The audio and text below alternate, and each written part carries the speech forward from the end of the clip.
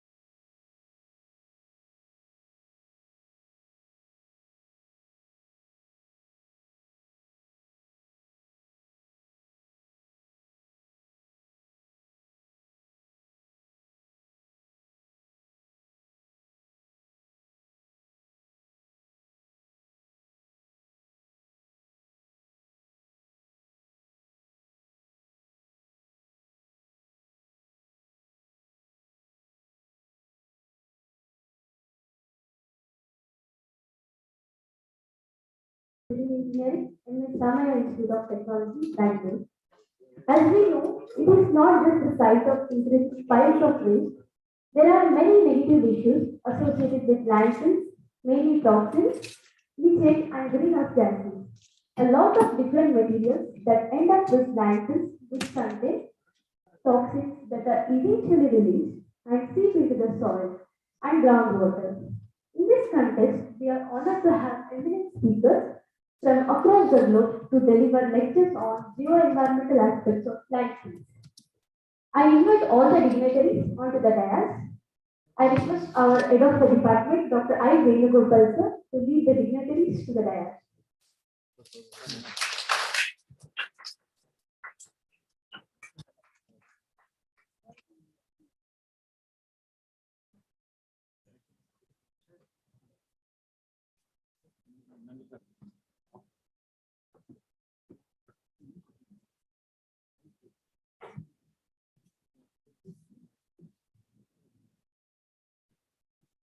To begin this symposium on an auspicious note, I would like to call upon Aishwarya from 4th semester to invoke the Lord's blessings.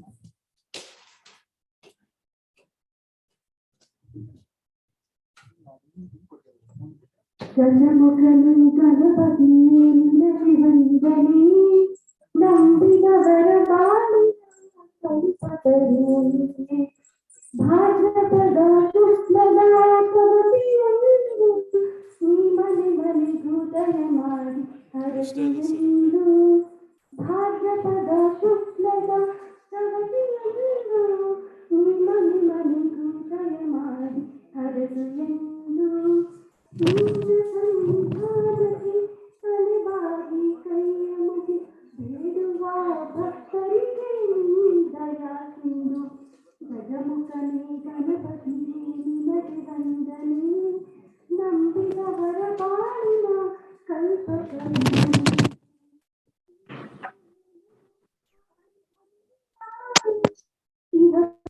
ಸಾಧನಕ್ಕೆ ನೀನೆ ಕಾರಣ ಈರೇಳು ಲೋಕದ ಅನುವಿನ ಇಹ ಪರದ ಸಾಧನಕ್ಕೆ ನೀನೆ ಕಾರಣ ನಿನ್ನಲು ಮೇನೋಟದ ಒಂದು ಹೊನ್ನ ಕಿರಣ ನೀಡಿದರೆ ಸಾಕಯ್ಯ ಜನ್ಮ ಪಾವನ ಗಜಮುಖನೇ ಗಣಪತಿಯೇ ನಿನಗೆ ವಂದನೆ ನಂಬಿದವರ ಬಾಳಿನ ಕಲ್ಪತರು ನೀನೆ ಪಾರ್ವತಿ ಪರಶಿವನ ಪ್ರೇಮ ಪುತ್ರನೇ ಪಾಲಿಸುವ ಪರದೈವ ಬೇರೆ ಕಾನೆ ಪಾರ್ವತಿ ಪರಶಿವನ ಪ್ರೇಮ ಪುತ್ರನೇ ಪಾಲಿಸುವ ಪರದೈವ ಬೇರೆ ಕಾನೆ ಪಾಪದ ಪಂಕದಲ್ಲಿ ಪದುಮಯನಿಸು ಎನ್ನ ಪಾದ ಸೇವೆ ಒಂದೇ ಧರ್ಮ ಸಾಧನ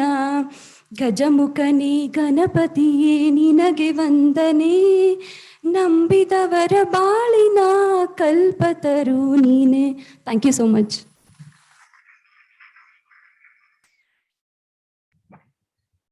Thank you, Aishwarya, for your melodious song. Now I request the dignitaries on the dais to light the lamp to inaugurate our program.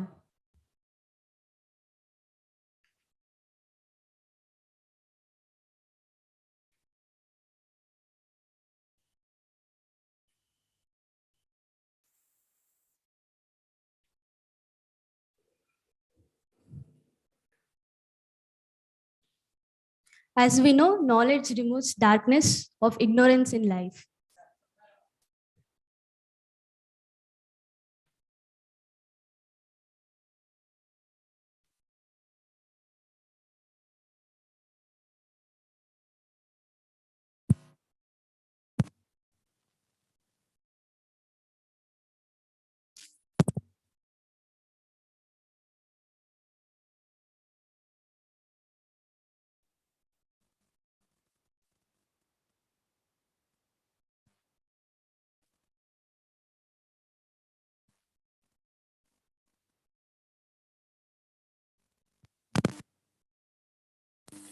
Dignitaries to resume their seats.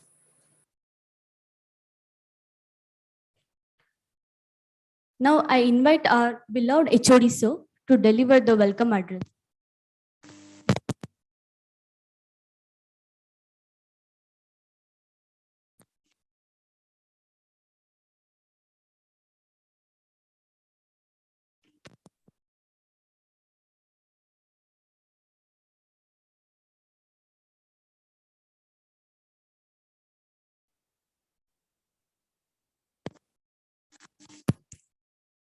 So as you know, today we all have assembled here to listen to the real experts in this particular unique field. And we have the privilege of hosting them over here and conducting in the form of a national symposium for a day. In this connection, it's my privilege to formally welcome all of you. So let me start. As you know that there were little unprecedented things that happened in the campus. That's the reason the management representatives could not come over here at this point of time, but they're likely to participate sometime during the afternoon. So now I'm really honored and pleased to welcome and invite our chief guest, Professor Krishna R Reddy, who is the Director of Geotechnical, Geoenvironmental Engineering Laboratory and Sustainable Engineering Research Laboratory, University of Illinois, Chicago, USA.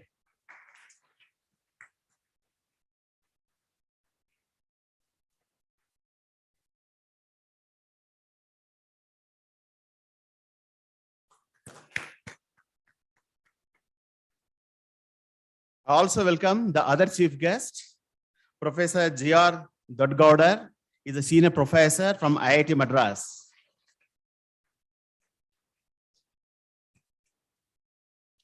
Of course, on virtual mode, Professor Vishwas Sawant is a professor from IIT Roorkee who is also going to participate in the deliberations. So wherever you are there, hi to you, sir. And also welcome you virtually on this desk. And also we are privileged to have our ex-HOD, Professor Natarajan sir. So may I request.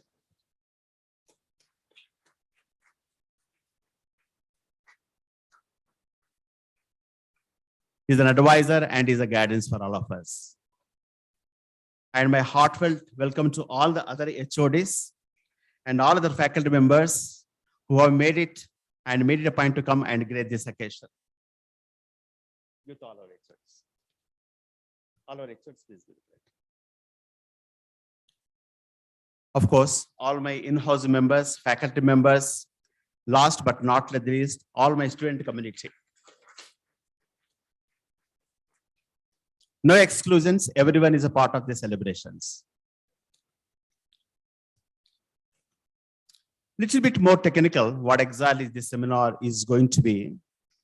As you know, the natural resources like soil and water cannot be recreated, but you have to preserve them forever.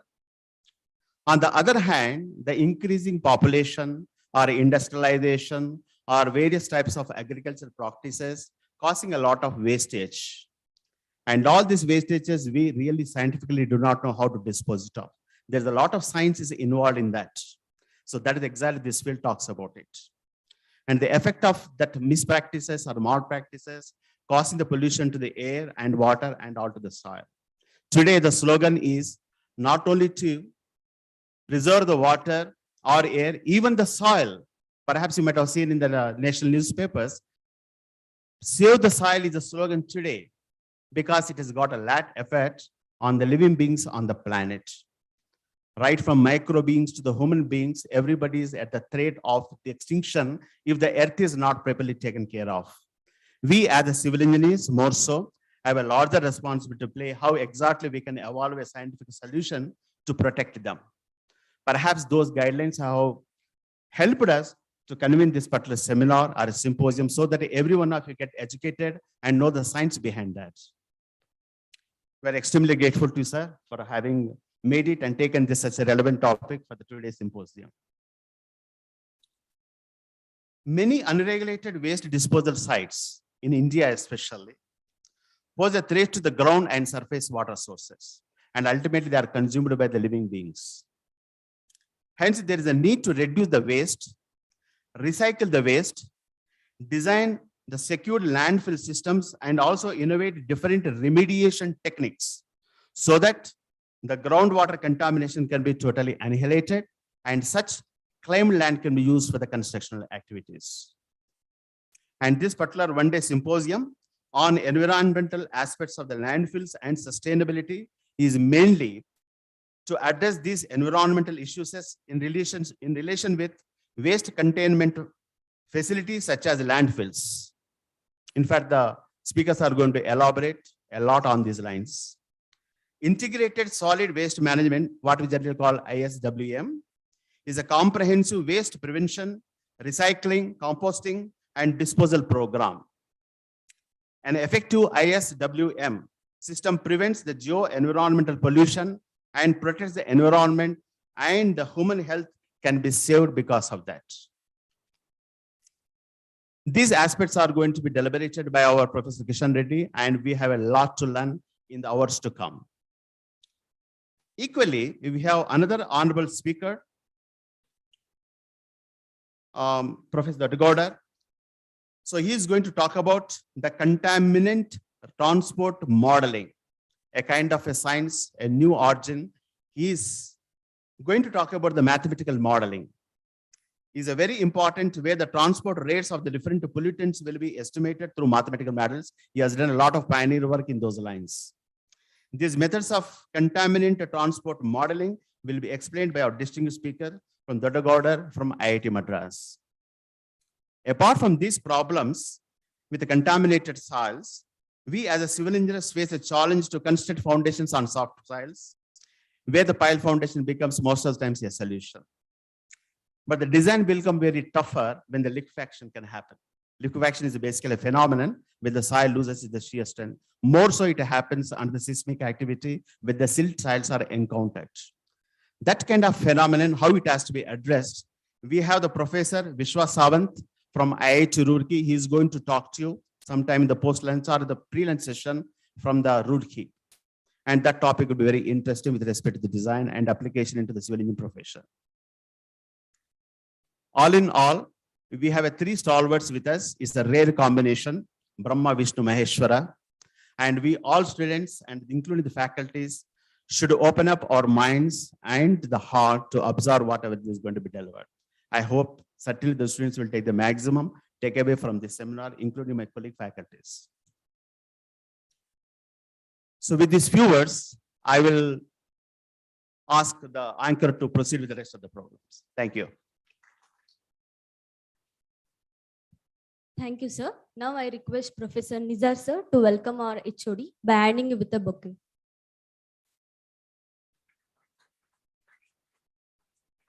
Thank you, sir. Now I would like to request our chief guest, Professor Krishna R Reddy, sir, who is the Director of Geotechnical and Geoenvironmental Engineering Lab and Sustainable Engineering Research Lab, University of Illinois, Chicago, USA, to speak few words about the program.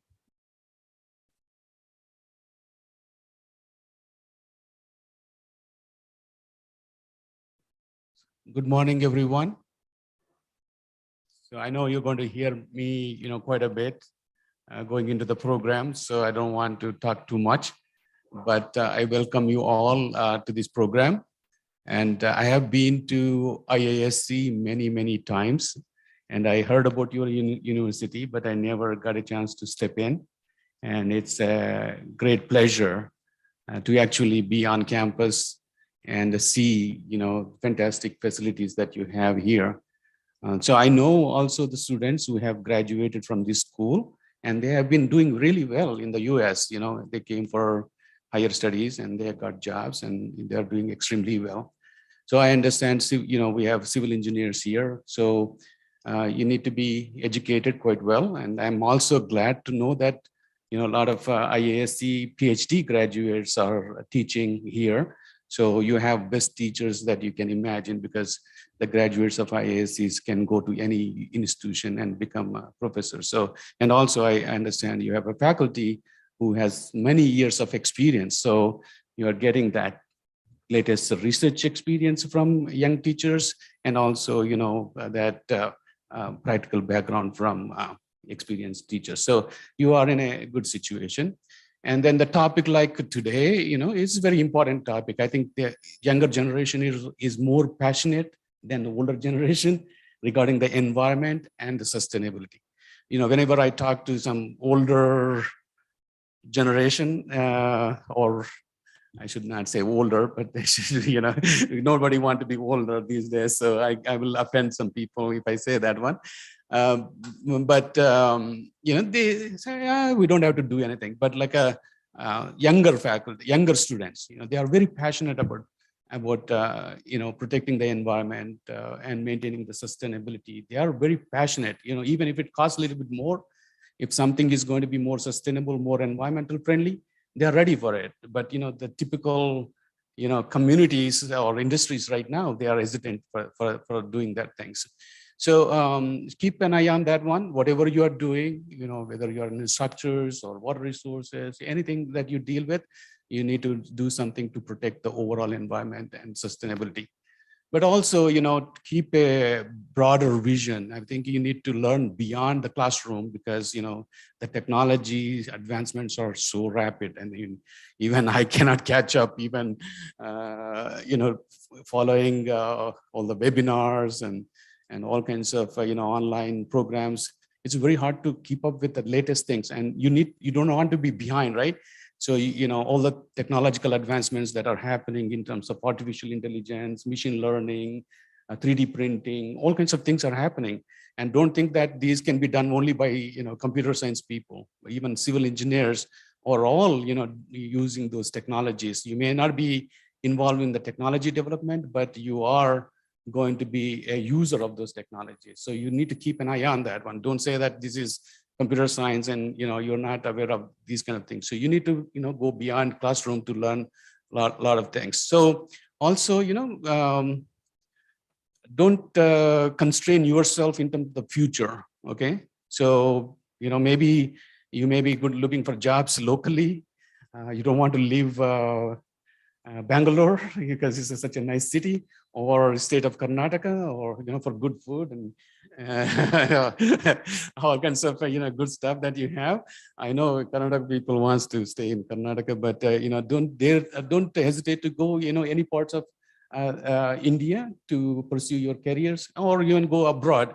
Don't make that as a constraint. So explore all the world out there and dream big and try to achieve as much as you can.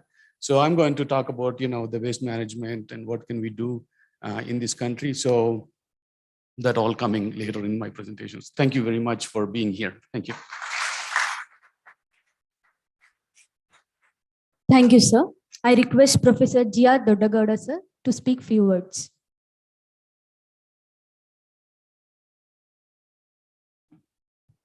ಎಲ್ಲರಿಗೂ ನಮಸ್ಕಾರ. I hope everyone knows Kannada. ನಾನು ನಿಮ್ಮವನೇ, ನಾನು ಬಾಗಲಕೋಟ್ ನಮ್ಮೂರು, ನಮ್ಮ ಕನ್ನಡ ಸ್ವಲ್ಪ hard ಆಗತ್ತೆ. That will be there in my blood also. Okay, you please listen now. Anyway, they told one bad incident happened.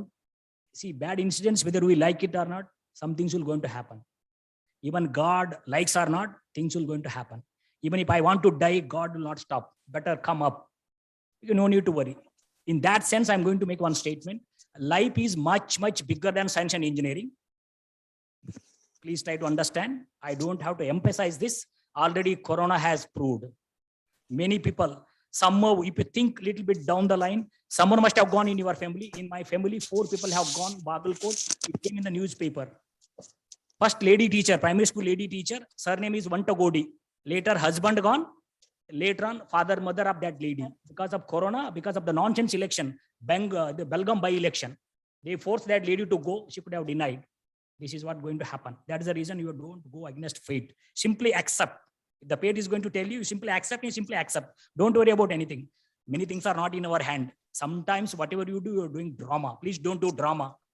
Wherever I'll go, I'll tell my name. My name is G R Dodagoudar. For someone else, I don't have to change Rajiv Gandhi. Please, simply, sometimes our parents will keep name Aishwarya. They may not be having even paisa to purchase something. Nothing wrong in it. All relative. Even if some names, you please try to see some names. In Tamil Nadu, there are so many names. I used to ask one lady name. She's very close to me. Her daughter finished BTech from Trichy, MTech from IIT Madras, PhD from IIT Bombay. Now she is the faculty in Guwahati. Of course, Professor TGS selected her in Transportation Engineering Division. Her mother's name was Shivagama Sundari. Anyway, she was not that Sundari. I don't know why you are keeping name Shivagama Sundari. Please understand the intention behind why our parents are giving those names. At least we have not achieved through our siblings. I want to achieve. That's what exactly happens. If you observe Karnataka very carefully, medical and engineering, always primary school teachers are going to put. All my classmates, they took engineering and then medicine. Of course, I took engineering. Our people forced me, go to IIT, do PhD. Then after PhD, what next? Okay, teacher job. There is no point in working in industry unless US. US, they are paying very heavily. In India, nobody cares PhD. Okay, now coming to engineering, you please see this where there are some mistakes. Here names are there. There is a differentiation. Professor, doctor, doctor. We are all just, you could have put Sriman. Sriman, first name, second name, third and fourth and fifth. That is what is one mistake. Another mistake you have done. Sawant, he was my senior. You please try to understand. Goudar is professor, Sawant is doctor. Actually in IIT, professor means doctor is subset. Here it is different. Here everyone is a professor. Doctor is so special here. You please see your names. I just watched that board in HOD room. Don't worry about name. In the name, nothing is there. That's what I told Aishwarya. They may not be having anything. Shivagama Sundari may not be Sundari. This is all problems. Now coming to the subject matter. Okay. I will read a little bit about your quality policy. For the time being, I will treat myself as part of this RIT. Like that, I will read. Strive to deliver comprehensive, continually enhance global quality, technical education. You please try to see. First 4 semesters, you have to be more attentive. Afterwards, just 10 minutes per day, you're going to get S grade. 10 minutes per day, but sometimes it is very, very difficult to get 10 minutes per day. Daily 10 minutes you have to read before coming to the class. At least go through this anyway you must have got. I have collected. Please go through that and try to correlate. Always everything is continual. Okay, always everything is continual. In that sense, we have arranged some things I want to tell you. Workshop, symposium and conference. Please try to understand these things. Like BTech, MTech, PhD. Beyond PhD, okay, if they have not got enough knowledge in PhD, they have to go out and do postdoc. Nowadays, it's a fancy thing. They are forcing you have to get a postdoc. There is no degree called postdoc. Simply the certificate will be given. Okay. Why you are going to temple? There must be some reason, right? Why you are going to temple? You'll go and worship, Hare God, give me 2 crore rupees tomorrow. Something like that. I don't think anybody will going to beg, please, I should get PhD with colors. Okay. This is what corrections, please, next time. Don't worry about anything we will not bother about. Even someone is calling me Goudar, I'm very, very happy.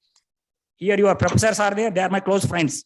One more professor from BIT, Ambedkar Institute, AIT or what? He always used to call, hey Gouda, come. I was senior. As far as PhD admission is concerned in Mumbai, he used to call, no problem. He used to call with heart, not with this. This is always danger.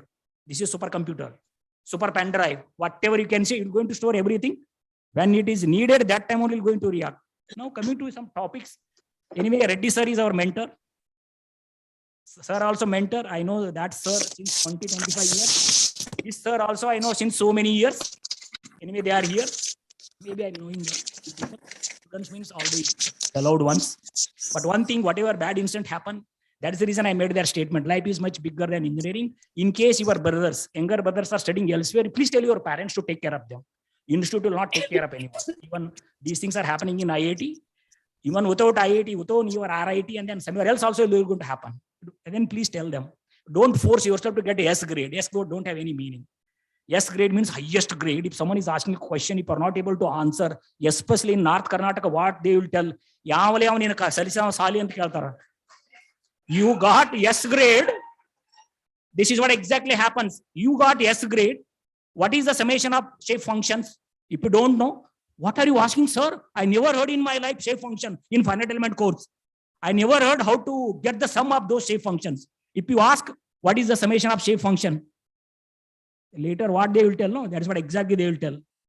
Indirectly, what will happen? At least teacher, in order to inspire you, he will give you S grade. Please stand by that. I know my capability. I was fit for C grade, but I got S grade. You have to stand by that. Exactly like that, we are going to do this course. Anyway, it is very difficult to become expert overnight. Even if you think about Reddy sir, don't expect to become overnight. You just think of how many years of struggle to become at that level. In India, it's easy. Professor means very easy in India, especially in Australia and then UK. Professor means like a clearing house of all doubts. He should know the boundaries of the current knowledge. If system forces him to develop something new, he should come forward. Yes, I am capable of developing. You should be like that. In India, you ask him, no, I am very busy. If government is asking something, no, my family, someone is not feeling well. Hey, why you are telling lie? You tell I am not capable. Nothing wrong in it. Chapter will be closed there itself. Otherwise, tomorrow they will come to your doorstep. They will knock. Sir, can I come in? For what purpose? They will be not knowing. Please don't act. You just tell, you stand by your name. That is very, very important. These, even though these are small things, but these small things do matter in life. Okay, that guy must have gone because of small things. Please try to understand. Only thing you have to ensure that such step of minister should not repeat again. That's all you have to do. You cannot correct. Even if you go to God, maybe in the history and all, okay, God will come and will give rebirth and all other things or some new life. That will not going to happen here. Now this another one, especially to our Sawant, in case you want to know programming, he is the number one. You simply tell your problem. Most of the engineering problems are differential equations. Please try to understand. What I am telling is a differential equation. Even our body itself is a differential equation. You observe very carefully the young kid. Young kid is growing. Young kid size is also increasing. What is that? It's literally a differential equation. Even digesting food in our stomach. One time you will eat one food, another time you will eat another food. Even doctors, even though they have got degree from so-called top universities, if you ask them, can you tell how your food is getting digested inside your stomach? It is an open problem using open boundary conditions. If you are able to give a mathematical solution for that, of course, it is easy to derive differential equation for any physical phenomena or physiological processes using mathematics and some certain balance laws. Balance law, I hope you know. Let us assume you are taking maybe 1.5 kg daily. Usually in and around you're going to take. The next day, if it is going more than 2.5 kg, then you see what will happen. There are some laws, whether you like it or not. Of course, some food will be digested in order to get energy. That energy you are spending by doing some activities. Afterwards, something else will going to go. Some type of waste. You see, which is waste for someone, it may not be waste for someone. Please try to understand everything is relative and conditional in this word. Let us assume he don't like this guy. He is listening or he is attending the class. You should understand how to sit beside the person whom you hate always. This is what you have to do it. This is what is needed. You see in what is happening in India.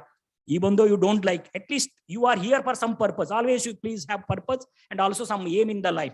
Okay, good or bad, immaterial, always you have to think.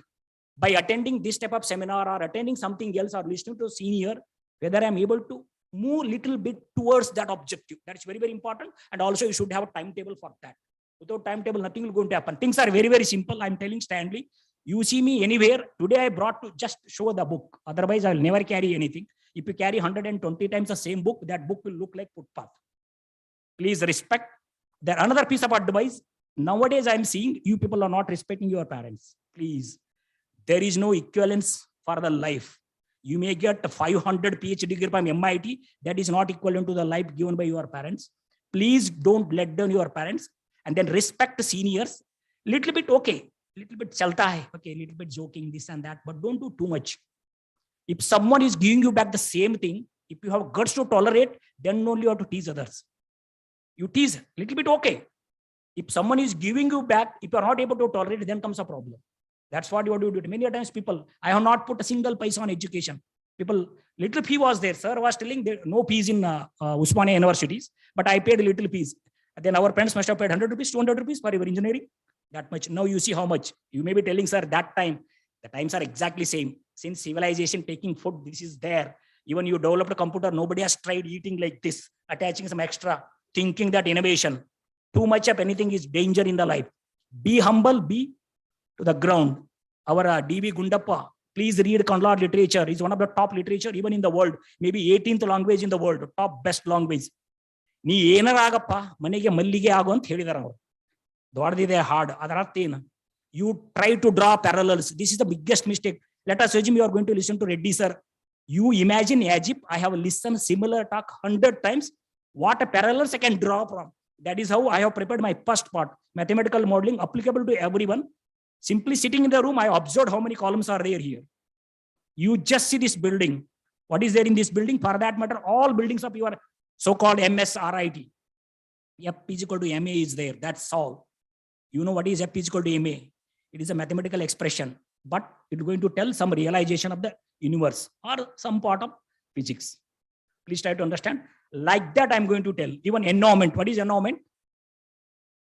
like F is equal to MA. Don't worry about multiplication, addition, division, and all. They're all there only in mathematics. In the 2 plus 2 equal to 4 in mathematics. 2 Einstein plus 2 Einstein, if you ask in society, nobody can define. They may finish up world in a second.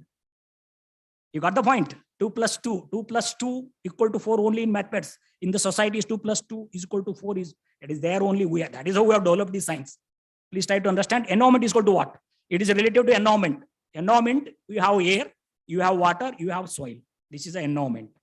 Okay. Contaminant transport. Contaminants nobody likes. Okay. It is like a poisonous element. The moment it enters, it's going to destroy the system. If that enters, how it will going to move? Maybe in the air, maybe in the water, maybe in the soil. But I'm going to talk a little bit about groundwater and all, because it is related to the landfill. You have seen so many open dumps here, but literally I don't know where the landfill is there in Bangalore. Okay. Before 20 years, I used to come often to Bangalore. I used to move here and there. I used to eat dosas on footpath. First time when I came here to Bangalore, 1 rupees 25 paisa butter dosa. You please just imagine the year. 1 rupees 25 paisa butter. The village white color butter, not this horrible color butter. Today we had horrible butter. It was smelling like anything. You know, they're really horrible. Nobody's take care. Please take care of your health. Eat good food. Don't eat junk food. It will going to affect after 45 years with the degrees. If you walk like this, for whom you are doing degrees, BTech, MTech, PhD. When you get PhD degree, always walk. Don't show foolish pride. Okay. In the name of progress, no, we will cut our own leg. This I have seen. I am going to see in future also. Why I am telling you, please be happy, enjoy, respect your teacher, respect your institute. Of course, you don't expect. System is not 100% perfect. You are expecting Professor Nisar will going to teach water resource engineering so well and all. May not happen. Don't expect. Everything is open. Everything is open. Everything is open. Now NPTEL, India has spent more than 20,000 crore rupees to produce NPTEL video lectures. This is the first of its kind in the world. Don't think India is poor. I never expect India is poor. India is very, very rich. Simple example is our IPL. What is IPL? Now, I'm not forcing you to watch. How much money has gone out from India in the name of IPL? Do you think India is poor? Anyway, they don't have any plants of these rupees, no? Otherwise, they could have grown. Everybody would have done that cultivation. But it is not like that. Please think over. It is a mindset. Okay. Please have a nice and always keep good things, good thoughts. The way you think, that is how life is what we make it. With this, I will close. Thank you so much. See you. Thank you, sir. Now I request MC Nataraja sir to speak few words about the program.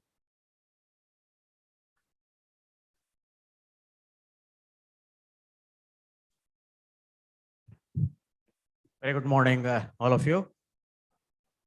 Yeah, the respected dignitaries on the dais, my dear colleagues, and of course, my dear students. In fact, today I am the old man on the dais.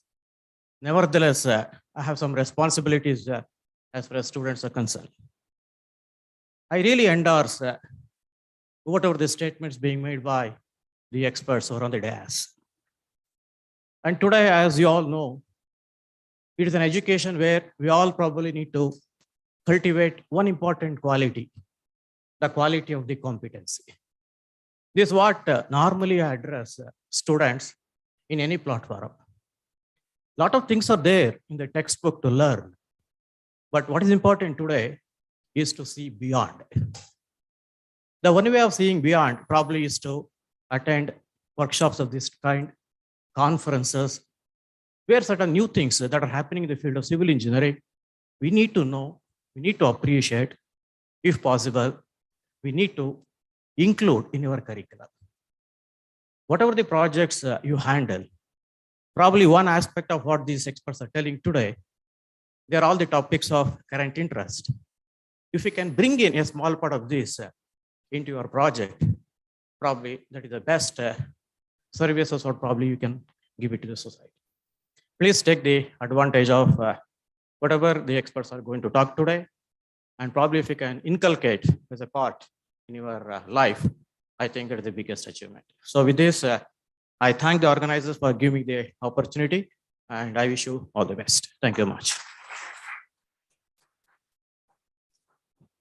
Thank you, sir. Now I request Sridhar sir to deliver vote of thanks for inaugural function.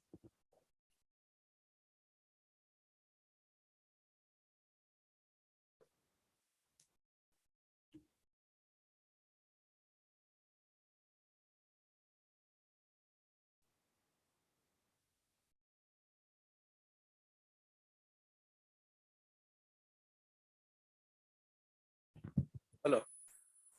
Hello, good morning to everyone.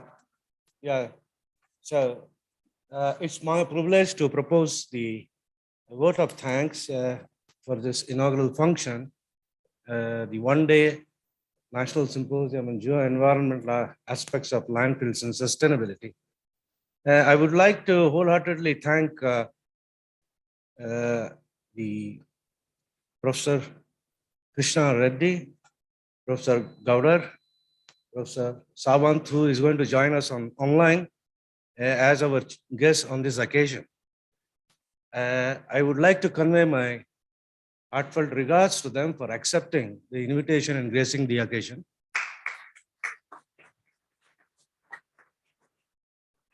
And I would like to wholeheartedly thank the management of Gokula Education Foundation, particularly the chairman, Dr. Jairam sir, vice chairman Sitaram sir, registrar academic, Professor Archana madam, who is also head of the Department of Chemical Engineering, and our chief executive Ram Prasad sir, and our principal Professor Naidu, for giving this opportunity to conduct the symposium.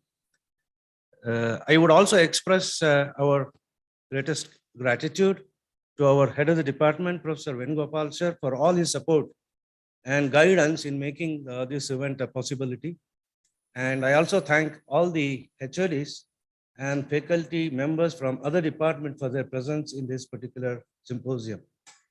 I would like to thank all my colleagues, including teaching and non-teaching staff, and all the participants who have joined today's function, particularly the student volunteers from MSCT for all their efforts to organize the symposium, the inaugural function of that.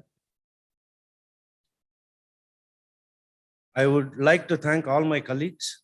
And lastly, I wholeheartedly thank each and every individual, directly or indirectly, who have given us quite a bit of support in making this function a success. Thank you, one and all. Thank you so much.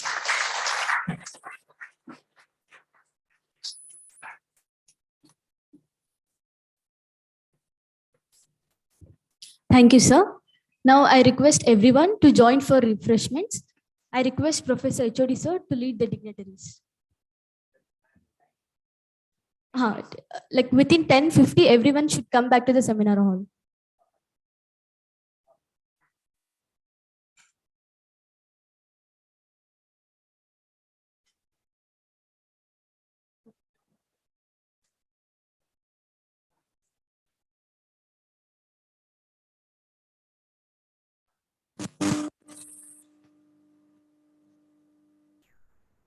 I request everyone to keep your bags here and you can join the refreshments.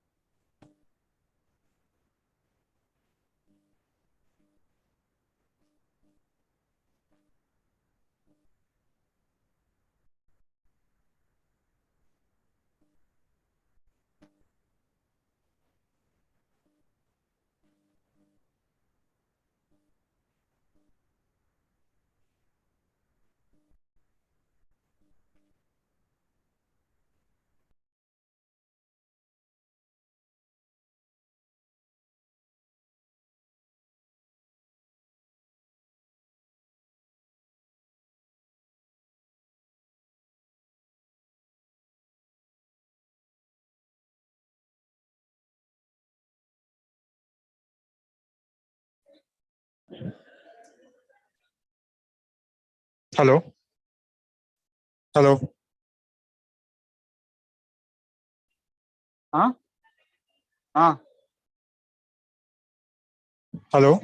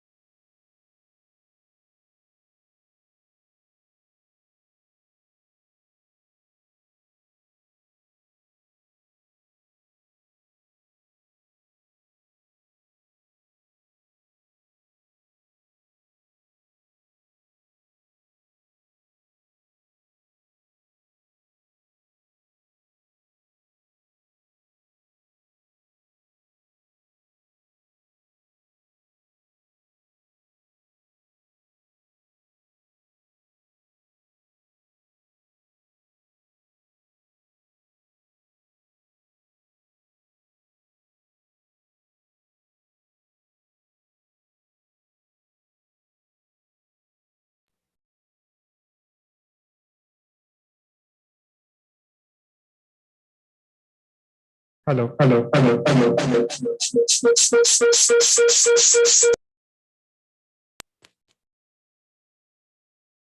Hello. Hello. Hello. Hello. Hello. Hello.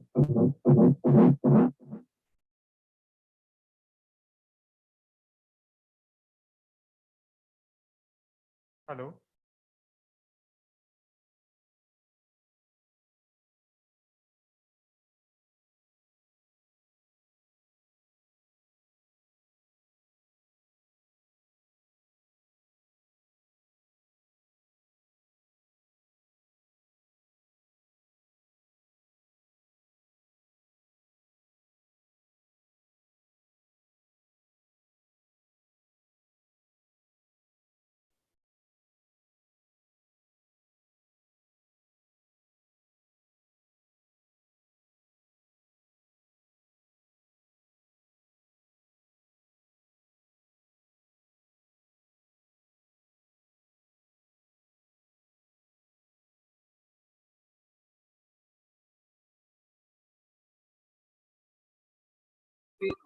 فإنه لا يغفر الذنوب إلا أنت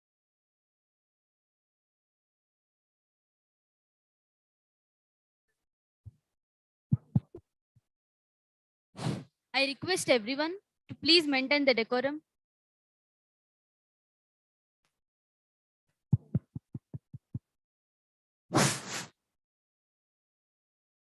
I request everyone to please maintain the decorum and keep your phones in silent mode.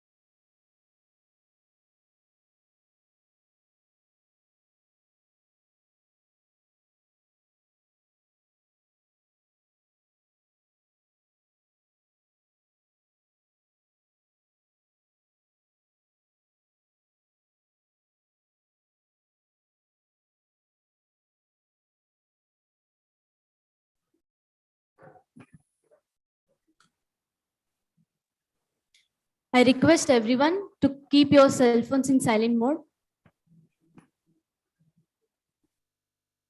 Welcome you all back.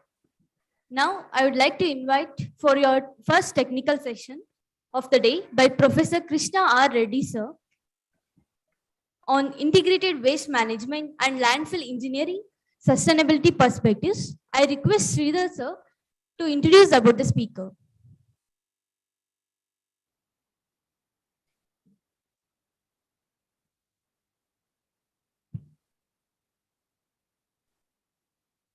I hope all of you have settled down now after a brief break for tea.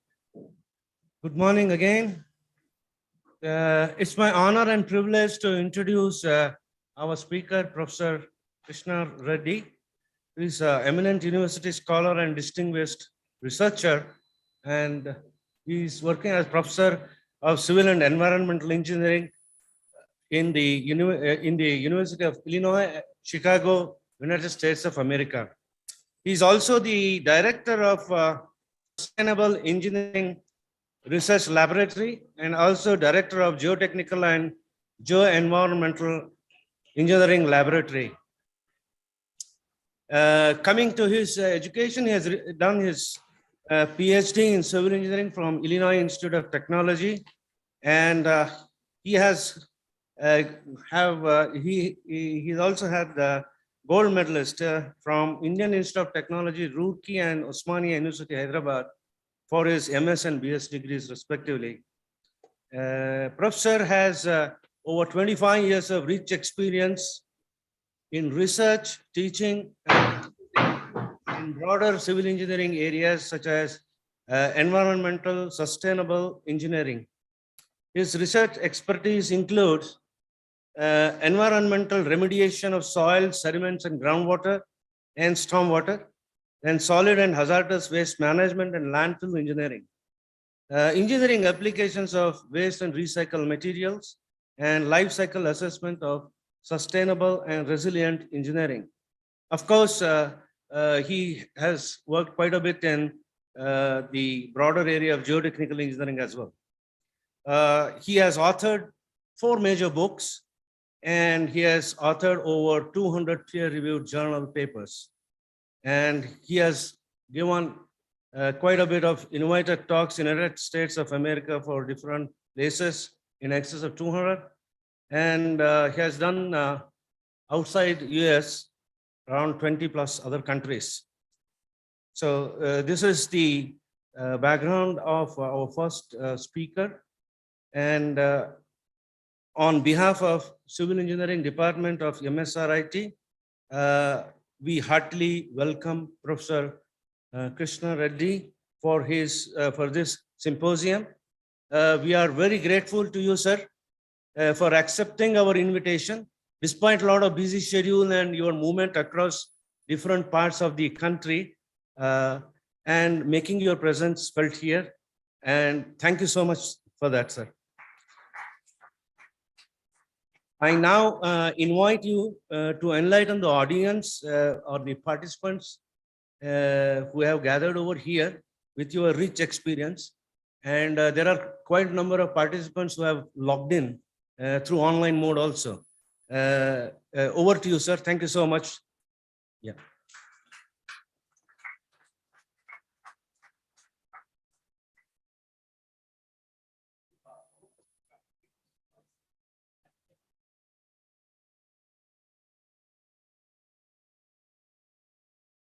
Yeah. So thank you very much for that introduction. And thank you all for being here.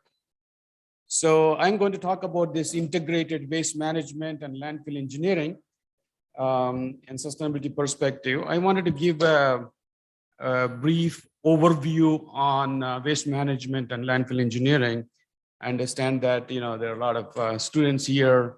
I think you need to know what's going on in terms of this waste management field. So hopefully this will give you a lot of ideas dealing with waste management and the role of landfill engineering. So this is going to be more general talk. Then if you are interested in any of the topics, you can go into my research papers and find papers on it. So before I get started, I want to thank Ramaiah Institute of Technology for their invitation to visit this place. As I mentioned, I've been to IISc many times, but this is right next door, but I never got a chance to step here. It's a pleasant surprise that you guys have a very beautiful campus. So very nice facilities and bright looking students. That's the best part about it. So I want to, thank the management, principal, and particularly, head of the department. I've been talking to him for many times, and it's always a pleasure, sir, for inviting me over here. And I want to thank all the hard work that is being done by faculty members, to organize this one. And I want to thank my fellow colleague from IIT Madras.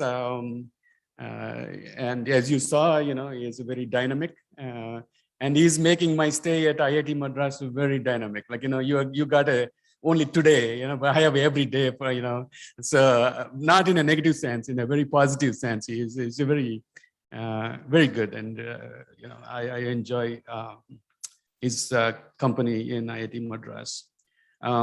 Just, for your information, I have been at IIT Madras for the last 2 months. As an adjunct professor, and I'm going to be here until end of July. And I'm also US Fulbright scholar, so I'm doing the double duty as a adjunct professor and as also Fulbright scholar. So I enjoy my stay at IIT Madras. I never had a chance to work in India, so I used to visit 1 week, but attending a conference, you don't get the feeling of how it is like working in campus and dealing with the students, dealing with the fellow faculty members and all those things. So I'm learning, how it would be like if I had worked in worked in India rather than in the US. And I want to thank all of you for attending this in spite of your other schedules. So I'm from Chicago, and anybody who has visited Chicago, it's a very beautiful place to visit. Our HOD sir has visited recently. He can testify that I'm not faking. So this is really true, especially in the summer. It's very beautiful. We have a very good lake, and especially if you are a civil engineer, this is an example of what civil engineers can do for infrastructure and the environment. And the last two photos you see are my campus. So I am in charge of these two labs, Sustainable Engineering Research Lab and Geotechnical and Geoenvironmental Engineering Lab. Just to give you idea about types of research that I do. I do a lot of research on environmental remediation of soils, sediments, groundwater, and stormwater. So I developed the technologies to address the pollution. And I also work on waste management and landfill engineering, which is the topic of my presentation today. But I have a lot of specific research questions that I answer through my research. And then for last several years, I've been working on this life cycle assessment and sustainable and resilient engineering. So in this one, I'm more interested in developing the sustainability analytics. Everybody talks about sustainability these days, whether they understand what it means or not. It has become a buzzword, but my research is about quantifying the sustainability. How do you quantify? If you say your system is sustainable, how do you say that one? How can I calculate the sustainability metrics and then show that? So not only sustainability, there's resiliency has become very important. And you need to think about both of them. Resiliency, especially to the climate change impacts, is extremely important. So having the frameworks, and once you have the frameworks, you can apply to anything that you are doing. It doesn't have to be geotechnical or geoenvironmental. It can be structural engineering, water resources, anything that you can apply. So, and I actually, I teach a course on sustainable engineering for graduate students, and I have students from electrical engineering, chemical engineering. They come and take the course. They learn, what are the sustainability principles and metrics and tools, and they apply to their designs. For example, last semester I was teaching, the one project that electrical engineer did was substation design. How do you make it more sustainable substation design? Of course, my master's and PhD were in geotechnical engineering, and my undergraduate is in civil engineering. So these first two topics that you see, those are, I call it a geoenvironmental, and this is more sustainability. And geoenvironmental, I'm passionate about this topic of geoenvironmental engineering. It's not used very commonly. It's a combination of, you can say, easy way is combination of geotechnical and environmental. You need to bring both of them together. But if you think broadly, it is much more than just geotechnical and environmental. You need to have a background on chemistry, hydrogeology, microbiology, some kind of a medical, environmental justice, economic issues, like looking at the systems engineering approach, and the environmental laws. So, and then we address all these issues: environmental characterization, risk assessment, containment, remediation, waste management. So to address these environmental issues, having geotechnical background alone or environmental engineering background alone is not enough. So you need to, encompass all this multidisciplinary things. So I would say geoenvironmental engineering is the application of all relevant multidisciplinary background to create a holistic engineering solutions, right? That's the problem that we see. People work in their silos and they're not able to come up with a holistic solution to the problem. So the problems are not being solved. So then geoenvironmental problems is basically waste management, polluted sites, sustainability, and resiliency. So this is a truly multidisciplinary technical approach. So I really enjoy working on this one because it has a huge practical impact. And if you want to know more about this field, you can read my paper. So, and over the last 25 years, we have been working on a lot of different aspects of sustainability and geoenvironmental. We have 4 books, many journal papers, many conference papers. If you want to get into details, you can go into this website and find the information about these publications. Okay. So I just take opportunity, in presentations, what my research philosophy is. This is very important. What we do is we identify a real world problem. We really, identify what is the problem that we are facing in the society. And then we come up with a research hypothesis. What could be the potential solution to the problem is? And then we want to test it out, right? That's the scientific approach. So we do the bench scale experiments. These are very easy and not time consuming, not expensive. So we do that one. And if we find the positive results, then we scale up. Everything is not tiny, right? In experiments. So you need to scale up. And we do that one in our labs. And then mathematical modeling is extremely important because, once you do these experiments, you can understand what are the fundamental processes that you need to be modeling and then incorporate all those processes into mathematical model. And then you can scale up with the modeling to the field scenario. You cannot apply it directly from lab to the field. You need to have a mathematical model to be able to design the field systems. And I also love going to the field and demonstrating or testing our hypothesis, what we found in the lab, because anything that works in the lab, even large scale, may not work in the field. So, if it doesn't work in the lab, you don't need to go to the field. You don't have to spend that. But if it works in the lab, then you want to go out and see if it works in the field or not. So I love, working with the students. These are all the pictures with my students. So the concept that I have is, we are in the university. We need to advance the fundamentals. Nobody, practitioners are not interested. They are really, trying to implement the solutions to the problem. So we advance the fundamentals at the same time we are trying to solve the real world problem. So that has been my motivation for doing any project that I do. So the students get excited that, we are trying to solve a real world problem, and then we need to do that one on a fundamental basis.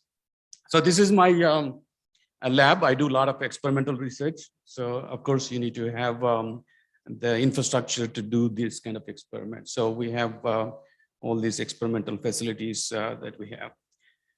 And these are the students I guided over several years. And these students come from different parts of the world. Being in the US, we get the best students from all over the world. And you see many Indian students included here.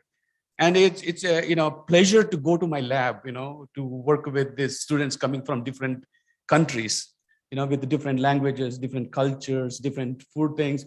We talk about technical stuff, but we also talk about this, cultural stuff. So which makes it really, really, exciting. So I hope, I can see some students from Ramaiah Institute of Technology included in this picture in the future sometime. So if any of you are interested in going for PhD, just please feel to contact me. I would be happy to. Of course, I have a very good experience with the Indian students. I have no problem taking students from places like this institute. Okay, thank you. So let me get into the presentation outline. So it's going to be very general, especially, I kept the students in mind and wanted them to think, this whole problem in a holistic way. So I'm going to talk about issues, current strategies, and dumps and landfills, and then, tell you, what could be the ideal solution to this problem, sustainable integrated waste management. Okay. So that's at the end, one slide of closing comments. So I'm going to, my slides are very simple. So, I don't need to spend a lot of time on each slide. So I'm going to, keep on moving. And if you are interested in getting copies of these slides, let me know. I will be happy to provide these slides. So globally, this waste generation is going to be a problem going into the future. It's going to be a huge problem. As you see from here, projections of this waste generation is going to be very high. So right now we are creating 4 million tons per day, right? And, as of now, but it's expected to double or even triple. Even with the waste that we are generating right now, if we have issues, think about when the waste is going to be doubled and tripled, right? If you say that, oh, we have all this waste dumps problem, then, think about, when the waste is going to be doubled and tripled, what we're going to do with this one. And it's not, just in India, all over the world, the quantities of the waste are increasing. The simple reason is population increase. The population is increasing everywhere.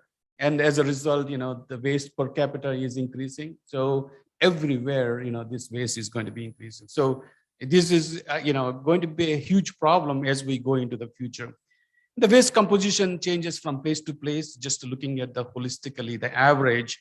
So you can see, the food and green waste and glass, metal, paper, cardboard, plastics. This again varies from place to place, but this is kind of a typical composition of the municipal solid waste that we are looking at. So what are we doing, right? What are we doing with this waste? Globally, if you're looking at World Bank information, so composting is done, incineration is done, controlled landfilling is done, but a lot of things are in open dump and some recycling that's going on. but most of the waste is being dumped in open dumps or landfills that are not operated properly, uncontrolled, landfills. They call it landfills, but they are actually not landfills. So, all the countries have realized that this is a huge problem. You have environmental agencies, right? In the US, we have US Environmental Protection Agency. They are after protecting the environment. They are supported by the taxpayers' money. So they have, guidance on what needs to be done in terms of the regulations and also enforcement activities. In India, you have a Central Pollution Control Board. I always tell people that first thing that you need to look at it is what are the regulations that are being proposed. And unfortunately, there's one thing, the regulations are there and practice is different, right? The regulations are written, but how much people are following, that's an important thing. So you need to look at these things. And I think if you have come across this waste management, you might have seen this hierarchy diagram. So basically, you want to have prevention, minimization, reuse, recycling, energy disposal, energy recovery, and disposal. So landfilling or dumping is the last option that you can think of. So you need to understand all these things. Even though I may be working on landfills, but you need to think about what are all the other things that can be done. So at the end, I want to come to this conclusion that one thing is not going to solve the problem. You need to have a combination of these things. So that's the message I'm going to end up with. Okay. So the problem is, people are looking at, okay, this one solution is going to solve the problem, but one approach is going to solve the problem. That is not the case. So pollution prevention is, first of all, you don't want to create the waste, right? How do you create the waste? Basically, how do you, prevent creation of the waste? So this basically, you have to look into the manufacturing and what materials that are using, what processes that you are using, and so that you do not really, generating the waste. So this is, there are a lot of things that you can do, from environmental point of view, or also from sustainability point of view, looking at, using the less reagents, less toxic, chemicals, minimizing the energy use, using a lot of renewable materials and so forth. So this is practicing the green chemistry, using from materials that are green. And then, there's a green engineering concept. The sustainability is beyond the green engineering. But in the green engineering, you try to do these best management practices so that you don't generate the waste. So that's the one thing.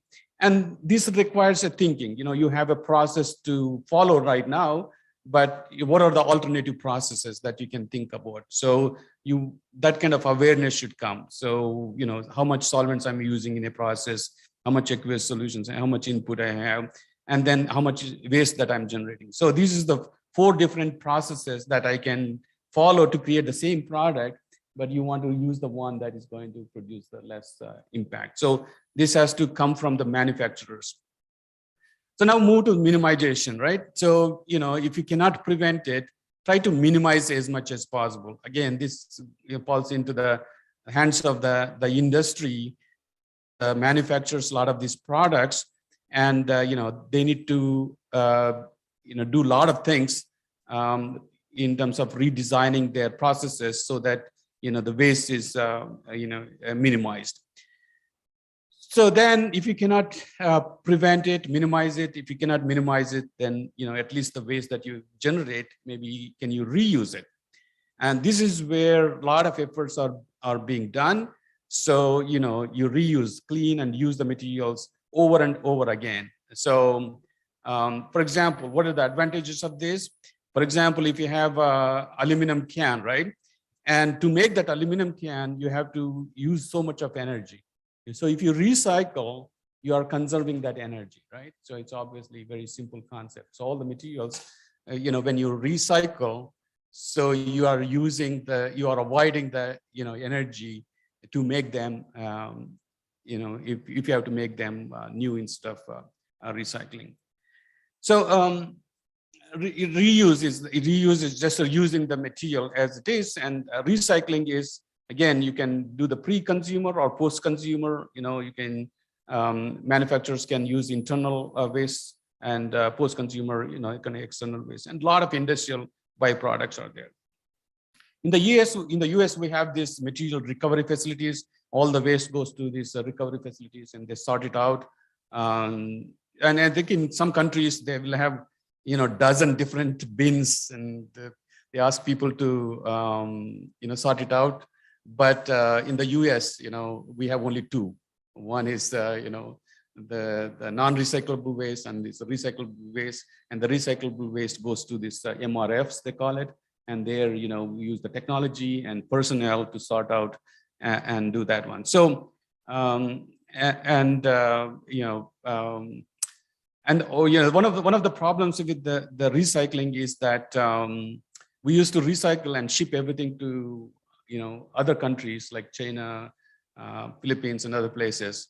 But now they are not accepting our recycled material. So then the problem is, if you recycle, and if you don't have any uses for that one, it's becoming a problem. The piles of these materials are lying out. So think about it. You want to recycle it, but at the same time, you need to think about whether that recycled material is going to be used or not. Because in the US, we have piles of these recycled materials. They are becoming a nuisance. It would have been nice not to recycle them. So, and then a lot of people in the US are environmentally conscious. The food waste is one of the things that can be easily avoided disposal. So, composting is done. So I'm showing this picture. You can go to a regular store and buy this one. Walmart, you can buy this one for less than $100 or $200. And then you can put it in your backyard, and whenever you have food waste, put it in there, and it creates the nice compost. And then you can put it in the backyard and grow. A lot of people do that. There are many uses for recycled paper. Recycled paper is not a problem. There are many ways that recycled paper is used. The plastics, some of them can be used, but a lot of them cannot be recycled, and they end up in the environment. They pose a lot of problems that you are aware of. Beaches and all different places it comes out. And recycling is very important in civil engineering. For construction, we use a lot of materials. Construction industry uses a lot of materials. And if you look at, what is the demand for construction materials going into the future, if you look at this sand, gravel, and crushed rock is going to, double by 2060, the demand for the sand, gravel, and crushed rock. I mean, you have seen construction everywhere, right? And we are running out of the sand, and you're already experiencing a lot of places. So how do you deal with these things? So you really have these, waste materials that can be reused in construction purposes. Okay, construction has to, continue, and you don't have this natural resources. So the only thing that you have is this recycled materials. So we do a lot of research in our lab. So, for example, I showed you the pictures of these different types of materials that we worked on in my lab. One thing that I want to mention is, there are a lot of other people all over the world are working on reuse of recycled materials. But the problem is they just do some characterization studies, and they don't take all the way to the end application. So you really have to follow this kind of a protocols. You identify what materials and what applications, and then you establish the lab testing methodologies, because standard testing methodologies that have been used for soil and concrete may not be useful, depending upon the material that you're dealing with. You need to establish the testing protocols and do the tests, and then look at the results. Are they applicable? If they are not applicable, then don't give up. Maybe there's some modification that you can do, and then make sure that the material meets the requirements and the approval requirements. And in this testing, not only the mechanical properties, hydraulic properties, but also the chemical characteristics. One of the main thing is leachability. So a lot of these waste materials might have contaminants. So when you have rainwater or something, if they are leaching all the contaminants, that is going to be a huge problem. That also needs to be analyzed. And then you do the field demonstration, and then you create the specifications and do the sustainability assessment, and then make it guidelines for people to use it extensively. So it's kind of you have to follow all these steps. I see a lot of people working on geotechnical characterization or chemical characterization, and not bringing all that knowledge into into field application. So that's the thing that you need to provide. And there are a lot of barriers for recycling, and upcycling is actually you're branding the material as something going to perform better than any other alternative materials that you have for that application. So the public awareness, policy and regulation issues, market issues, logistical issues, these are going to be a huge challenge, but some materials are now being accepted in construction very easily, and there is a shortage of those materials. So a lot can be done by civil engineers in different disciplines. Energy recovery is one thing. In the Indian context, there's a lot about having waste to energy plants and making all the waste disappear, all these waste dumps disappear overnight, right? I don't know, maybe I'm dramatizing it too much, but I think I hear in the news that having the waste to energy plants is going to solve this waste problem. That's not the case. So I'm giving you examples of this waste to energy incinerators that are there, but in the US the number of these are going down extensively because first of all, waste has to be conducive to the burning. If you have too much of water or too much of inerts, it's not going to be good.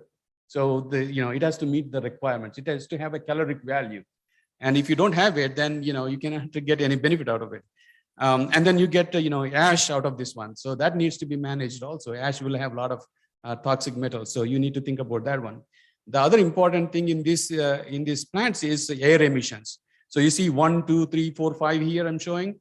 They're all different types of emissions that get emitted during the process, and especially the dioxins are carcinogenic, highly carcinogenic. Small amount of exposure will cause the problem. So I would be really worried living right next to any waste to energy plants, within several miles of it. So, there's a case of it. But you need to, in Europe, they use these things.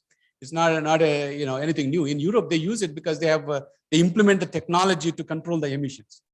So, it's going to cost a lot of money, but the technology is out there. So there are a lot of, advantages. Just I want to mention this one in terms of incineration. The waste to energy is basically incineration.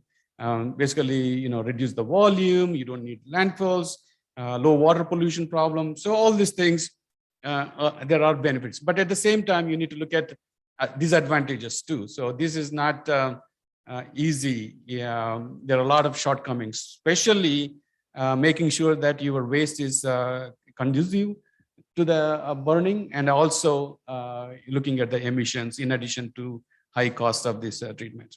And then I found a newspaper articles that there is an air pollution problem by these waste to energy plants in Delhi, and there are protests about this. So as in the opening remarks, Professor Venugopal sir mentioned that you need to think about three things. Even Professor Dodagoudar also mentioned that we need to think about soil, air, and water. This contaminant transport. You have to see this holistic system, because if you transfer the contaminants from one phase to other phase, solid to liquid or solid to gas phase, is not going to be that's not going to be solving the problem. So you need to look at the holistically everything. So last thing is disposal. So open dumps, right? We don't have any open dumps in the US. If you have to find an open dump in the US, it's impossible to do that. But there are a lot of things in India, right? So I got pictures of these dumps in the newspaper articles. I subscribe on Google News, landfill.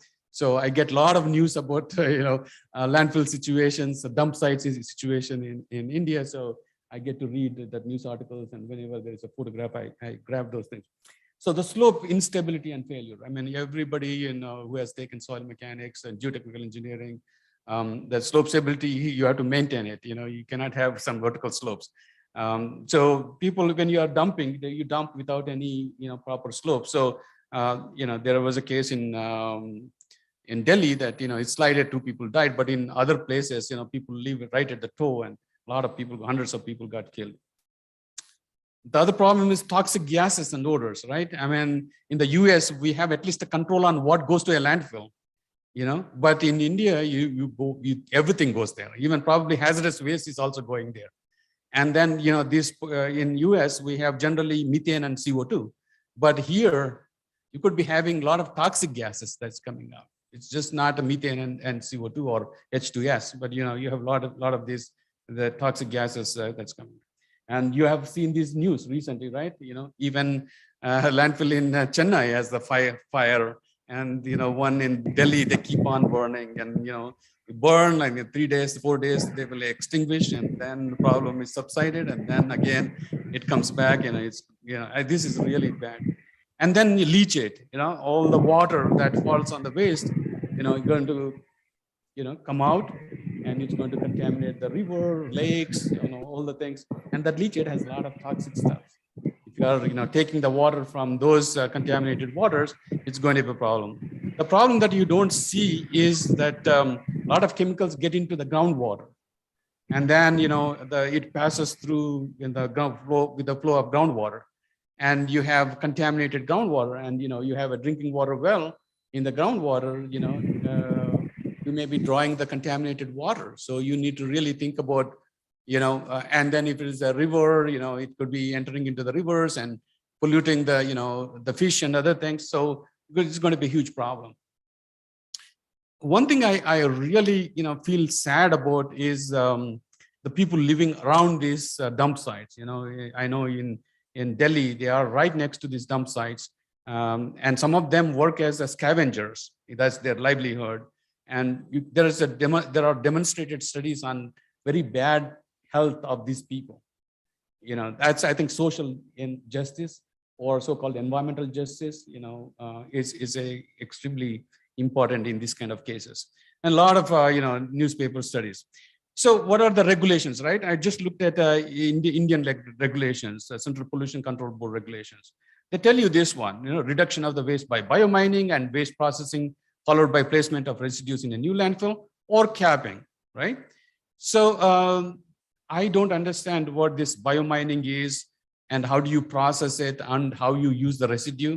It's, and if the residue is contaminated or not contaminated.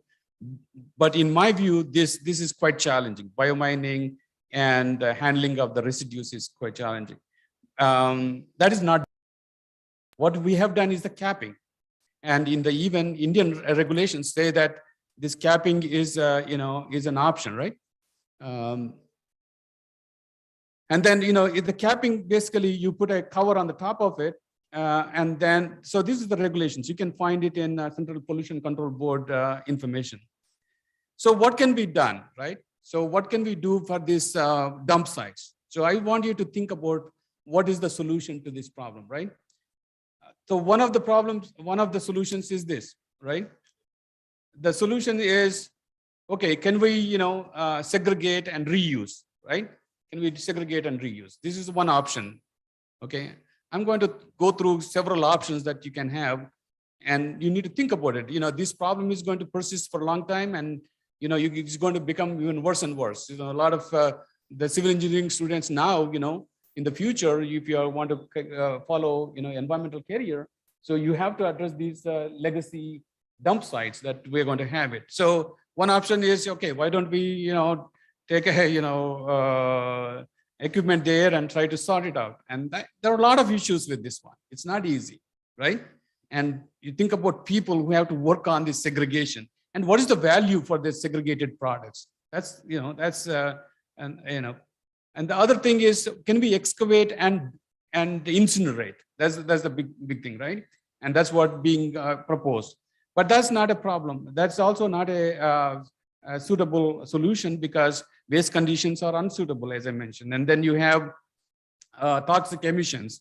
And what is the net environmental benefit? We have to use the energy to burn it, and you are going to recover some energy, but what is the net environmental benefit of doing this one? That's another issue. So this is also questionable. And then why don't we retrofit landfill slope stabilization, right? This is kind of easy. So you can create the geometry that you want so that you don't have the problems of slope stability. And then you need to look at the landfill gas collection, right? So because you have, when the waste degrades, you get a lot of methane production. And the methane production, if you have some igniting source, that is what is causing the fires. The fires are due to these methane gases.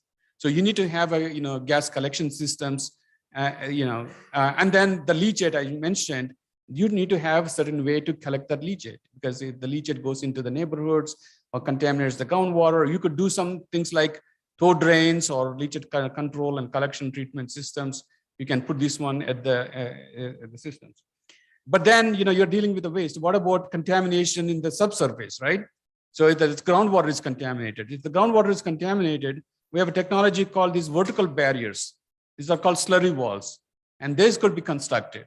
Okay, I know, of course, it's going to cost. And Professor Dodagoudar said, like, India is not poor, so we can spend some money and build these things, and it's going to benefit the future generations, right?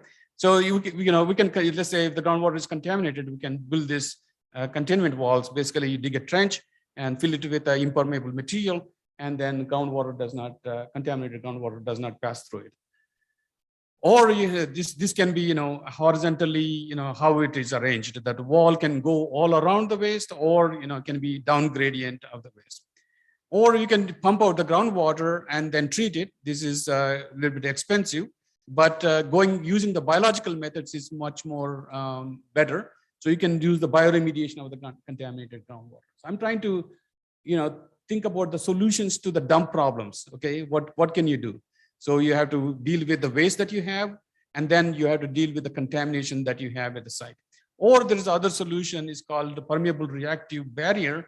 So you can put a trench, but you have to put a permeable material in that as the contaminated groundwater passes through it and it cleans up. Okay, so you need to look at this thing. The other thing is, once you have the waste, you have to put something on the top of it. Otherwise, it looks ugly. And then, whenever it rains, all the water goes through it, and all that becomes the contaminated groundwater. So you don't have to, there are multiple options for covers. You don't have to make it very expensive cover system. So you can do research on this one and develop a more sustainable cover system that does not allow the infiltration of the precipitation, and also, does not allow the escape of the gases. That can be done also. Again, the civil and environmental engineers or geoenvironmental engineers can do these things. And, as I said, like, we can think about something out of the box. A lot of, you don't have geomembranes, you don't have soil available, and these sites are really big. Maybe can we use some of the waste materials in this cover construction, make it, sustainable cover system. So you're solving the environmental problem of the dumps. At the same time, you are using the waste that otherwise would have required to dispose. So I think this is one project. It's called biochar, which comes from bioenergy production of the biomass. So that can be done. Once you close it, what can you use it for? As I said, we don't have dump sites. All the landfills have been closed. In the US, even the new landfills, we close them, and then the land is not idle, right? So we create the parks. So you can see all these beautiful parks. They are old landfills. So, and then you can use these things for golf courses, recreational parks, or even putting the solar panels and so forth. So very nice. So the dumps, we should not be having dumps. So we need to have an engineered landfill. Going into the future, one thing that amazes me is that they're, in Indian context, you're trying to take away these dumps, right? How much you are doing? They're trying to do some, mining and taking it out. They're taking 2,000 tons or whatever per day. But 3,000 tons of new waste is coming to the landfill. Same dump. How is the problem is going to be solved? Right? Somebody should just think about it. I see the statements, oh, in 3 months, this dump is going to disappear. But, you are just only using, processing less waste than the new waste that you're coming in. And, the dump is going to continue. So the new waste, at least we need to have some engineered landfills. And engineered landfills is not a, new technology. It is very well-established technology. We have been using it in the US for 3 decades, and, Europe has done it. So you need to have a final bottom liner, final side liner, leachate collection system, and the final cover system. So, these systems are, the design procedures for these are very well established. And you need to have a gas collection system and leachate collection system. So you are addressing the problem through entirety, like waste contained, and then leachate is being removed, gases are being removed. So, you get a good containment. So I actually, wrote a book in 2004. In this book, I talk about the design of landfills, very, very systematically. So, what I'm trying to say here is designing a landfills is not a rocket science. It's very well established. And then the only thing that I want to mention is that whatever being done in the US or elsewhere, you don't have to do it. As long as you make it a performance-based criteria, not like, specifications that are used in US, you need to, use the materials that are locally available and make it. So these pictures, I mean, we go to the landfill sites. I go to these landfill sites all the time. And this is, the industry knows how to build it, how to operate them. This is a liner and leachate collection and removal system.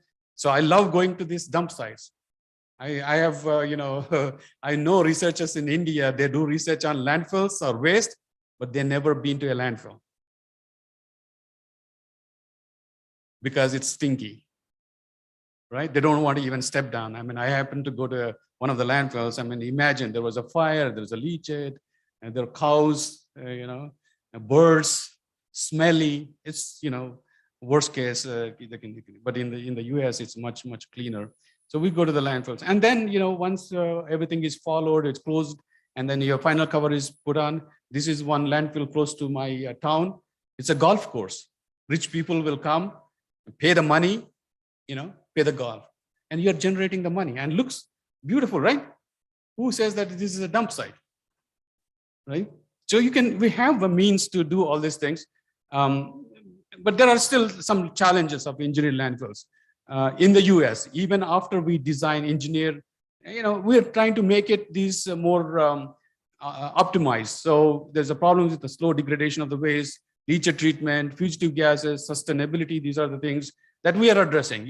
So if I say that landfill things, everything is established, there's nothing to work on it, but there is a scope for doing the research. So these are the kinds of research projects that we are working on. I'm going to present one on this leachate recirculation in the afternoon. That's a kind of a new technology where we are actually landfills are being converted as in situ anaerobic reactors. So this is the bioreactor landfill where we inject the leachate and degrade the waste really fast. I'm going to come to that one later on, and you can do the landfill mining. But in the US, we don't have that many landfill mining projects. The problem is it's a very expensive process, and you don't get the valuable products out of this one. Only few places they do mining where they wanted to recover some space to accommodate the new waste. So that's the other thing. So the landfills have advantages. Here is the advantages. Nobody wants to have a new landfill in their neighborhood. NIMBY syndrome, right? Not in my backyard. Nobody wants to, right?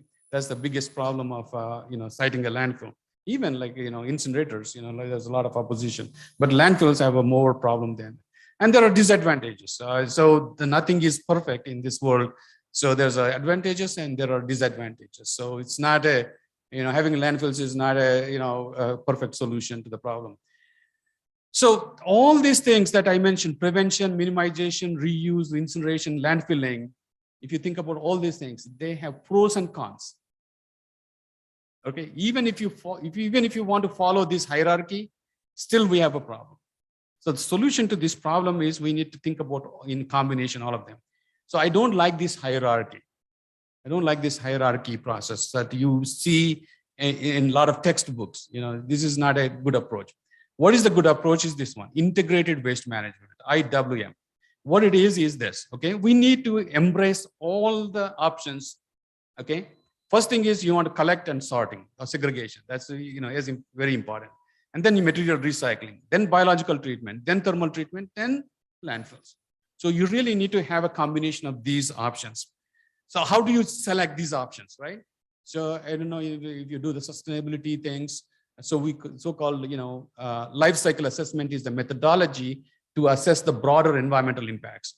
So this is what I'm showing you here is the integrated waste management options.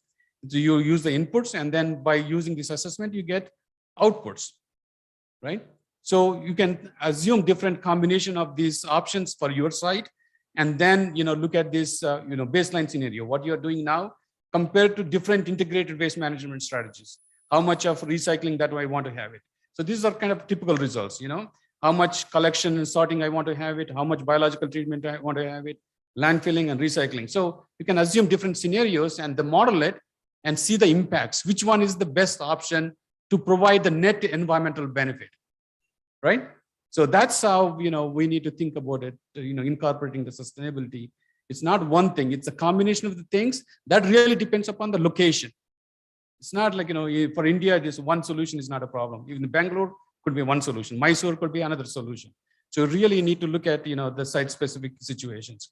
So you can, look at this one. But sustainability is, this life cycle assessment is this environmental aspects.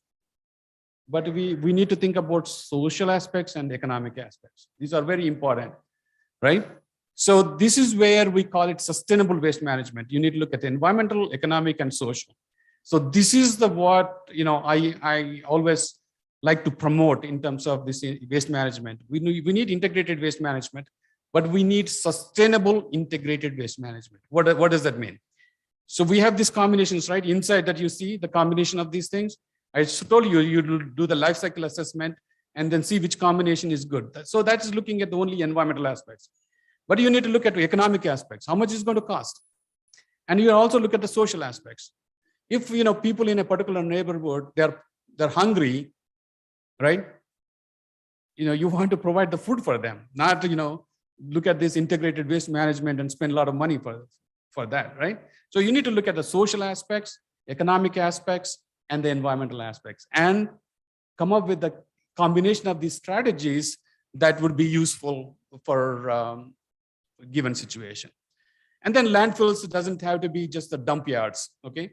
So you can think about those as in situ treatment facilities. So you build a cell, and then you treat it aerobically or anaerobically.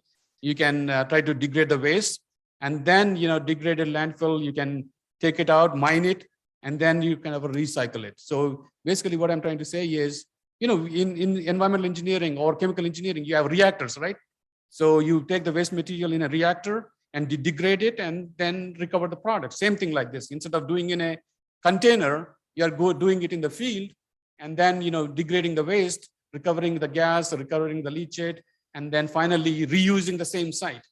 So you're basically maximizing all the benefits of this one. So this is the last slide. I just want you to think about this option. So one takeaway point from my presentation is this word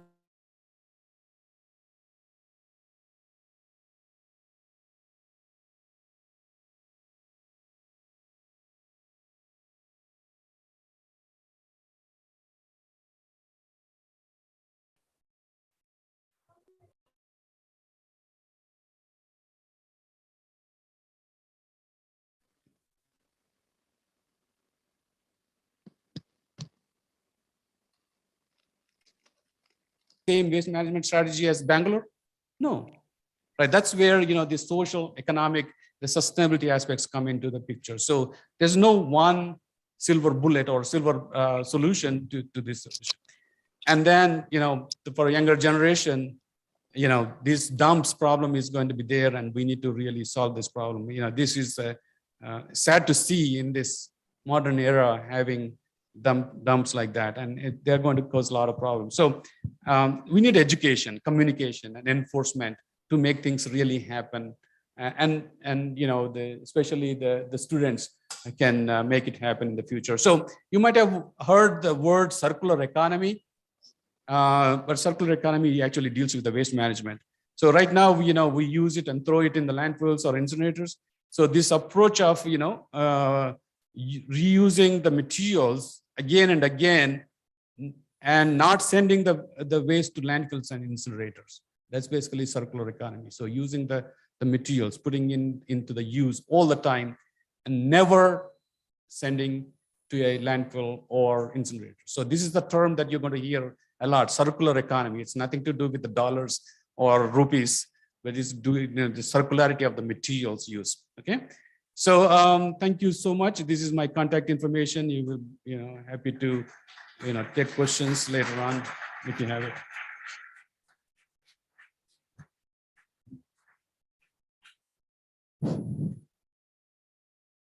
The floor is open for question and answers. You can ask.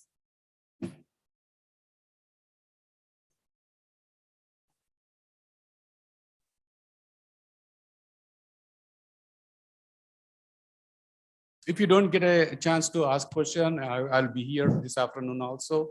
And then tomorrow also we have a kind of a informal interactive session. So, feel free to, hold on to those questions, and then I will be happy to answer. So go ahead. Hello, sir. Yeah. Good morning. Good morning. So my question is that how hard we try, there will always be some amount of waste that is always left. So considering landfills as a mode of disposal of waste, I just wanted to know what are the ill impacts of those like if we consider landfills as the mode of disposal of waste, what are the ill impacts of that landfill on the environment? Yeah, that's what I mentioned, that, this, I gave you slides on advantages and disadvantages. So if you put in a waste, in a landfill, so if it is, it has organics or not organics, that's a thing that you need to remember. If you have organics, that organics is going to degrade, come as gases. So make sure you have to collect that problem. And then leachate is the problem, right? So you need to worry about any kind of infiltration that will cause the leachate in the bottom, and then that can spread into the surroundings. So if you do the engineered landfills, so you're capturing the the gases. For gas to energy recovery, there are ways that you can use recover the methane and then use for recovery. Or if you're not generating enough, you can flare it. So you're addressing the gases problem, and also you're collecting the leachate from the bottom, and again re-injecting into the leachate. I'm going to talk about this bioreactor landfill concept in the afternoon, so that enhance the degradation. At the end, you're going to have some leachate that eventually needs the treatment. So if you can do that one for after certain years, so the landfill becomes, the materials that you have inside becomes inert. You don't have any gases, you don't have any leachate. And then at that site, what you want to do, you can do the mining to recover the space, or you can build something on the top of it. So as I said, the parks, recreational parks, if the site is closer to the urban setting, there are a lot of cases where they build these commercial buildings also. You can have a pile foundations going through the waste materials, and then support structures also on the top of the landfill sites, old landfill sites. So it's not going to be the idle. The concept that people think about is, okay, if I dump it, I'm not going to use that land for any purpose. But you can have a lot of uses for that. Did I answer your question? Or? Okay, thank you. So one more question. Yeah. So like, what are the practical steps that we as students can take to bring these all things into reality? Like we talked about the engineering landfills and retrofitting landfills. So what are the steps that we can inculcate so that a permanent paradigm shift comes to the mentality of people? Because like if I talk about the real life problems that we are facing, like outside gate number 10 also there's one a small open landfill, and we every morning we have to pass by that also. So what are the practical steps that we can take to like stop all this and move to such engineering solutions like we talked about? So that's a good question. So the way it works in the US is, let's say if the waste dump or environmental pollution, if somebody spills something, right? There's a 1-800 phone number, right?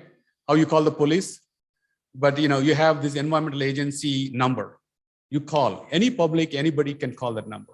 So they're obligated to come and investigate what you're saying. Let's say you say somebody spilled something here, or some dump site is here, and it's causing a lot of problems for us. So then they're obligated to come and investigate. And then we have environmental laws and regulations in the US, so they are strictly enforced. So they will take an investigation of that one. And they identify who are the sources, who are the parties that are responsible for it. And they try to force them to clean up through these court orders. So you cannot escape from taking the action. If they don't act, they will take them to the jail and put them in the jail. And then if they cannot, for example, if they cannot find a responsible party for a dump that is existing or spill that is existing, then this another law called Superfund Law. Under the Superfund Law, this government collects the money on this chemical industry and puts them in there. And they use that money for cleaning up the sites where they cannot find the potentially responsible parties. So they try, because it's posing the problem right now for public. So the government takes over and they try to clean up, and they use that funding, and then they hire the lawyers to go after the people who are responsible for causing that problem. So what I'm trying to say is the strict enforcement of the regulations is needed. There should be consequences for polluters. The polluter pays. That's a polluters is responsible for it. That needs to be done. Like, that can be done by only government and government officials. Fines and punishment. As you want to pursue your career, try to pursue a career in these federal central agencies or state agencies, State Pollution Control Board, Central Pollution Control Board, or work with active, maybe some non-government agencies. But everywhere, look into, even in engineering practice. Let's say you want to work on in construction industry. So maybe you're aware of this waste management strategy. Maybe you want to design with recycled materials as much as you can. So everyone can contribute to this waste management problem in one way or the other way, right? So some people are in a position to make huge difference. Some people are in a position to make a small difference, but everybody makes that small difference. Everything adds up, and then this pollution problem will go away. So there is public voice against these problems, right? If people are making a big deal, protests and other things by the side, then that will draw the attention of the newspapers and politicians. And then if you take it for granted, dump sites are common, smelling is a bad smell is a problem, I will keep going my life. I could go. So if nobody try to proactive, so as a young civil engineers, if you care about environmental issues, speak up and maybe mobilize the forces to take action, create action on that kind of situation. Thank you, sir. Okay. Thank you so much. And I know that yeah. Hello, sir. Yeah. Okay. So please, can you explain the usage of sensors and instrumentation in management of the municipal solid waste in landfills? Yeah, the sensors, you can, sensors, and you can use a lot of different things, in landfills. So I tell people, like, the geotechnical engineering and environmental engineering, they are combined together. In addition to that, all this technology that goes in there. For sensors, we have gas monitoring sensors in the, gas collection wells. You have leachate sensors in the leach collection wells. There are monitoring wells, that also monitor the quality of the groundwater changes. So you can use a lot of, even there are now they monitor the temperature in the waste, because some landfills are getting hotter inside and there is internal burn. So they are monitoring the sensors there. And then all that data, before people used to go to individual monitoring location and manually measure it. Now the sensors are allowing, even remote transmission of the data. So you don't have to have people going there and measuring, manually. So all the data is being transmitted to your office. You don't have to go to the site. If there is a problem, you can put the triggers. If it exceeds certain limits, you have an alarm, in your office, and then you can immediately go to the site and, investigate the problem. So the sensors, are used extensively. That's what I was telling you in my opening remarks. You need to, keep an eye on this emerging technologies, and don't say that, this is not for, waste management and landfills. You can find many ways that you can incorporate that knowledge in waste management, landfills, and in general in environmental field or any field. There's sensors, AI, ML, and drones. Drones are being used in waste management to monitor the settlement. You can just, instead of going there and doing the survey, you can have the drones go there, and then within no time you got the surface profile of your landfill, and then see how much is the settlement that is happening. And there are sensors that can measure the gas emissions also. So you don't have to even have gas wells. Aerially, you can have a drone go around, and if you have some sensors attached to that one, you can see where the hot spots of gases are coming, and then you can identify those locations and go there, try to investigate what is the problem, and then you can fix that problem. So there are many so you can make this one more advanced science and technology. Make sense? Okay, sir. So now, as you told, in developed countries, the people are aware and they will strictly follow the government rules. But in a country like India, still many years they are telling about segregation of wet waste, dry waste. Still, people are not following that; they're neglecting. So only government can't do anything. Each and every people should join their hands to government so that waste properly the waste can be managed. So how to reach each and every people so that even our country will also follow strictly the government rules, and all the people will be aware that, so that we can also manage the waste management in a proper way to make India a clean country. Yeah, that is a good question. So one thing you could do is don't collect the waste from the houses. Let them keep the waste in their houses. So yeah, if we do like that, night they will go out and they'll dump here and there. Yeah, that's what. They don't think that it's So fine maybe only. just as hire some policemen to walk around, make sure that they're not dumping in their neighborhoods. So just to make sure that they are keeping the waste inside, and they smell so bad. Like you have to force them either through strict controls or through monetary incentives. So maybe you provide or punishment. So people want to find. I mean, you and me find an easy way out, right? If it's not costing, it's not troublesome. I want to go easy way. That's a human tendency. But as I said, you let them realize what the problems are if they don't do it. The consequences. That's what is the financial consequences or individual hardship in life. If you can educate them or create those conditions, these problems will solve. Right? So Thank you, sir. one last question.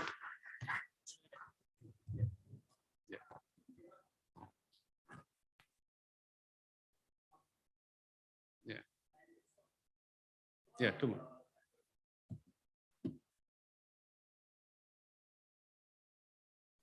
Thank you, sir.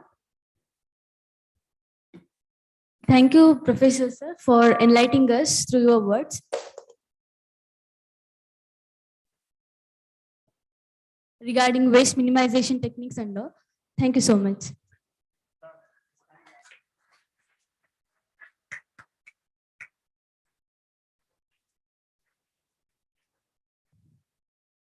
It's my honor actually to see that kind of a professor, that stature, coming to our campus, talking such a complicated topic, made so simple. In fact, he has covered every aspect of the whole phenomenon: chemistry, social, economical, civil engineering, land usage, environment, everything he has covered it in a very, very beautiful, lucid and easy to understand fashion. Certainly, this will motivate most of my students to pursue their higher studies in this kind of emerging fields. In fact, now I would like to say, first time perhaps in the history of the RIT, we are celebrating World Environment Day on the 5th June. 5th June being a holiday, that Sunday, we have celebrations on 6th, that is on the coming Monday.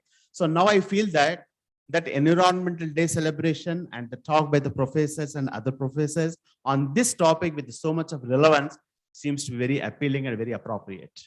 Do you say? And I have one more announcement to make. I know a lot more questions are pending in the minds of the brains of the bright young men here, our students. Certainly, you will have the platform to share with all the doubts, get clarified with all the faculty available with us. Speakers are all with us during lunchtime, tea time, or a casual meetings. But due to positive time, just I stopped, but your flow of thoughts never curtailed. And tomorrow morning, 10 o'clock in the 4th floor, the boardroom, we have a formal interaction of the professors, both of them, with the student community. So their professor is going to certainly talk about what kind of avenues and opportunities you have for your further education, may it be MS or PhD programs, because he hails from the Illinois University, one of the best in the world and very oldest also. I know a lot of his, in fact, there are quite a number of Nobel laureates are there in the campus. When I was walking the campus, I was feeling very proud about that. So certainly I request all of the students come down tomorrow morning and have a face-to-face interaction, get all your doubts clarified. Of course. And that will be along with our IIT professor also, that Dodagoudar sir. He will be always a guardian for us. He will guide us how to go with a wit and humor in the content. Thank you, sir.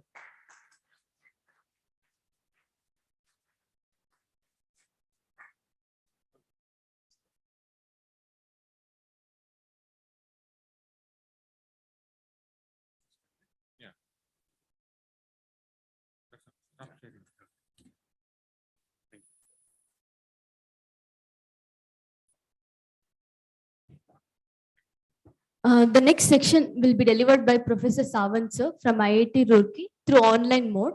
So I request Nizar sir to introduce about the speaker.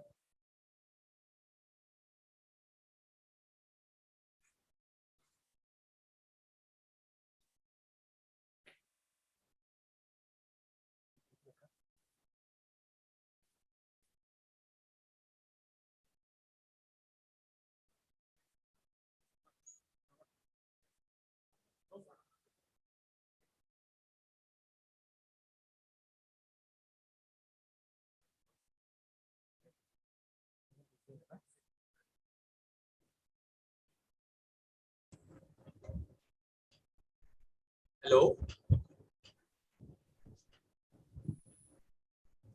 Hello. Happy, I think now it is a good afternoon.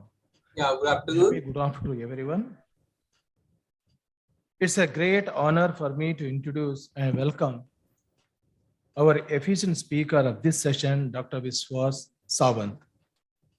Currently, he is a professor in geotechnical engineering, Indian Institute of Technology, Roorkee. He is a close friend of mine. I know him since 1995. We both were research students at IIT Bombay.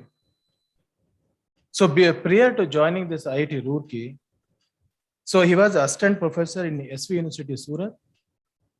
He also a faculty at University of Malaysia, Saraswat. Basically, his area of interest are liquefaction, numerical modeling and liquefaction, pavement, dynamic analysis of rigid pavement, pile foundation, laterally loaded pile in horizontal and sloping grounds. So he is holding BE degree in civil engineering from Sardar Patel College of Engineering, Mumbai, MTech and PhD from IIT Bombay. So he has a lot of honors and awards. So the list is very enormous. So if you see his the profile, it runs into pages together. So I'm just cutting short his profile. I'm just putting into that. So he is a IGC Chennai Chapter Biennial Award in 2020. Best Paper Award in the conference from NIT Jalandhar in 2018. Best Paper Award in the conference IIT Kanpur in 2018. Best Paper Award in the 6th IYG conference NIT Trichy 2017. Best Paper Presentation Award in the conference in Singhat College of Engineering 2015. Then Endeavour Postdoctoral Research Fellowship Award from Australia. Best Paper Award from Uttarakhand State Congress. Best Paper Award in National Conference on Innovations, Applications of Mathematical Modeling Technique in 2008.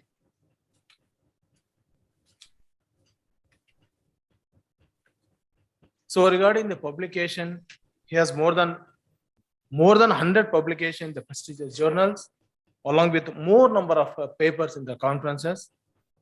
So he had a lot of sponsored project worth of crores together. Currently, he is guiding 16 PhD students at IIT Roorkee, and he has already supervised, guided more than 12. There is 12 awarded. We are so honored and happy to have you here in this symposium, Dr. Sawant. So thank you. Over to you. A big applause to Dr. Sawant. Okay. Thank you, Dr. Nisar. I'm audible. Hello, I'm audible. Yes, sir. Okay. So first of all, thank you to all the authorities from Ramaiah Institute of Technology, Bangalore, for giving me opportunity to share my views here.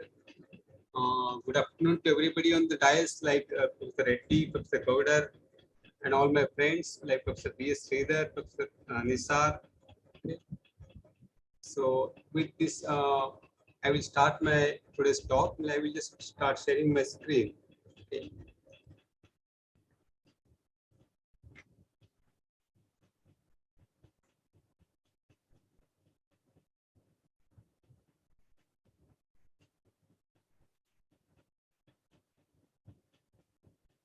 I'm going for full screen mode.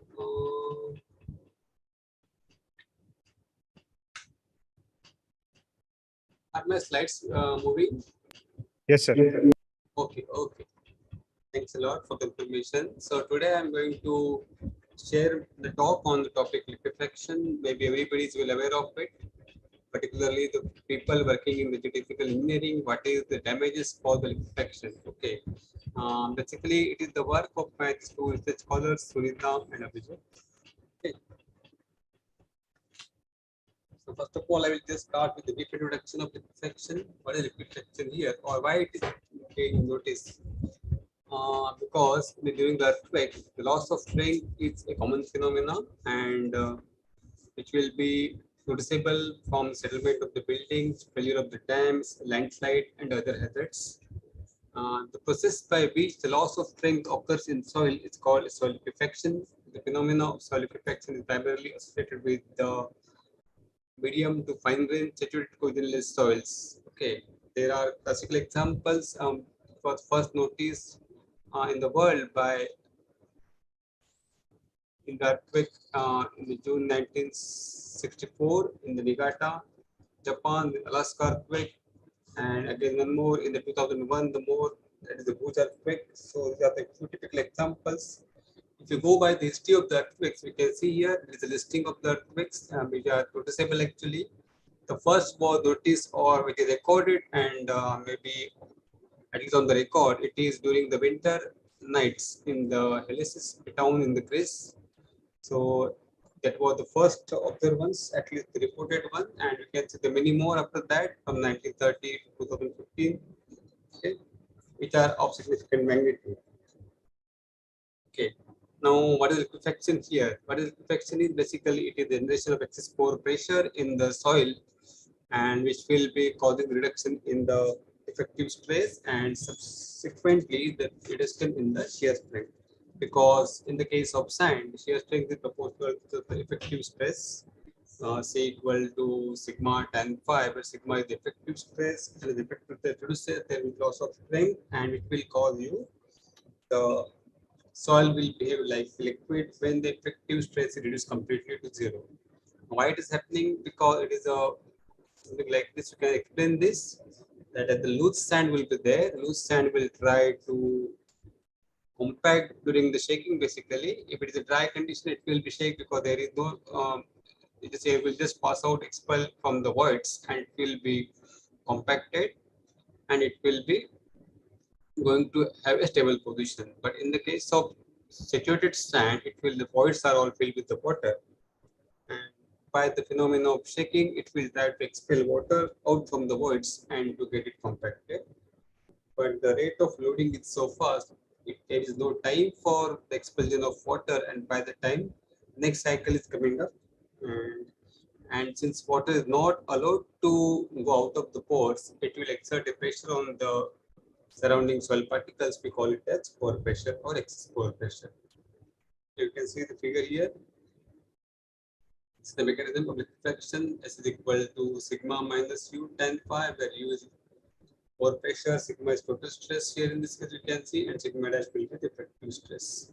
And when the time will come, if the loading is continuous, then in that case the time will come when the pore pressure will be equal to sigma, and in that case there will be zero effective stress.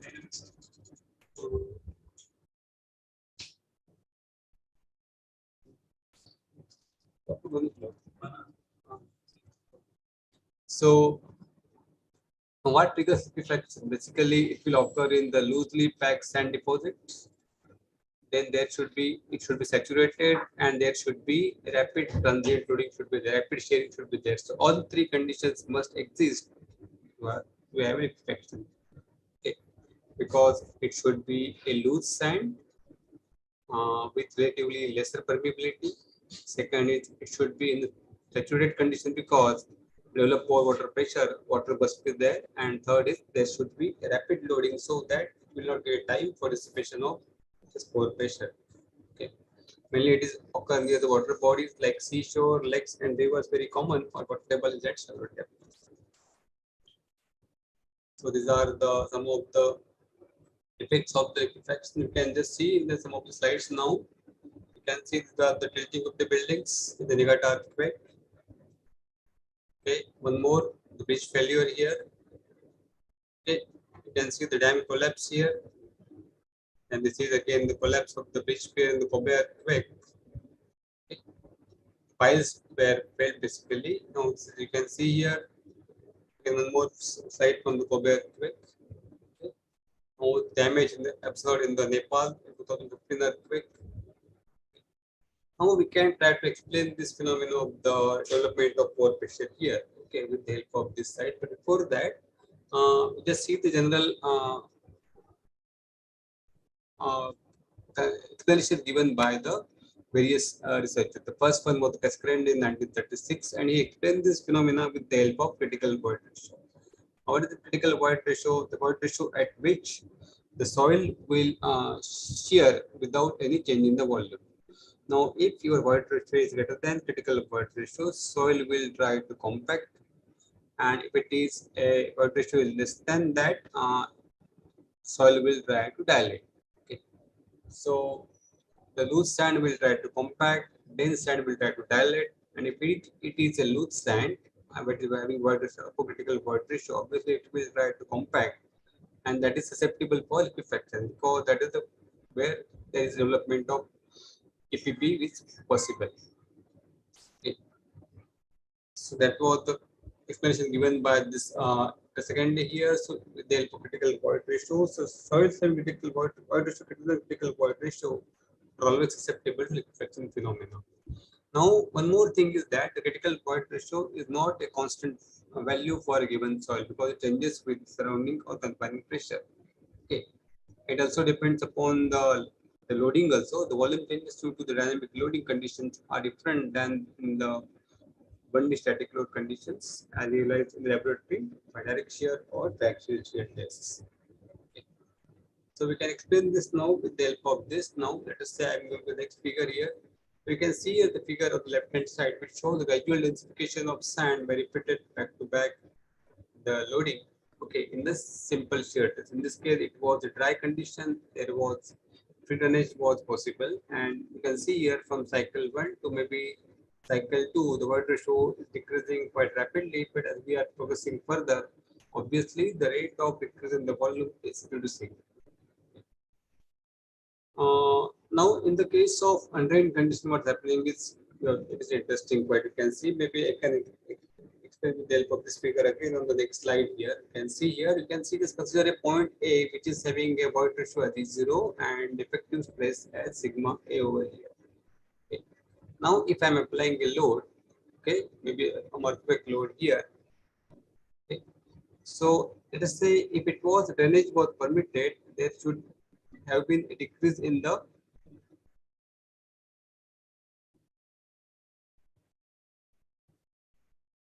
if drainage was possible in that case, it would have been moved from A to B with a decrease in the void ratio by amount is equal to delta T.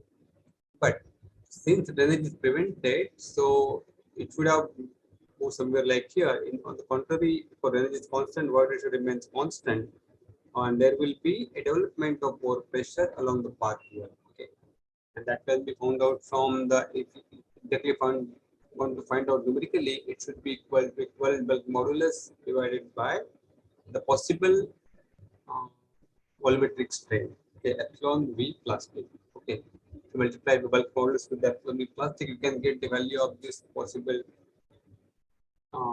development of axial pore pressure. Okay.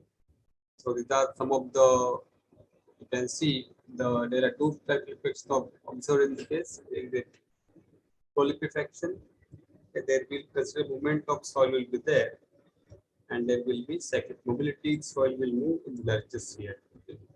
So we can see now to find out liquefaction potential. People have started working on it from 1966, like seed and leaf, seed and idris.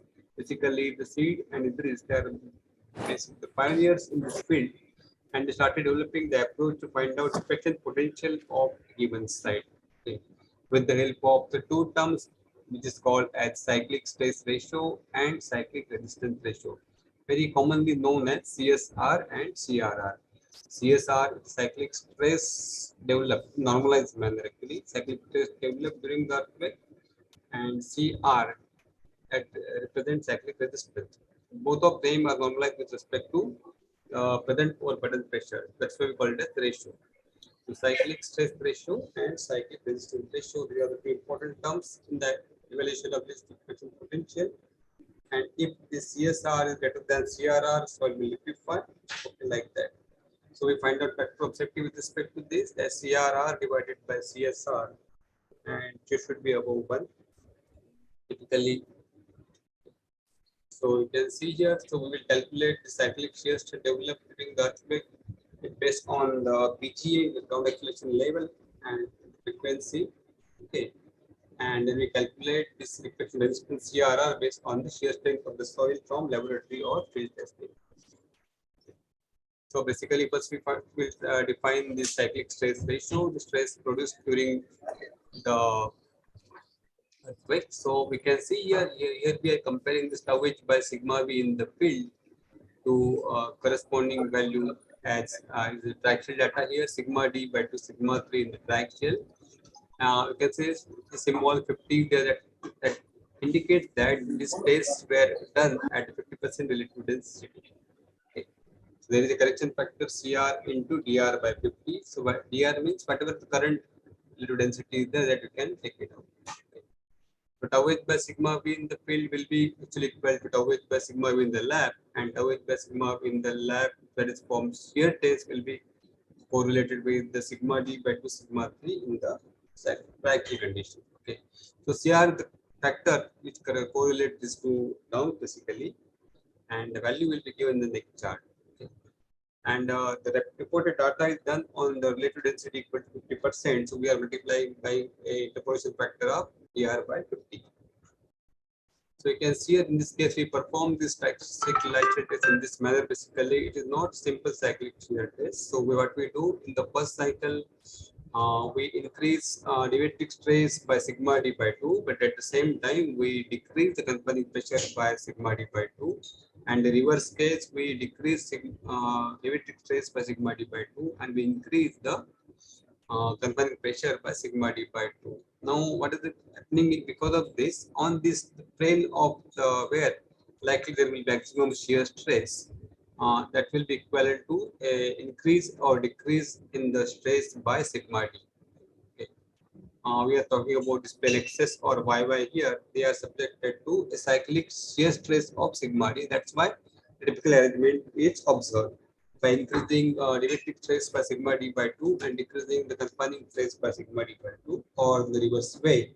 We have a equivalent cyclic shear stress on the diagonal planes or equal to sigma d. These are the graph reported here by this seed and Idris here. Okay, you can see here, this is with respect to the mean particle size P50 here. And we can get the value of the sigma d by 2 sigma 3 from this particular chart here for number of cycles 10 or 30. And this is for 50%, obviously you have to multiply by dr by 50. And the value of CR can be taken from this second figure here.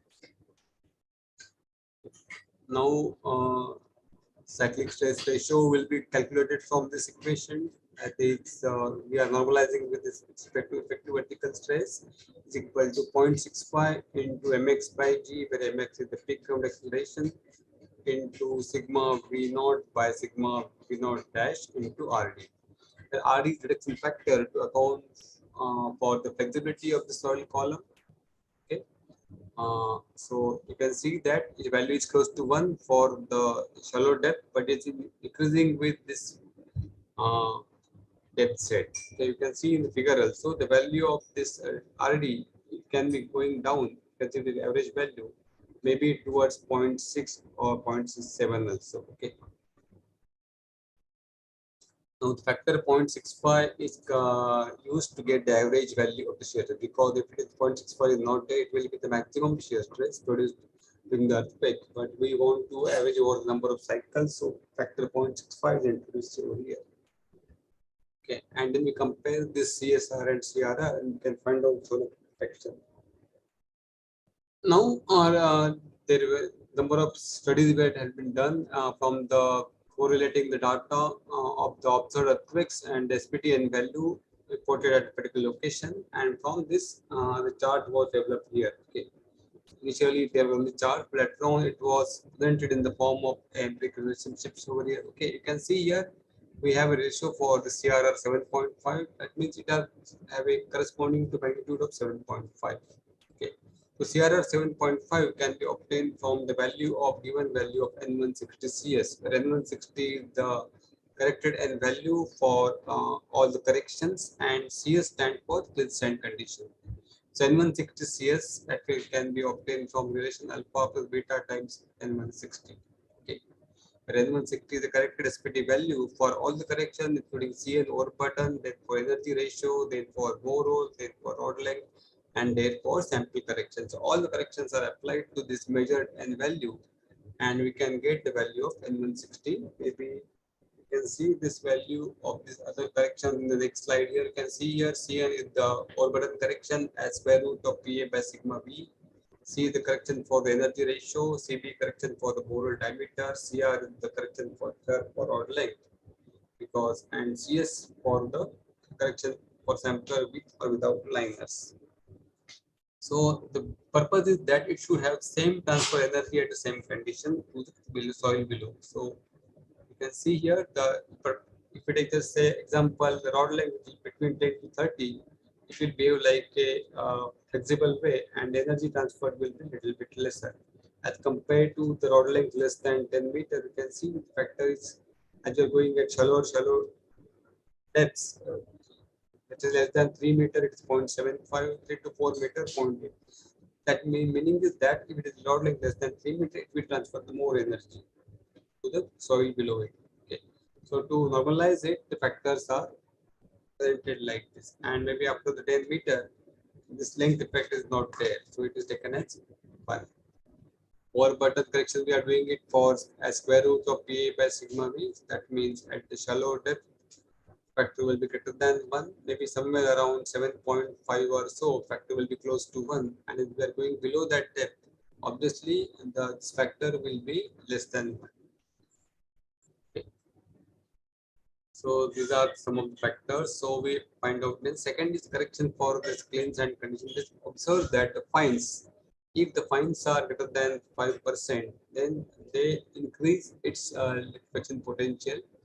Okay, and that's accounted by increasing the equivalent N value here. We take the N value as N160 CS as clean sand condition, and it's modified as per this equation, where the values of alpha and beta are given from this equation depending upon the fine contents. FC indicate the fine contents. Okay, so alpha is 0 and beta is 1 for fine content less than 5%, means there is no effect. Between 5 to 35%, we calculate alpha and beta by these expressions, and for greater than 35%, alpha is taken as 5, beta is taken as 1.2. Normally, if fine contents are greater than 35, effect on the soil will not liquefy. Okay. So then we can go to the other test, that is the sounding test, CPT here. Normally very widely used in the European countries, although it is not common in India. Okay, and if you are using the CPT value, CPT results, in that case, the CRR 7.5 will be given by this particular equation here. So in this, again, in this case, the Q, C1, and CS is normalized fit resistance for clean sand condition. These are two equations for Q, C1 and less than 50 and greater than 50. You can, otherwise you can use this chart also for corrected tip resistance versus CRR.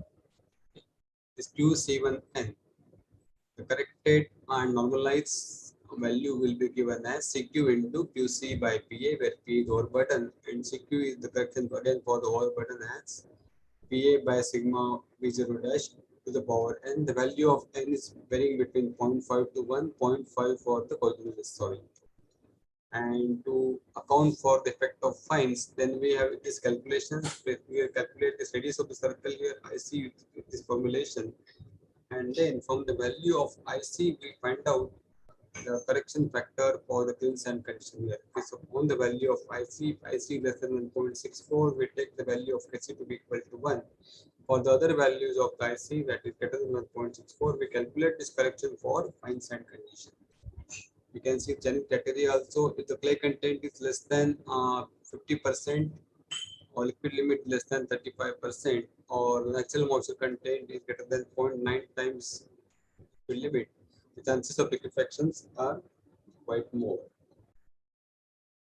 Other criteria is from the results of this velocity of shear wave. Okay, so we can see here this was given by this Andrus and Stocko here in 1997. So in this case again we use this Vs1 velocity of shear wave corrected for the overburden stress by this particular equation as the Vs into 4th root of Pa by sigma V0 dash. Okay. And once you get the value of Vs1, we can find out the value of CRR from this particular equation as A into Vs1 by 100 bracket square plus B into 1 upon Vs1 star minus Vs1 minus 1 by Vs1, where Vs1 obviously is the shear velocity corrected for overburden, but the Vs1 star, the value is taken from the data here, and the value is reported like this. The value is 200 bits per second for fine contents of 35%. And 215 for fine content of 5%. So in between, we just correlate, interpolate it linearly. The values of A and B are A is 0.022 and B is 2.8. Okay, so we find out the value of CRR 7.5. Now this CRR 7.5, then we take into generalized to normal value of CRR corresponding to the earthquake magnitude here. So it is multiplied by magnitude scaling factor, which is equal to 10 to the power 2.24 divided by mw to the power 2.56. Now K sigma is again the correction for the its overburden. Okay. So this is the graph for shear wave velocity. Okay. So these are the relationships available to calculate the value of CRR and then calculate the factor of safety using this relation. Okay. You can see all this theory well documented in this particular reference here given by you and is this in 2001. You can find out all the theory, that is the criteria from SPT, criteria from CPT and criteria from shear wave. Okay. Now we'll go to numerical aspect here, because in this case it was the superficial potential is given for the freestyle condition basically. Okay. Freestyle condition means there is no any forward element. Okay. But when we turn to go for some mitigation measures, then there obviously freestyle condition, free condition will not be there, and in that case we are basically altering the drainage path. Okay. So the drainage path will be altered in the mitigation purpose, and that will not be accounted in this particular approach. So in that case, we have to go for numerical techniques where we can account for the length of the drainage path developed during the mitigation measures. Okay. Basically, we are altering this. Now there are a number of models were developed here. Firstly, we can go for two approaches, as uncoupled approach and a coupled approach. In the uncoupled approach, what we do is we have a constitutive model, we have a relationship for the excess pore pressure. Okay, so in this case, normally we solve this continuum domain here, okay, without interacting with the fluid continuity equation, that is in the uncoupled approach. In the coupled approach, we couple this continuum equation with the fluid continuity equation, and we simultaneously treat displacement degrees of freedom and pore pressure degrees of freedom as unknowns. Now, uncouple is a little bit simpler approach. So in this case, what we do is we use this number of models developed here, and basically that model relates. They try to find out this volumetric changes possible if it is a drainage is allowed, and then because drainage is restricted here, so what they will do, so that is the epsilon volume epsilon V E is equal to minus epsilon V P, and then that is correlated with the delta U, that is pore pressure. You have to multiply by equivalent bulk modulus of this soil domain, and then you can get the value of pore pressure developed during each cycle. So that was this pin model and other models are to see some of the relationships used in the constitutive model here. Relation between the shear stress and shear strain. Appropriate relationship is developed here. The values of this initial modulus is given by this G M naught will be given by this and tau M naught. Okay. And then for unloading and reloading, you have to follow these different curves. And the hardening phenomena will be there. So some of the relations here, basically, okay. Now you can see here. Now you can see directly this model will give you the pore pressure calculation. So it is in terms of the volumetric change possible. So it is not possible here. You can see that relation here in equation 13 here, delta U is equal to ER bar into delta epsilon BD, where ER bar is the one-dimensional rebound modulus of sun and effective stress. And Kw with the bulk modulus of water, we can find out this to get the value of this excess pore pressure possible during this. Now this delta epsilon VD, hello, Neeraj, मैं class ले रहा हूँ यार। अच्छा मैं कल देख रहा था, मेरा इंसुलॉजी में देखता हूँ बाद में। Okay. So delta, let's find out this excess pore, incremental pore pressure delta U in terms of the possible volumetric strength here. Okay, and that will be calculated from equation 14 here. So there are 4 constants C1, C2, C3, C4. Later on, they just confine it with C1 and C2, considering that these terms will have negligible effect over here. So there is where there already volumetric strains are quite small, so where can be neglected. So these are some of the relations here. Okay. And then we solve this equation in the time series to get the pore pressure variations. Now this is analysis where we can correlate it with the pore pressure by solving this equation in the time series and with the mass matrix and damping matrix. A is the stiffness matrix of the domain, X is the displacement vector, and UG double dot is the ground acceleration. So we can solve this and we can get then partial couple approach where we use this in the plasticity. Basically, we have this UVC 3D PLM model here. Okay, so this was applied in one of the studies. That is, this is the embankment, which was we have benchmark model and embankment where with sheet pile and with a gravel column at the toe of the embankment on the either side. It was study done by Patnagar et al. That is Patnagar, Surita, and Surita et al. Okay. So the material properties we used here. Okay. These are the model parameters of PVC 3D ELM, and we can get this variation in the pore pressure with respect to time at different locations as the ABCD mark on the domain. Okay. For benchmark model, obviously, and benchmark plus sheet pile and benchmark plus soil column. Okay, you can see that when the soil column is there, the pore pressure development is a little bit lesser. You can see here, for example, it is around 70. Here, maximum is around maybe around the tune of 50 here. Here you can see here it is around 45, maybe 52, 53. You can see a maximum we are going around 35, something like that. So clearly you can see the effect of soil column, although sheet pile is not much effective, but still it is giving you some effect will be there. These are the acceleration profiles or at various points at A, B, C, D, A and F basically for the benchmark model and benchmark model with the stone column.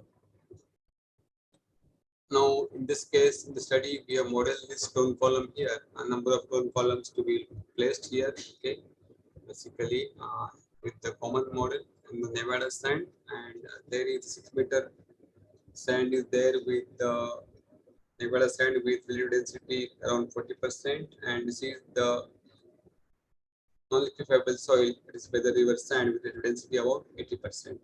40% and 80% obviously. Soil with density 80% will not be liquefied. Okay. So then we have a parametric study here with different number of columns, and you can see the results over in the right hand side figure here. Okay, you can see the benchmark model. The settlement is going to increase continuously with the time, maybe okay, and it's going up to you can see 20 mm also for the benchmark model. But as we are going with the stone columns, from 20, we are going close to around 15 for single stone column. And for 3 and 5 stone column is going to be around 6 and maybe 8 to 9 mm also. Okay. And this is the excess pore pressure ratio. Are you here? You can see here there is a you can see there is a stone columns in this zone here and here. The result with the 0.6 meter diameter and 0.8 meter and 1 here. Okay. So you can see where there is a stone column. Now it is there is a significant decrease in the pore pressure. Okay. You can see here it is close going down to even 0.4 also, or 0.6, 0.4 here in this range. Okay, in the range of 0.6 to 0.7. This is for 0.6 meter. Maybe for 0.8 meter diameter is a little bit higher, and it is further higher, maybe around 0.9. Now, the thing is that here you can see as we are increasing this stone column diameter with 0.6, 0.8 or 1, you can see this pore pressure ratio was increasing, because in this case it is mainly related with the drainage path, because we have testing as 3D here. So 0.6 means that then the length between the drainage path between the two stone column was 1.8. This was maybe around 2.4 and this was around 3 meter.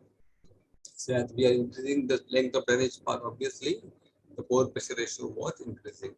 Okay. So maybe the smaller diameter columns with shorter spacing are more economical as compared to larger diameter stone column at higher spacing. Okay.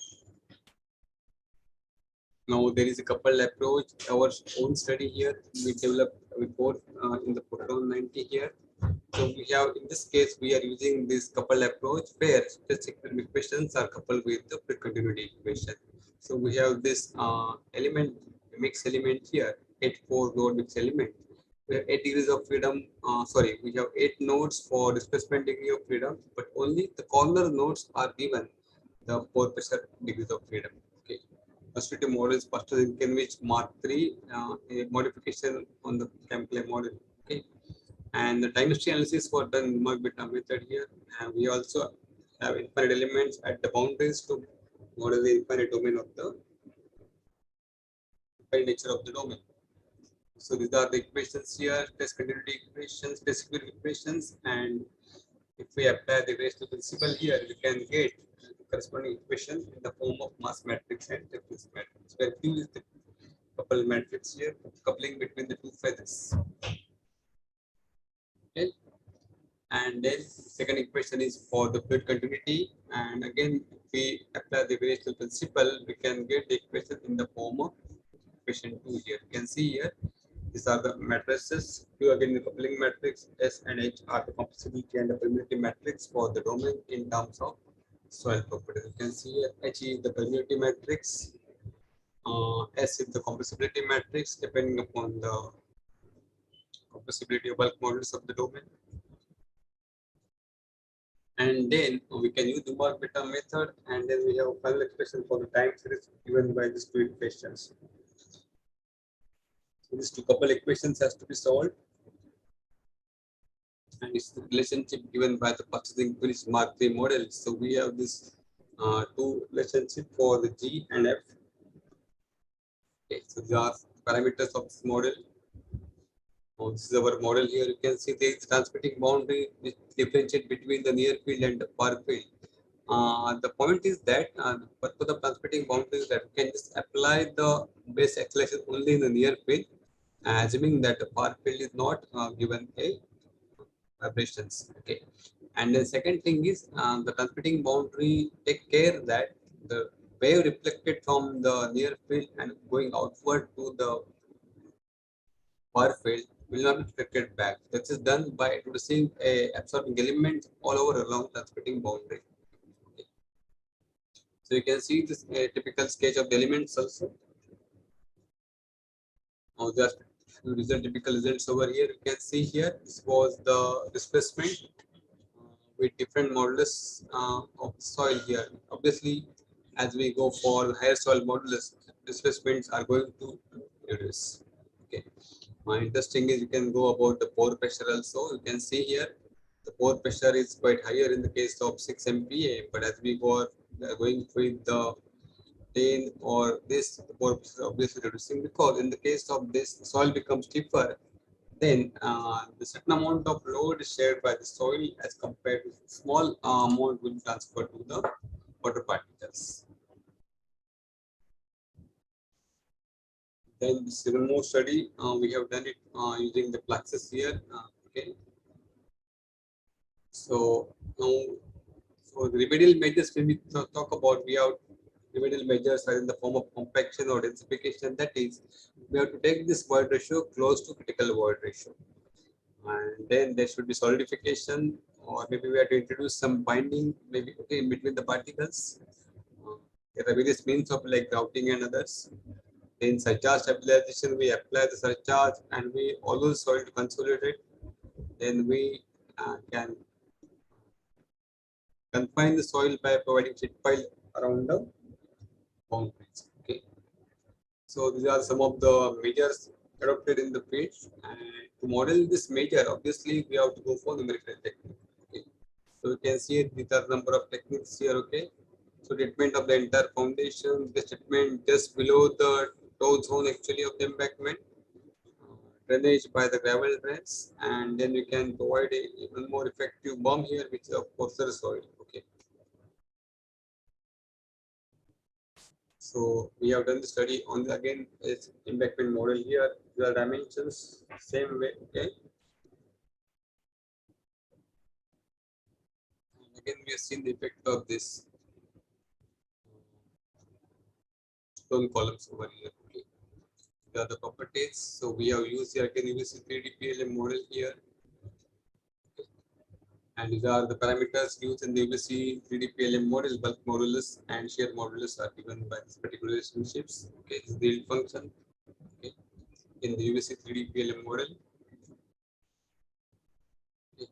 So this is the table 3, which will give you the its parameter required for each purpose. Okay. Deliberation is done.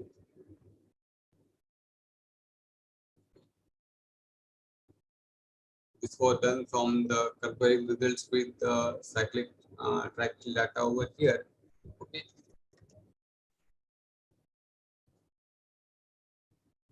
So these are the 4 different values of this A and B here. You can see here. Now you can see the parametric study here. Okay.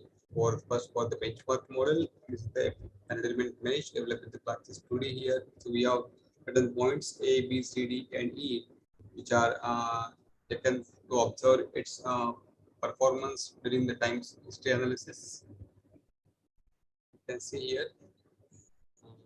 Here you can see on the right hand side there it's pore pressure and settlement at the crest with the time. Okay, point A and point A, B, C, D. Okay, and settlements at point E and okay.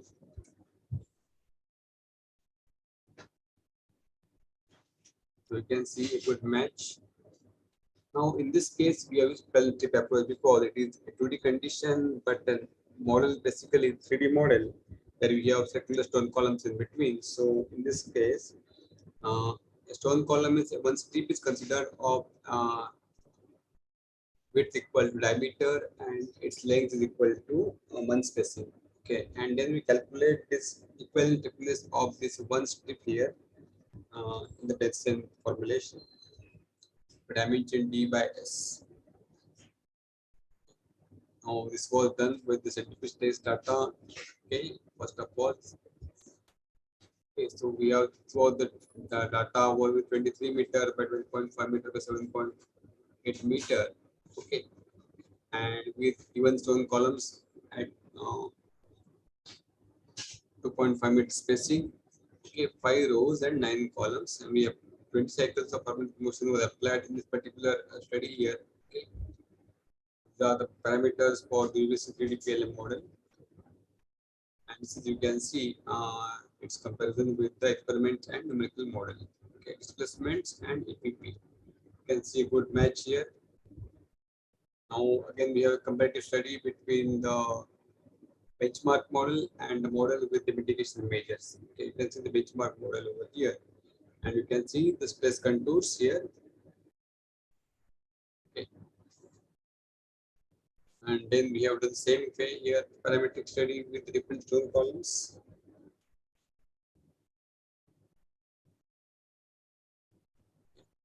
And you see again, you can see the same similar results observed here. Okay. Max will be minimized in the particular zone where there is the stone columns. Okay. So our key observation was the 0.6 meter diameter stone column was quite effective. So at this depth, it was 0.803. RU was varying between 0 to 0.803, and at 5 meter depth, it was varying between 0 to 0.728. So we have avoided the possibility of liquefaction here. In the 0.8 meter, the RU values are a little bit higher, 0.984 and 0.787, and 1 meter is very close to 0.998 and 0.854. So obviously, length of drainage path is very important in this case, so other than the diameter. Okay.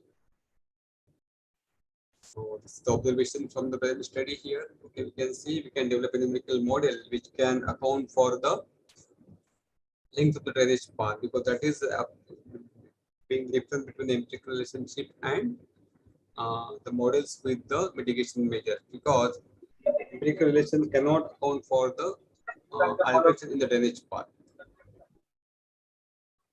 So that's all from my side.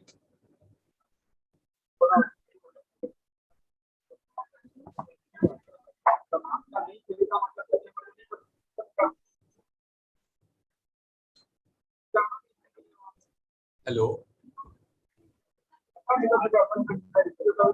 So I think it is open for the any questions. Thank you, Professor Sawant, sir.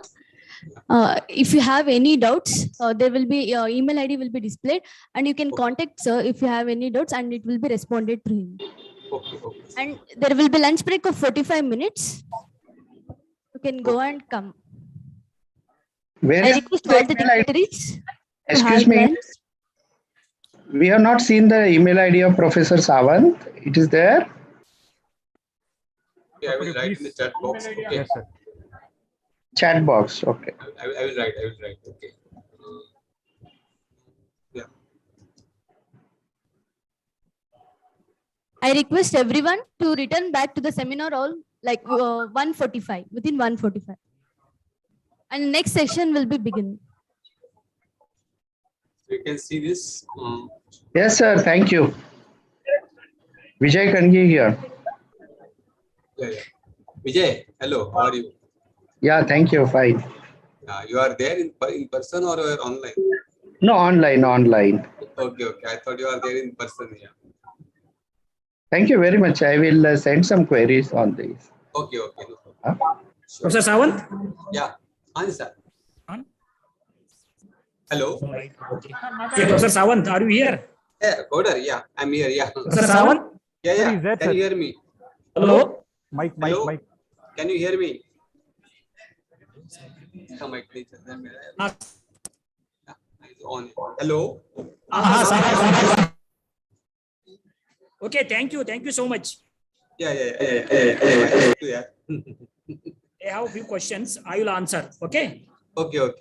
Thank you. Thank you. Okay. Shall I log out now? Tell me. Shall I log out now or I have to wait? Oh, okay. You can log out. Okay. Now, session is Okay. ended. We are taking break for lunch. Okay. Okay. See you then. Bye. Yeah. Bye.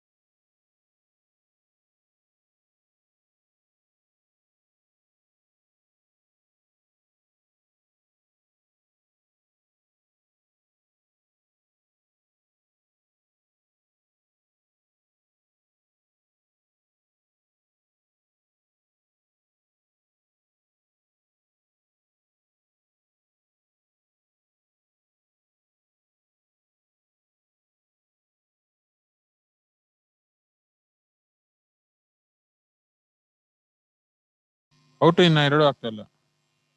Hello hello hello hello ಅಲ್ಲ, ಈ speaker ಅಲ್ಲಿ ಬರ್ತಾ ಇಲ್ಲ.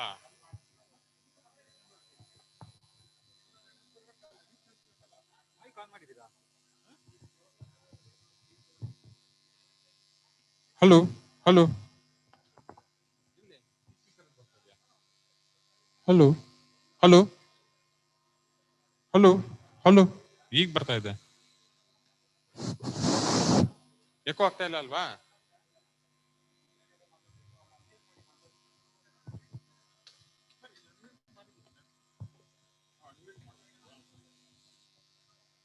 ಇಲ್ಲ ನೀ ಕನ್ಮ್ಯೂಟ್.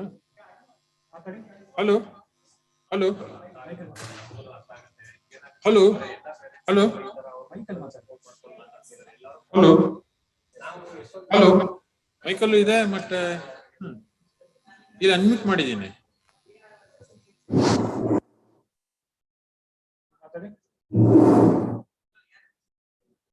Sir ಈಗ ನಿಮ್ಗೆ ಕೇಳ್ಸತ್ತ? ಇದು ಔಟ್ಸೈಡ್ ಅವ್ರಿಗೆ ಮಾಡಿ.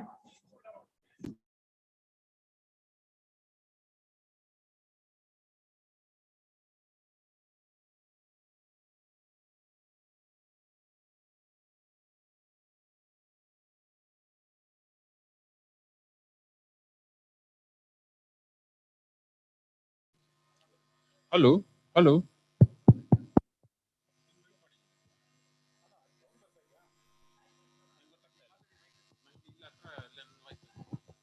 ಹಲೋ ಹಲೋ ಕೇಳಿಸ್ತಾ ಇದೆಯಾ?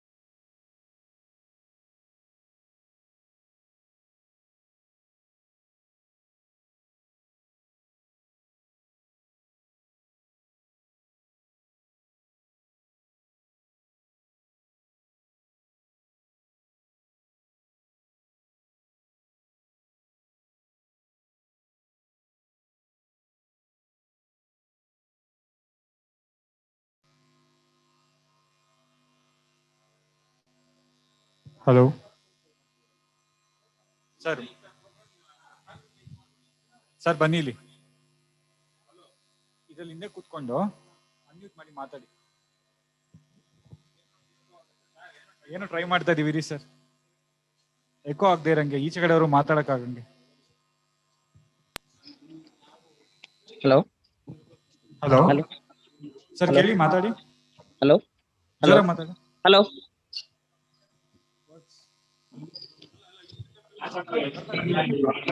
ಸರ್ ಮಾತಾಡಿ ಜೋರಾಗಿ. ಹಲೋ ಹಲೋ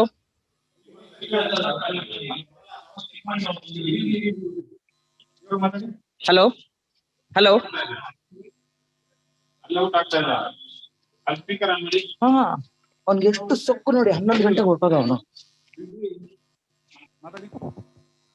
ಹಲೋ ಹಲೋ ಇಲ್ಲಿ ಬರ್ತಾ ಇಲ್ಲ.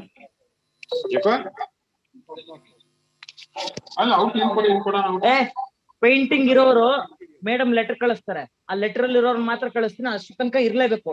ಲೆಟರ್ ಬರೋ ತನಕ ಇಲ್ಲ ಇರ್ಲಪ್ಪ, ಲೆಟರ್ ಬರುತ್ತೆ ಅಲ್ಲಿ ತನಕ ತಡ್ಕೋ.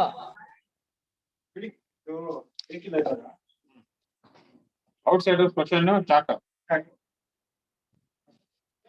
ಈಗ ಕೊಡಿ ಇಲ್ಲಿ ಇಲ್ಲಿ ಬಂದೆ ಚಾಲಿ ಸರ್ ಒಂದೇ ನಿಮಿಷ ಯಾವ್ದದು ಕರೆಕ್ಟ್ ಆಗಿರೋದು ಕೊಡಿ definitely sir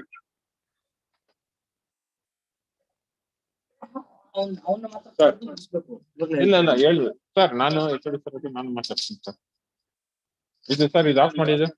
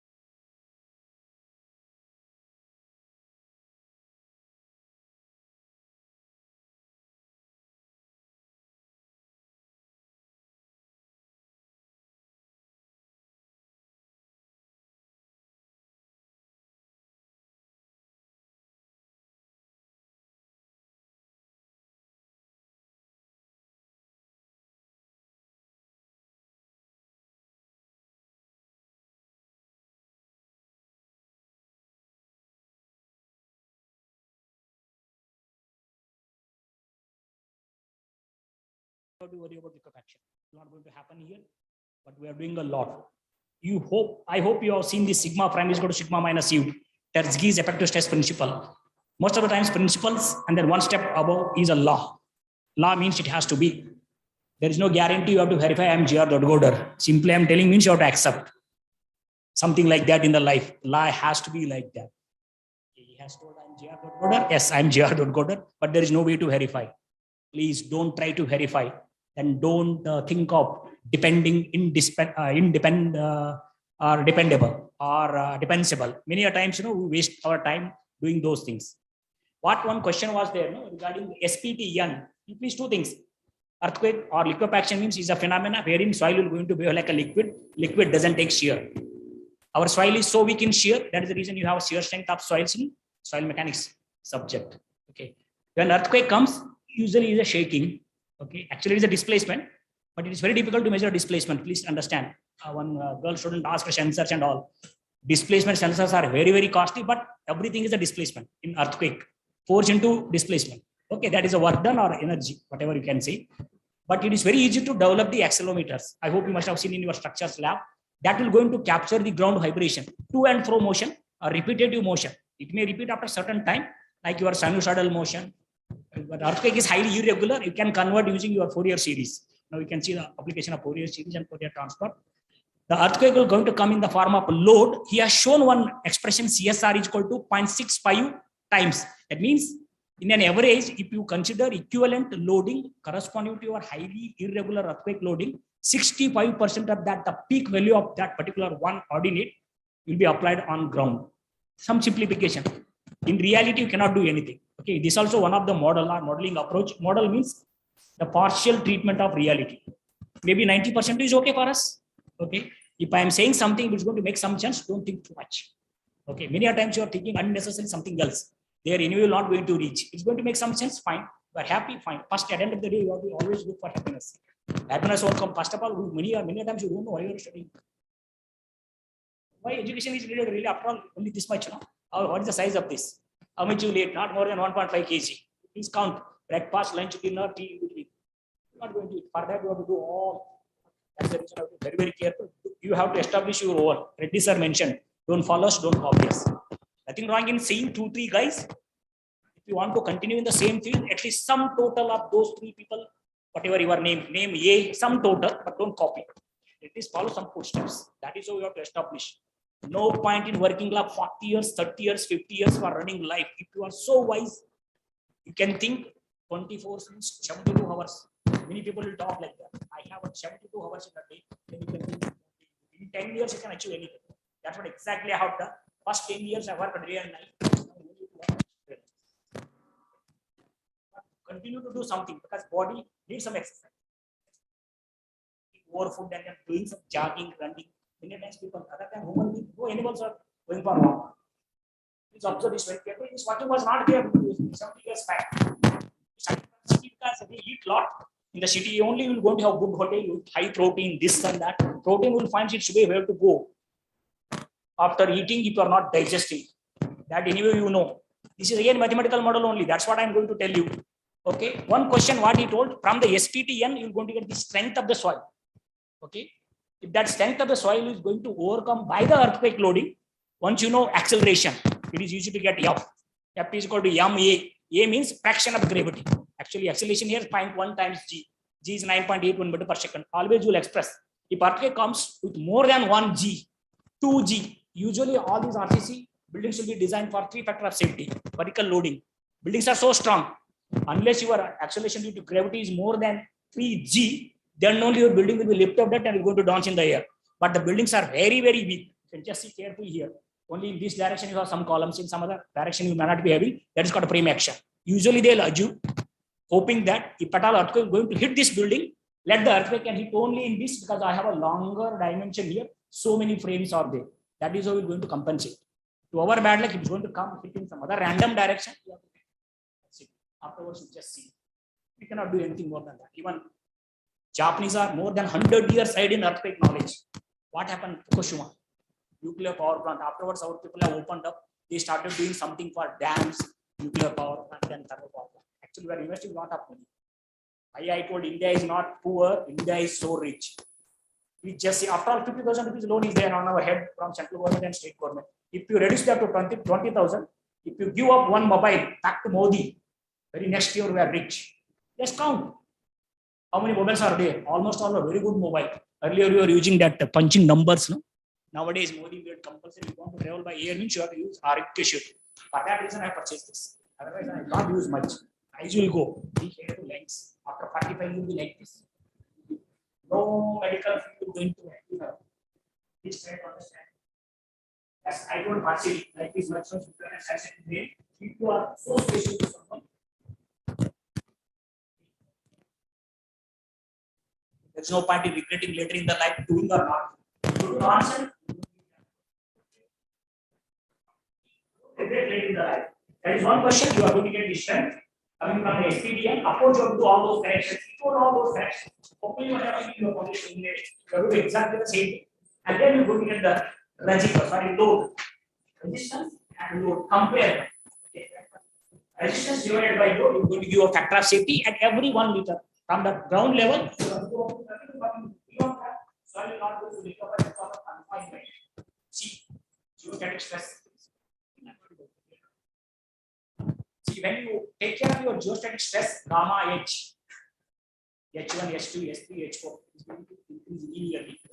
And then that is sigma 1, K times sigma 1 is the sigma 3. That is the confinement. Your confinement is so high. And the decompression is not going to occur. If at all is going to occur, you have to do something.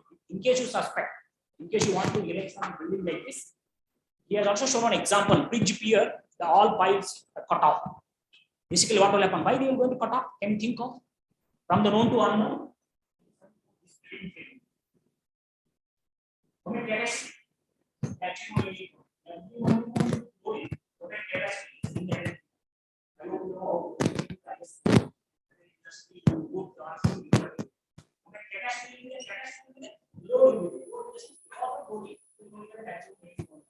The natural minimum is more than the moment capacity. There is no other way. Actually, what will happen? Maximum correlation is shifted down to the basket.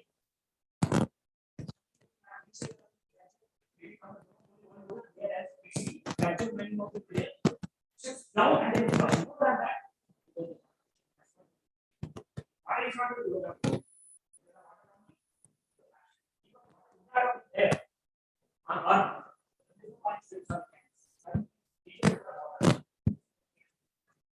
Clay, hard clay, 7% of hard clay. Don't ask me how hard is hard. But when I try to do the fish water, to try to do the figure, maybe in the same. 600 numbers. Things are very, very, very simple.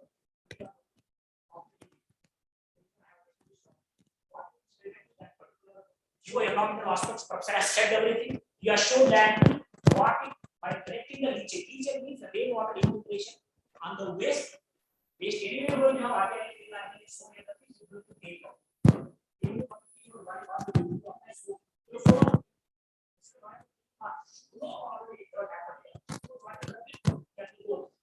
Water plus that here, water plus organic is the leachate. The leachate might be free. Leachate.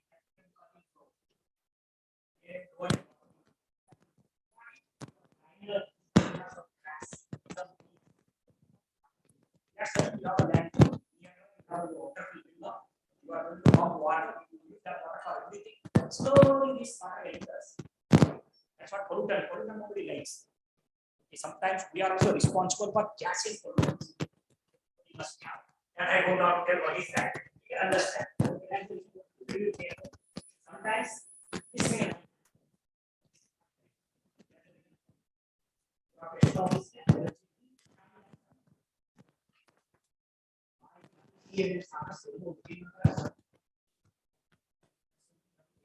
that is one thing. Similarly, there are many ways of assessing the strength of the soil. On top of it, soil is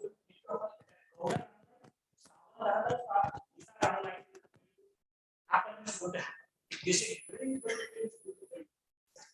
understanding is cat food, sap, this and that. That's the reality. It happened near Kali River, Harvard, 4 times big. Here collapse. There are many unknowns are someone is coming with a bomb and everything. Yes, so that is the right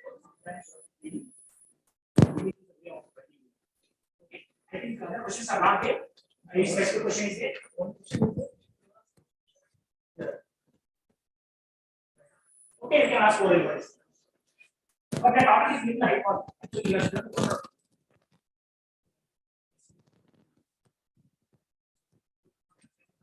Sir, what are the precautions? What is precautions?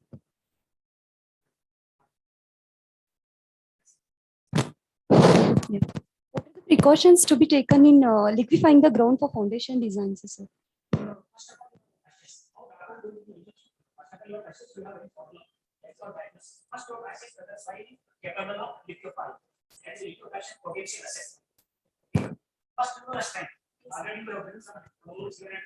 From that, I got the variation of SPPM. SPPM in the sense is the resistance against penetration. Variation. The earthquake will also going to come. Each and every one. Everyone is from the top. 0, 1 meter, 2 meter, 3 meter, 4 meter. You should log the variation of strength. And also you can speculate on earthquake loading. Nobody knows in future. Let us.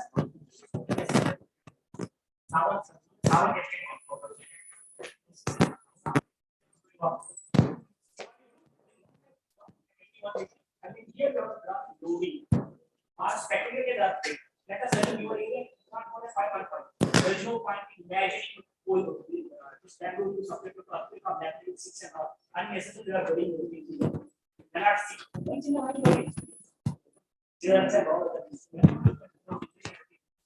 Take for example, your car or gold which nothing happened. After earthquake time, nothing happened. Maybe 1,000 years old.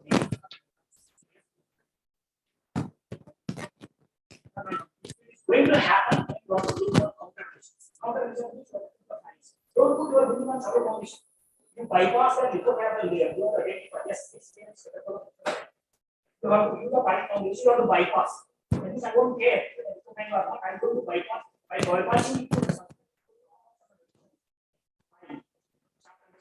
consider you have to be very careful. Okay, sometimes hiding water.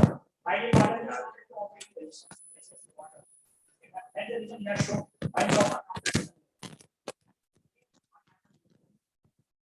let's come.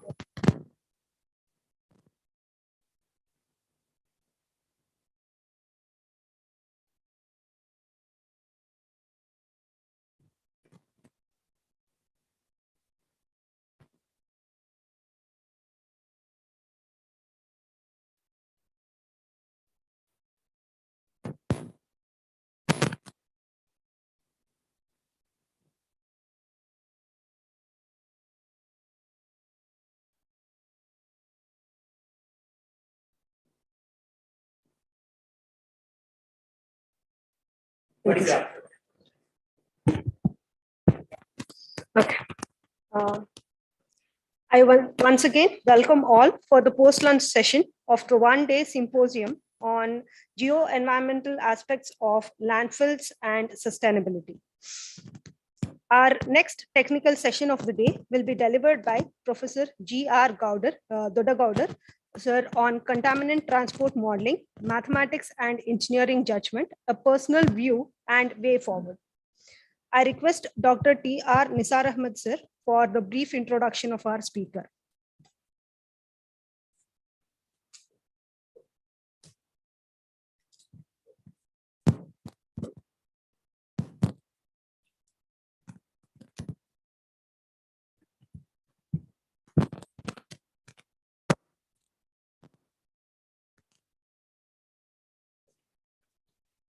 A very happy good afternoon to everyone.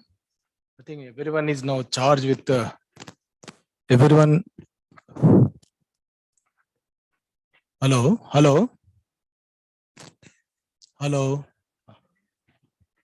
Okay, everyone now charged with a very good food.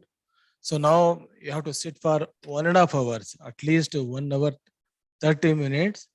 So for dedicated, more enthusiastic, and then efficient lecture from Dodagoudar. So you are aware of, I don't want to introduce much more about his talent and all. In a brief, I'm extremely happy, honored to introduce an enthusiastic and efficient speaker for this session. He is none other than Professor G R Dodagoudar. He is one of my best friends. I know him closely as a PhD scholar at IIT Bombay. So currently he is a professor at IIT Madras.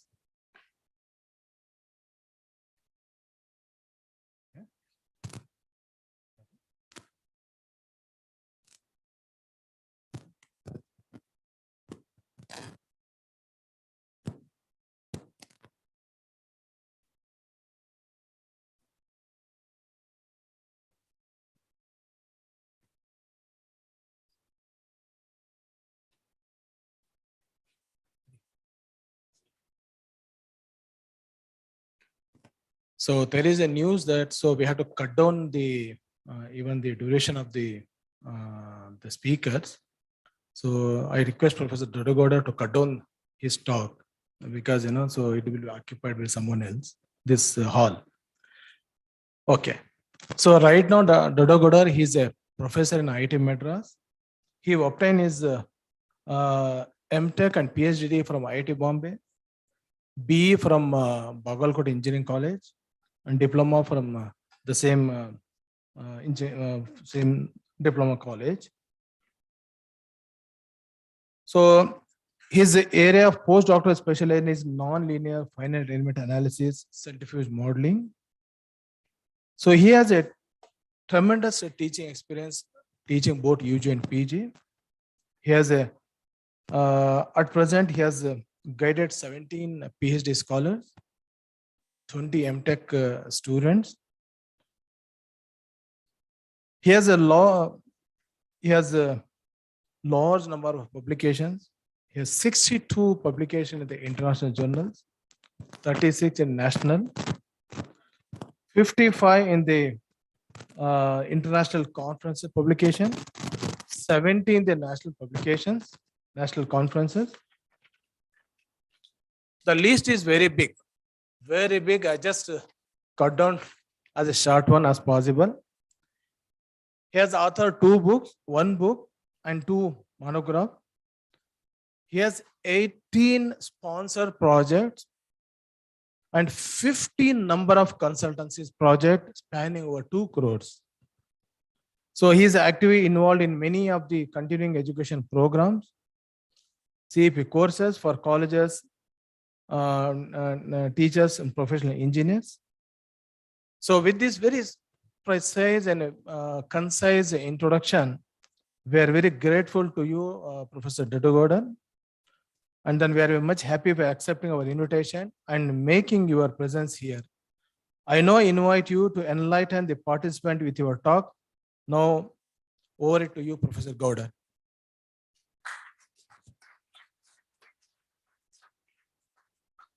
Thank you, Dr. Nisar. Good afternoon. This is the title of my presentation. I want to. Okay, I'll start with way forward. Don't wait for someone else to do something first. Even though you are going to fail, do something. That's all you have to do it.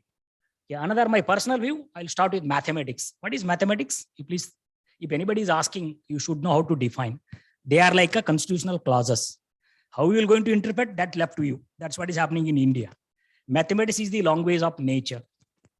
Your physics, your chemistry, biology, whatever you say, they're all coming after mathematics. Before the mathematics, what was the first subject in the world? Philosophy. At the end of the day, even though you have come up with a hi-fi theory, if you are not able to explain that theory using philosophical words, nobody is going to accept that theory. Please try to understand. That's the reason everything started from philosophy, afterwards mathematics, later on other subjects have come. Mathematics is the language of nature. I'll tell you how it is the language of nature. whatever physical processes are happening or whatever things are happening in the world, we'll see them, right? We're not going to do anything, or else we'll observe them. Okay. Later we'll think, I want to understand a little bit. For that, we will do some experiments. Always physical experiments are very, very costly, even though you are going to do in the lab. Sir has showed so many lab scale experiments or equipments, very difficult to, I don't think you have any one. Okay, it's very, very difficult. You may purchase, but finally you have to use them properly to the fullest extent. Otherwise, they're going to get rust. Okay, then comes theory. You have to theorize. Okay, you have to do something. That means theory means always equations, not usual equations. Please try to understand. Okay, CC is equal to some expression is there.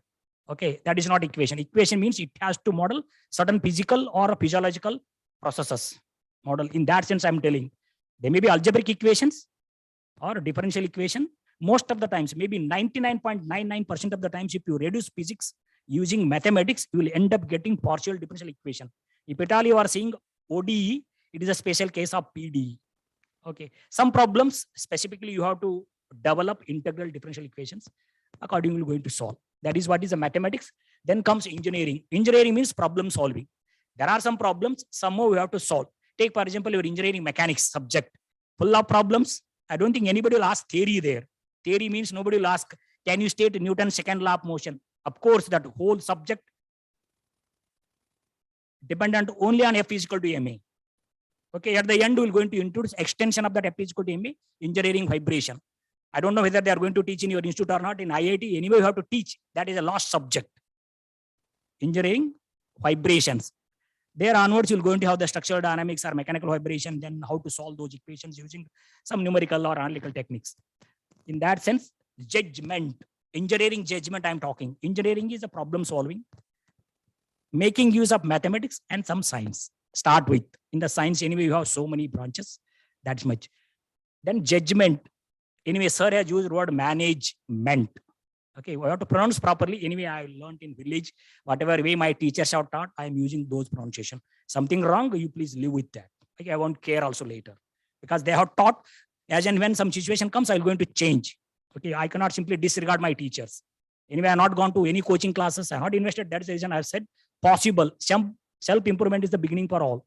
But you should be open. You should have always open mind. Listen to everyone. Don't take a decision immediately. Wait up to 5:30 in the evening. If it is a really good, act on it, analyze something useful, store here, otherwise simply delete. Then don't think thereafter. That's all you have to do it. Management, sir, used word. Basically what you have to do, still society is controlled by men. Please accept. Whether you like it or not, we respect all our family members in-house. Sometimes you're going to treat them as a female deity. That is there, but in some people always, world is there means like this will be there. If you think it is a great, this also will be there, but everything should go together. Whenever this is more, act of God will be there. They know how to eliminate. That's what going to happen. If you are not capable of taking care of enemy country, what will do? Oh God, where are you? Come sometimes to our house so that you can protect us. That is how we're going to do it. When you don't have anything. Here in this case, you can gain knowledge. Especially theoretical investigations can be done sitting in the bathroom, having one nice laptop. But only thing you have a requisite knowledge. Everything is possible. That's what exactly you have done. Even Sawant and myself actually were not invested. We used to move together. He was doing PhD. I was doing my MTech in IIT Mumbai. Since then, we were close friends. Management tactfully. That's all you have to do it. You can literally manage anything in this world. Right now, maybe after 50 years, we have to take care of women also. Right now, it is not. Management tactfully. Even in case you are not able to manage tactfully, you have to manage terribly. With a terrific means. That is the only way in India. Dandam works in India. Many times you are so wise. After all, things are so simple. I'm telling you, some extension. I told all these buildings F is equal to MA. Later I'll tell you what is F is equal to MA. After all, only that. What if earthquake comes? Let it come, no problem. You can take it as some excitation. That's all. F is there, in the F you can put anything. Finally, MA will be there. A means some fraction of your G. That's all. And then comes my personal view. First, do mathematics. Before doing any experiment, I'm telling, especially in India, people won't give money. Even in this institute, I'm sure they won't give money. If you tell them, I want to build a big frame, I want to test, I want to apply this and that loading, first do numerically, gain control, then think about physically. Even you want to say, the size of this particular box is this much. Without number, can you express the size? Number means mathematics. Especially the experimental guy should have a tremendous knowledge. Otherwise, it is a big problem. Simply supported beam. You must have seen in your lab now physically in 3D. If you draw on board, one is a hinge, another one is a roller. In physical sense, how can you put that? What is 1D on board in real field? On roller, if your beam, it is going to move like this, you'll never going to get exact results. That means the physical guy should have, I have to arrest movement in this plane, perpendicular to the board. Then only it is a simple supported beam. That much knowledge is needed. That's the reason mathematics is a language of nature. Then comes modeling. In modeling, what are you doing? You people are doing modeling, no? You are thinking, right? Thinking is central to learning. Learning is central to modeling.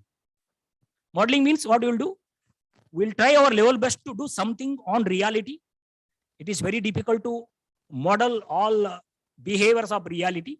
But for future, you want to make some predictions. Okay, given a situation or given some excitations on the system, then what are its some responses? Some way. Take for example, sir has showed a landfill. What if your bottom clay liner or even geomembrane is going to have some cracks? Okay, certain amount of leachate will go down. Certain head will be there. There should be head causing flow. Simply leachate is there, hardly fraction of mm, it won't move. If it is having a lot of difference in chemical concentration, yes, from the higher gradient to lower gradient, automatically going to move. If it is going to move, how far it will going to move, how fast it is going to move, then how to arrest. Sir also mentioned about slurry walls. In case if you are not able to arrest, the best ways, you can have a containment wall. Then you can have a nice low permeability material so that you can arrest all the containment well within. That is how you have to do it. There comes transport. Anyway, you have been transported from your hostel to here, no? Someone, you must have come by your own means, or else you must have sat in the bus and then you must have come over here. Contaminant, unwanted material. Okay, that may be in the air, it may be in the water, or it may be in the soil. Of course, when you talk about soil, groundwater also will be there.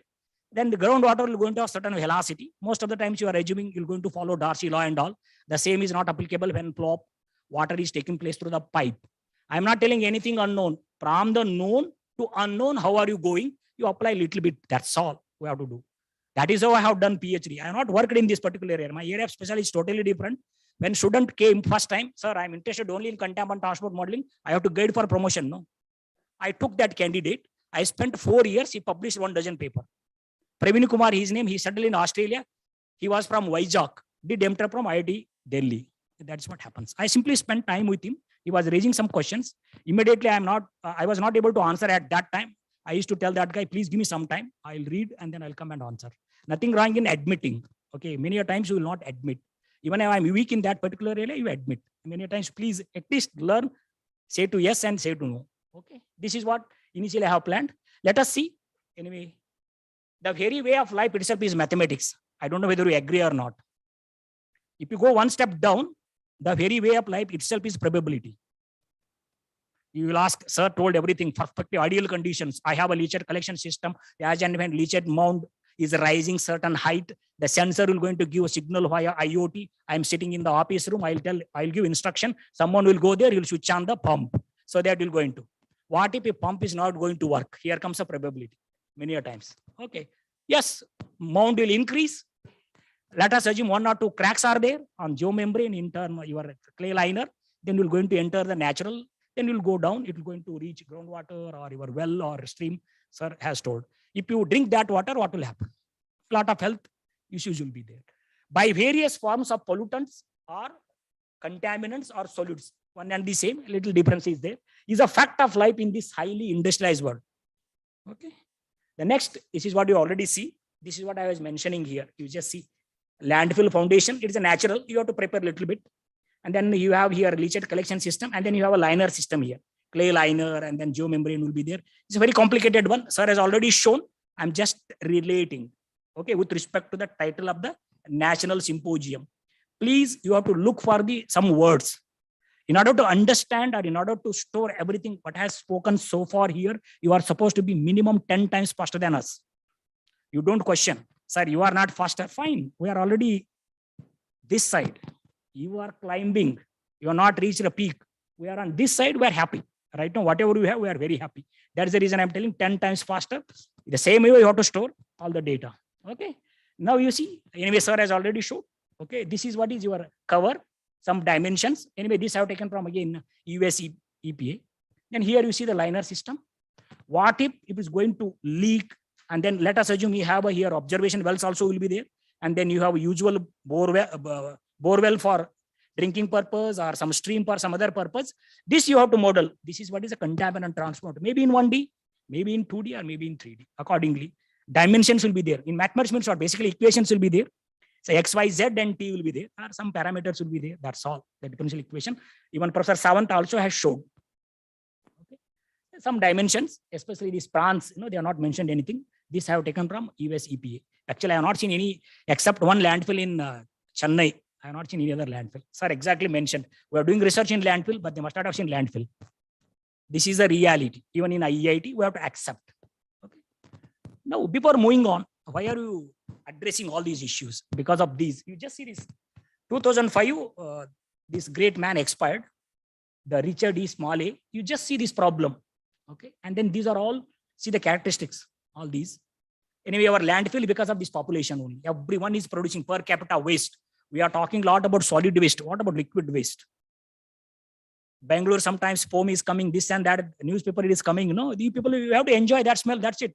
Because you want to stay in Bangalore, no? That's it. You don't have to blame anyone. Okay, even if you are not voting this government, some other government will come, they'll do exactly the same thing. That is what is your fate. Because you want to enjoy industrial life, no? That's what exactly happens. See, these problems are complex. You cannot solve using only one discipline knowledge. Sir mentioned geoenvironmental engineering is very, very tough. You are supposed to be master in environmental, at that to environmental chemistry, little bit of microbiology. Then only you can do something. When you want to treat leachate, that is a liquid waste coming from landfill. Again, you have a direct liquid waste from municipal liquid waste, municipal solid waste. Okay, now it's challenging. Challenge means what happened right now, I don't have enough capacity to solve that problem. Exactly, Corona has said. Challenge is basically a situation wherein the task at hand seems to be much bigger than the available capacity. If you are telling the humanities scientist, hey, derive differential equation, give solution, what will happen? Can you imagine if that guy is deriving, he is going to give a solution without knowing the real physics of the problem, then what will happen? Okay, in that sense, it is a challenge. Anyway, you can overcome. You can divide that particular challenge into subsets. You can attack one by one. Once you realize, yes, I could able to overcome that challenge. And then global, they are global in nature. If earthquake is occurring 1 kilometer inside our international border in Pakistan, don't think only Pakistan will going to go. In fact, maybe more here. Please try to understand. Sometimes some problems are global in nature, especially terrorism. Terrorism must be there somewhere. Yes, it is there. Beyond silos. Okay, sir also mentioned, you have to work in a team, you have to respect, and then you have to give some importance for mutual care and concern. These are all real needed. You may be thinking these are the words of social scientists. That is what is there. Finally, at the end of the day, we have to serve society, right? To serve society, you cannot go with the differential equation. Wait, you have a problem. I have differential equation. This is going to treat you. It may treat, but in between, no, you don't have to tell those details directly. You need to have a social scientist. They are the one, they will going to convey the developments happened in science and engineering. Interconnected. Anyway, I don't want to explain much about that. You, by seeing all these things much before, see this great man, what he has said. The supreme reality of our time is the vulnerability of the planet. When he was addressing that particular session, he made this statement. This particular statement rings more true today, almost 6 or 7 decades ago. We see this very carefully. Okay. Then next comes environmental geomechanics, geotechnics, geoenvironmental engineering. Sir has mentioned one important thing. I'm always listening works, please. If you are smart enough, asking works. Listening works. I'll tell you one thing. I want to define environment now, like F is equal to MA or C is equal to A plus B. Don't ask me what is C, A, B. Just for general understanding, I want to tell you. Environment is equal to materials plus energy. Sir mentioned somewhere in one of the statements while before going to the conclusion section. Similarly, I'll tell you 21st century living. Can anybody define? With the environment is equal to materials plus energy. In the environment that is there, we are extracting only those two. Then we are consuming only, in 21st century, we are consuming in excess. 21st century living is equal to material consumption plus energy consumption. You just think over, other than this, you will not do anything. In case you are doing anything, that has to be a subset of these particular two statements. Okay. Material or matter, whatever you can say, then energy. Only thing, you should not use them excessively. Otherwise, future generation will be left with big hole, big zero. Then they will curse. These useless fellows have looted everything. They left nothing for us. Okay, that is what is sustainability. We have to take care. Just because keeping something for them, you should not starve. You should eat, but you should not consume too much unnecessarily. Many times you are consuming unnecessarily. In order to burn that, you are doing exercise. Please don't do that. It is not needed. Anyway, we are not doing that hard physical activities. Eat accordingly. Okay, that's what exactly you do. That is also very, very important. That is important of sustainability. Let us assume you are purchasing only 1 week, you are wearing dress and you are throwing. That is not sustainability. You have to see the life, complete lifespan of this particular set. All are interconnected. Please try to understand in that. I'm going to give you a systems view of life. Anyway, that is a big subject. Later we'll address that in some other time. Okay, this is some scope related to environmental geotechnics and all other things. You just see the statement. More than 70 years back, this statement was given by Einstein. What you can make out from this, we shall require a substantial new manner of thinking if mankind is to survive. Literally, indirectly, the seeds of so-called sustainability and all other things have been shown at that time. It is my duty to understand that meaning in between the words. If possible, if you have a paragraph, try to look between the paragraph or between the sentences, between the words. If you are smart enough, you can look for meaning in between the characters or letters. Student means supposed to be studious. Start with yes means. Similarly, you can get some other meaning. Okay, this is what is the 3 pillars. Sir has already said. First, most important thing is environment. Society was not there. Maybe there's some animal society earlier. Now we have a society. Oh, it is our society. Afterwards, society. Next down is a community. You know, many a times we belong to this, we belong to that. That is all fine. You have to respect. Environment, society, and then economy. Economy comes later. Okay, you please. So many a times you are telling engineering means economy, robust and all. It is all fine. When you are building a house for yourself, if you are smart in optimization, please don't use optimization. You're not going to work. Why? Because just before housewarming, your house may collapse.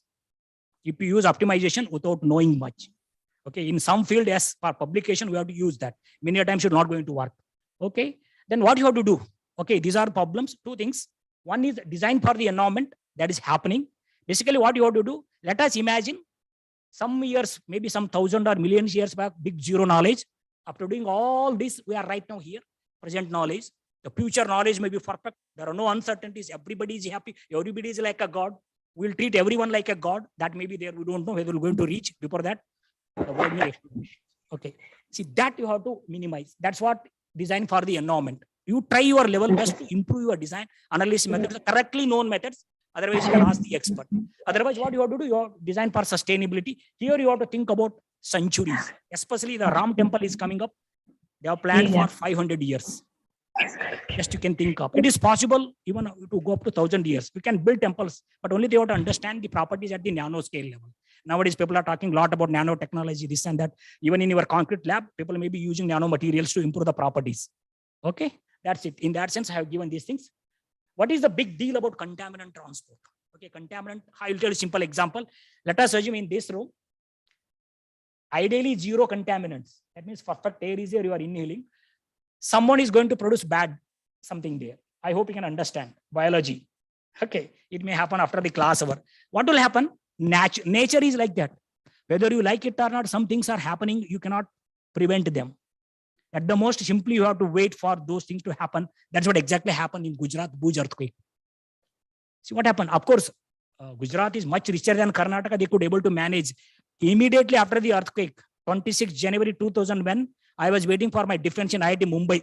Nisar finished and then gone. I was calling all students, please go, come down for flag hoisting and all. That time only earthquake took place. Within 1 minute, more than 1 lakh people gone. If that would have happened, and then those who lost their relatives, they only will think. Sitting in Bangalore, maybe few Gujarati people may be having relatives, you will not think. If something bad is going to happen in New York, unless your relatives are there, you will not think, okay, just for news sake. Okay, concern will be not there. You have to be very, very careful. Big deal here is, we are doing some experiment. We'll go into force pit. P is equal to Ki is what? Darcy law. Whatever is unknown, he did a lot of experiment and then putting something is coming out. He could able to do it. P is equal to directly proportional to I and all. How to introduce equal? He called that as K. Then he called it as a permeability. If you do some reverse exercise, many a times having different size particles, the K is very danger. It is a first level fudge factor you can play with. Just to fit the experimental results, you can play with. Later, I'm going to explain. CEO has come. Professor, can I start here now? Yes. You please see this book in case you want to. The best book, award-winning book. Okay, it is available in IAC library. Everyone, I'll stop. Please. You'll hit. Okay. We have the session up to 5, absolutely no problem. Up to 5 is carry on. She has come down. Mali was supposed to come.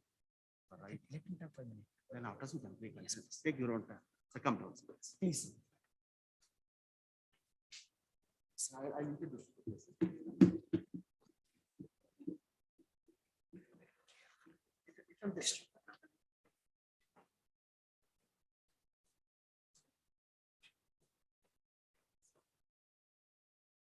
Dear friends, our chief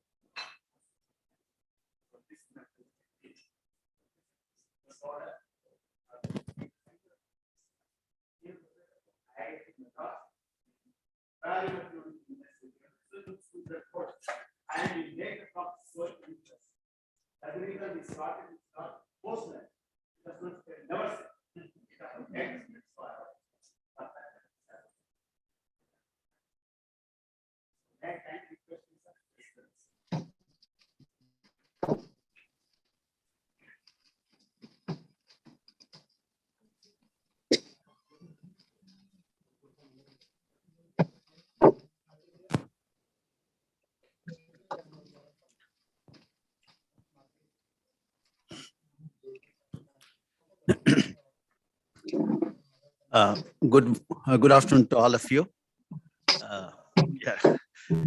Professor Krishna R Reddy from University of Illinois.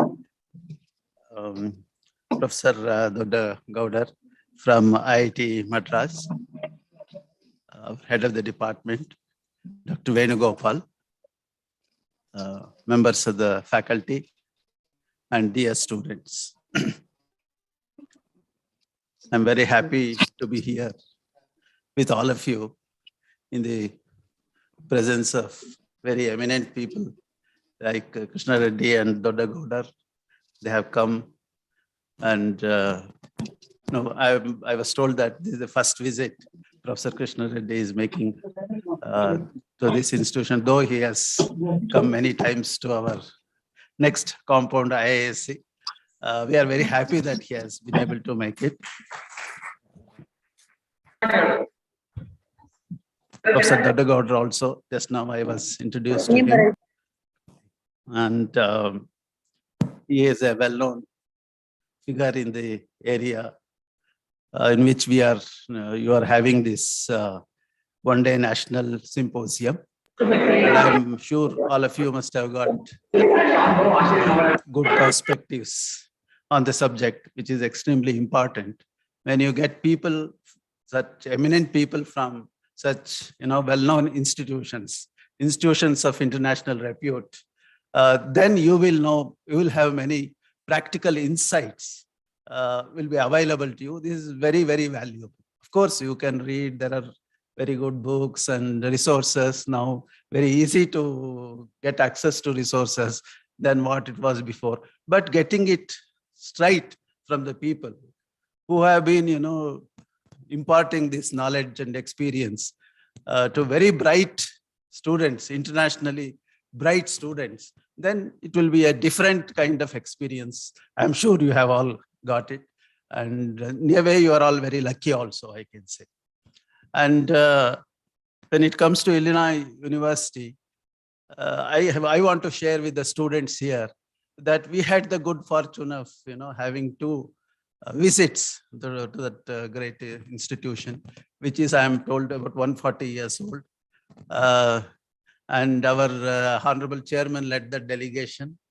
We were very fortunate not only to see the infrastructure, more than infrastructure, meeting the very eminent people there from administration as well as the professors, directly interacting with them. We did it because we want this association with the Illinois University. I'm taking a bit of time so that our students should be familiar with this, why we went and what was the outcome.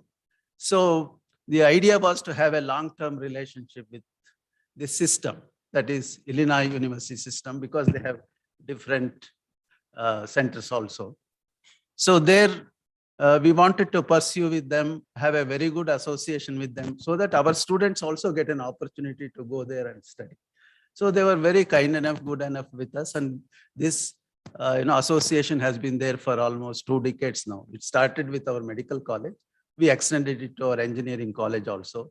Now students have an opportunity to study there, go and study there, do their the 8th semester project in Illinois University, and then seamlessly move on to the graduation program, what we call post-graduation here, graduation program also, where they will save 1 full semester. And so much of money is saved and you get the degree also. So this kind of arrangement we have with them. Of course, in between these 2 years of COVID has impacted our, this understanding we had. We couldn't really take it forward. Now this is a wonderful opportunity. Why I am mentioning this is when we have a professor from that, university where we have this kind of an understanding. So he will be able to tell you what kind of, facilities there, how most important teaching methodology and the various opportunities you have. This is the time to get the information and tips also.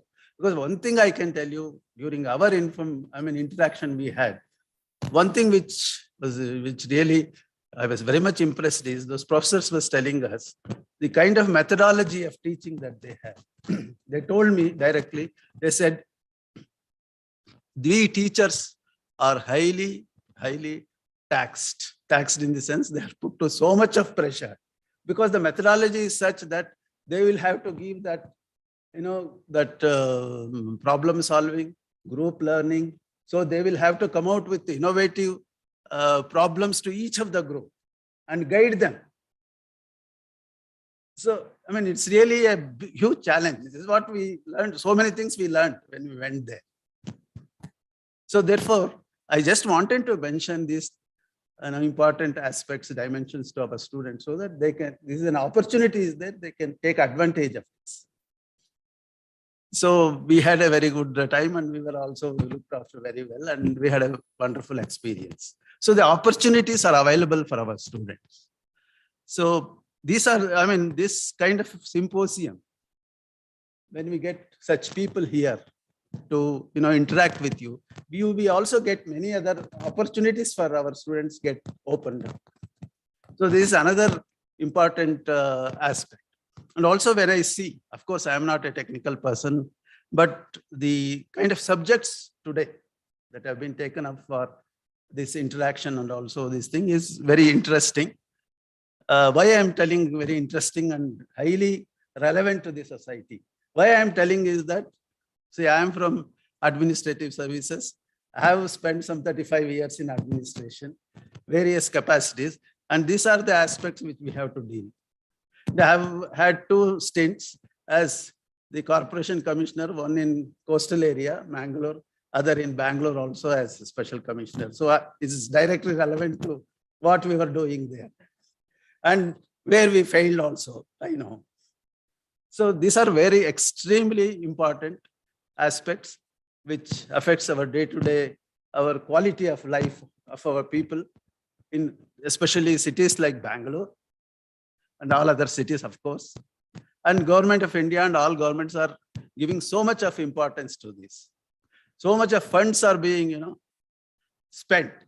How much of it is really properly spent for this thing is a different debate altogether. But a lot of financial resources and the other resources are dedicated to this. And the role of institution like ours is extremely important.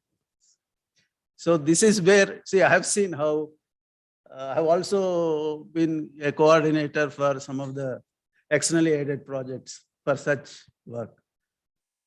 So we had this problem of bringing in technology as administrators, bringing in technology, latest technology, and also another very extremely important, marrying these two is very important, mobilizing the people, bringing this together. It is the job of the administrator or a manager. So when these two things are properly brought together, but bringing awareness to the people, like solid waste management and other such things, it's extremely important.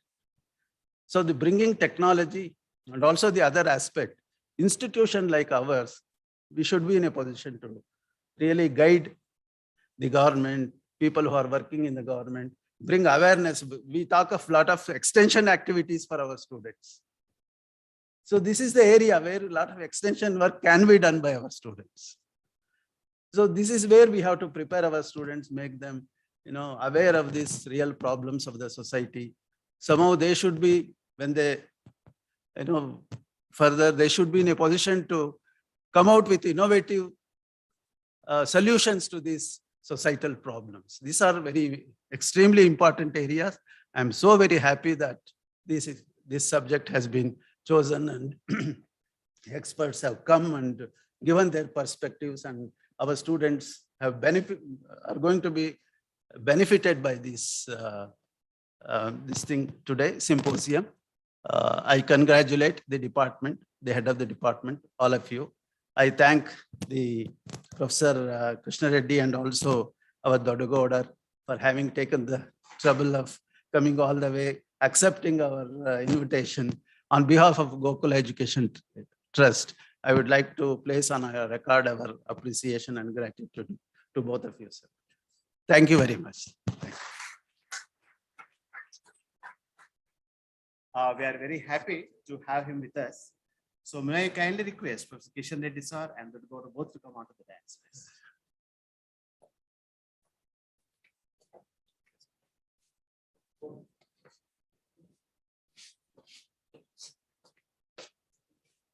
Sir, Professor Krishna Reddy. Thank you so much, sir.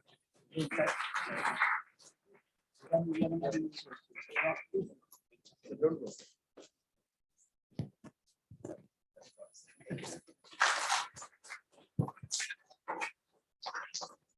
You have and both of please come. I would like to have one photo. Sir, please come. Yes, sir.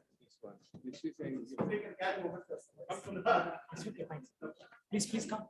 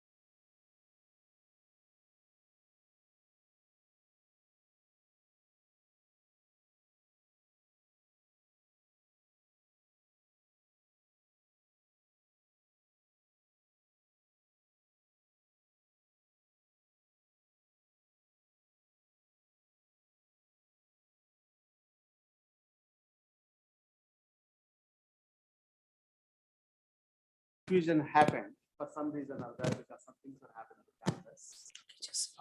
All the confusion has been successfully put to the end. So therefore, the session as we have originally planned goes undetected and the whole platform is available for this, sir. Okay, thank you. Okay, just before our CU sir entered here, no, I have projected this question. What is the big deal about contaminant transport? Really, there is a big deal. When you are solving 1D, please try to understand, now comes the dimensions. Let us assume you have a landfill liner, and then you have a landfill foundation, you can say, or native soil. If at all contaminant going to move only in one direction, it is very easy. This type of equations you have seen already in mathematics. Please try to understand what you have studied in your mathematics 1, 2, 3, 4. Hopefully you must have studied 4 mathematics. That to partial differential equations. Now I want to correlate later. Okay. This is the award-winning book. I want to tell you a little bit about this book. You just see the first author, Jung. Jung did a PhD with Mary Anderson, lady professor. He went 100 times more than that lady. You have to expect always your kids should be much. That's what exactly what people are doing. We are piling up a lot of money even for our grandchildren, even though my son is having big job. Please understand. You will take some time to understand. This is what exactly, nothing wrong in it, but you have to aim for. I'll always tell my students, please go out and do well. Okay, Jung did PhD with Anderson. That book I'll show later. Okay, what are these contaminants? There are n number of processes involved. Okay, mostly advection and dispersion. Advection means there should be some groundwater velocity to move that contaminant. There should be someone, okay, even if you don't want to come on your own, if you are simply sitting in the bus will bring you, you have been transported. Okay, person A transport or transported, something like that. This groundwater velocity itself is going to take. And then another one is a dispersion because of, you just imagine the sand or gravel.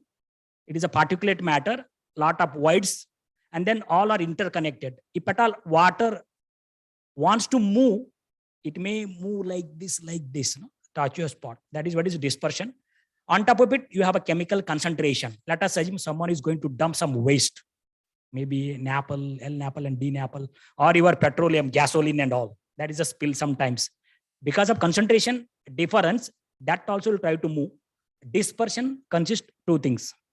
Okay, diffusion also will be there due to this groundwater and then tortuous spot you will going to have. That I will going to show. Then what about chemical reactions? Even if you take a food, a lot of chemical reactions are happening inside. If they are really very good, that anyway you're going to see after 24 hours. If they are not good, you're going to see because of some bad chemical reactions, something else will going to happen. Exactly in the soil medium, these chemical processes that may be acid-based reactions, solution, volatilization, precipitation, complexation, solution reaction, oxidation reduction reactions, hydrolysis, isotope reactions. After all, you have organic chemicals, inorganic chemicals, some isotopes. These are the chemicals. You have water or something else. If they are going to dissolve, okay, the dissolved contaminants also will be there. Because of this groundwater velocity and all, they will going to move. Okay, exactly same thing is going to happen. Let us assume there you have one water body. Here I have a landfill. In this side, I have another water body. The water levels are at different heights. Please try to imagine that situation. Water height means it is a head causing flow. That is energy basically. That is what is our Darcy law says.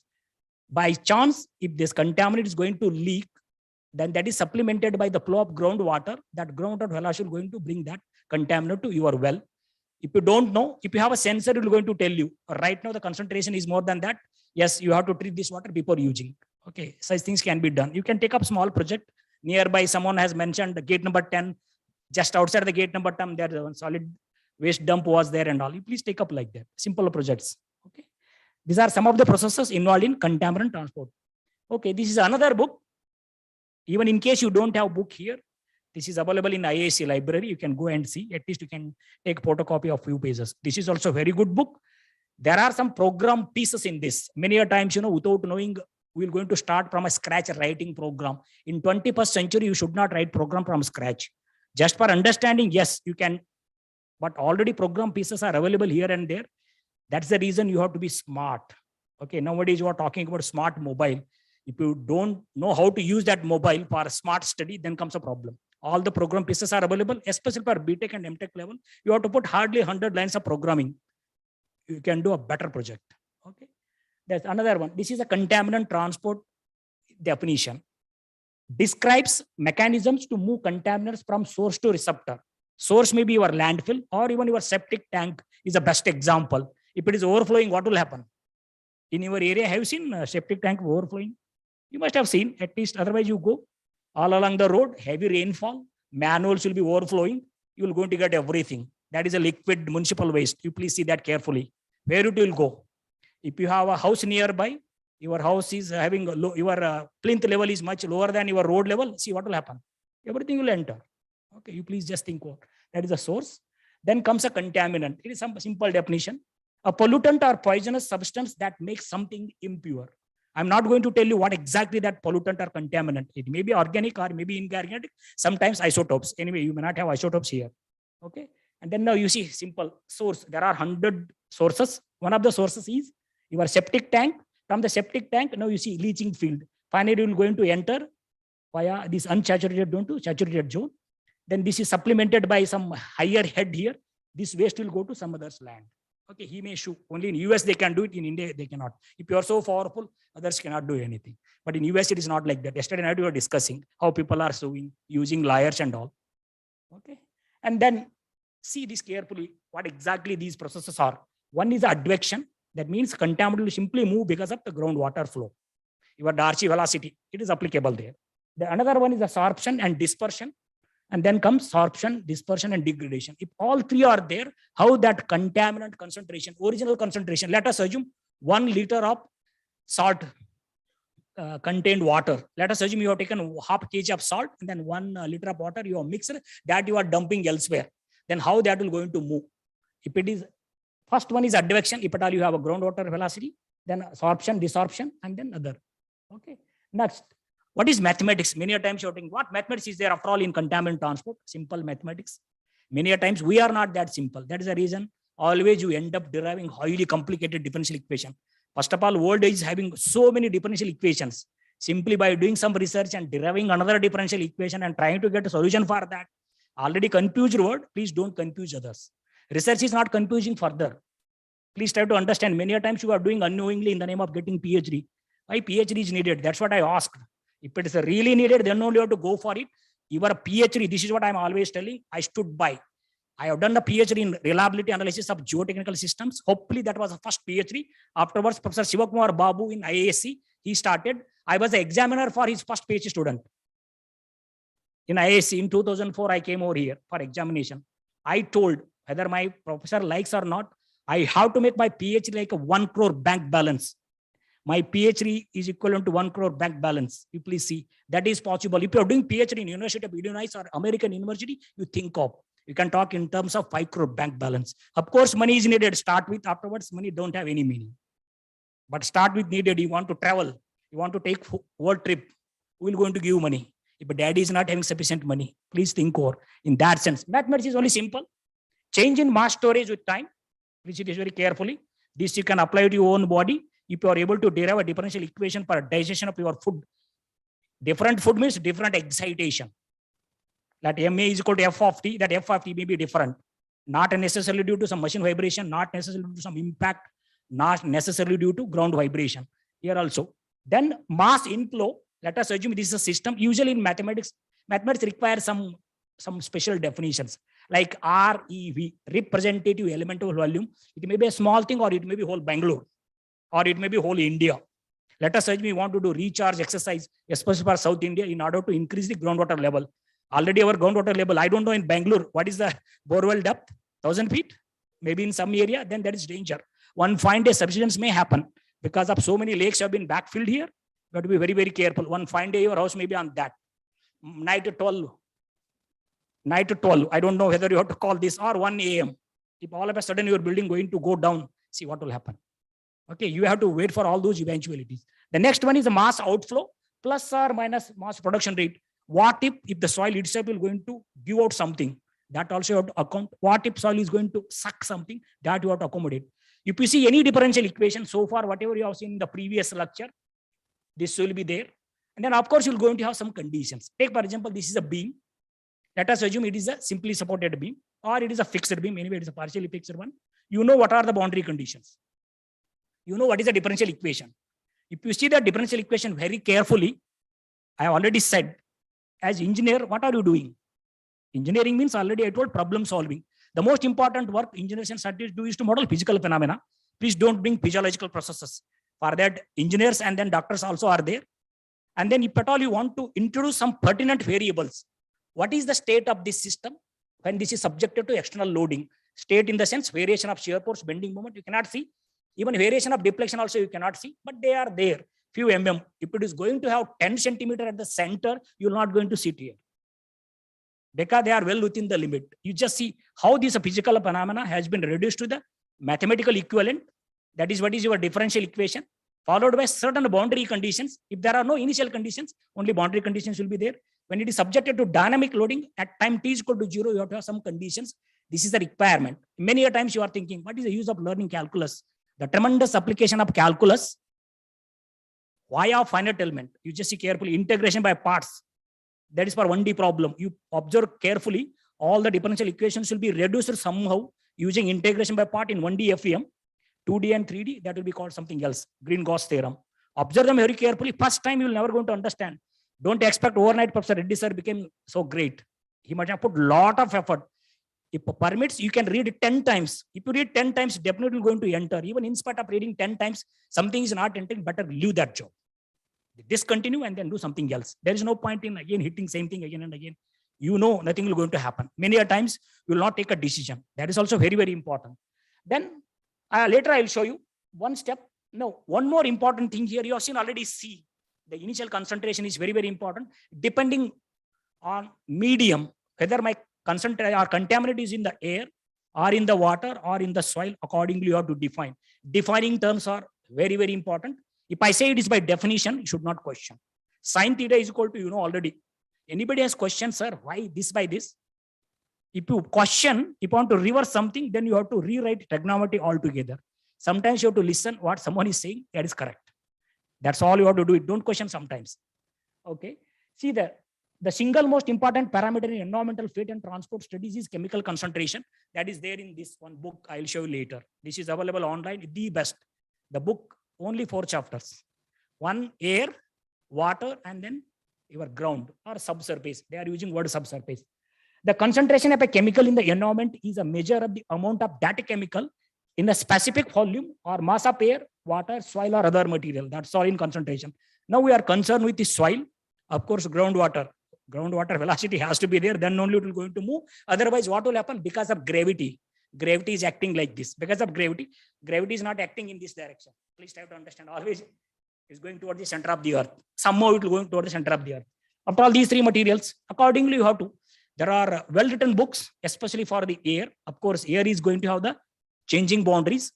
For surface waters, the best books are there. I'm going to show you. In case you want to work in some other field, I have given accordingly the books titles. Okay, this is what everything is covered in this. But one thing is not covered here. Here you are assuming porous rigid medium. Simply contaminant will enter. By some means it will be moving here and there, but nothing will going to happen to the porous media as such. It is not going to compress. The moment compression is going to take place simultaneously, contaminant is also transporting, then you have to use a coupled approach. Professor Sawant mentioned coupled approach that is related to liquefaction. Please try to understand that is really very tough. But everything depends on your earthquake loading. Anyway, here earthquake loading will be not there. Some dump will be there. Spill will be there. That is what is the initial condition. At time t is equal to 0, 1000 liters of contaminated water has been spread over there. That's all. Maybe something else. Then you have a physical setup. You can consider even a 1 kilometer, 10 kilometer, 20 kilometer or South India. That is called representative elemental volume. There is no size. Even you can have 1 mm by 1 mm by 1 mm. You can go even 100 kilometer by 100 kilometer. That is how you have to define. See this. I will press a little bit. Now you can see. Allows for multiple chemical species. You may have organic chemical or inorganic. If they are dissolved, then only you have to. They are not dissolved means they cannot move. And now you see carefully these equations. That is advection. See here. The I is 1, 2, 3 or X, Y, Z. After all, 3 dimensions are possible. You may have crystals of 32 dimensions. Only thing you have to visualize them. 3 dimensions are more than enough. One time will be there. At that location, with increasing time, how the concentration is going to vary considering all these processes. First, you start with simple, maybe advection alone or maybe diffusion alone. You can combine accordingly. That's all you have to do. There are n number of analytical tools are available, and then numerical tools, maybe finite element or finite difference or some other methods are also there. Only thing, those are all procedure requirement. You have to understand them. Okay. In order to understand this particular topic, you have to take those courses well in advance. That's all you have to do it.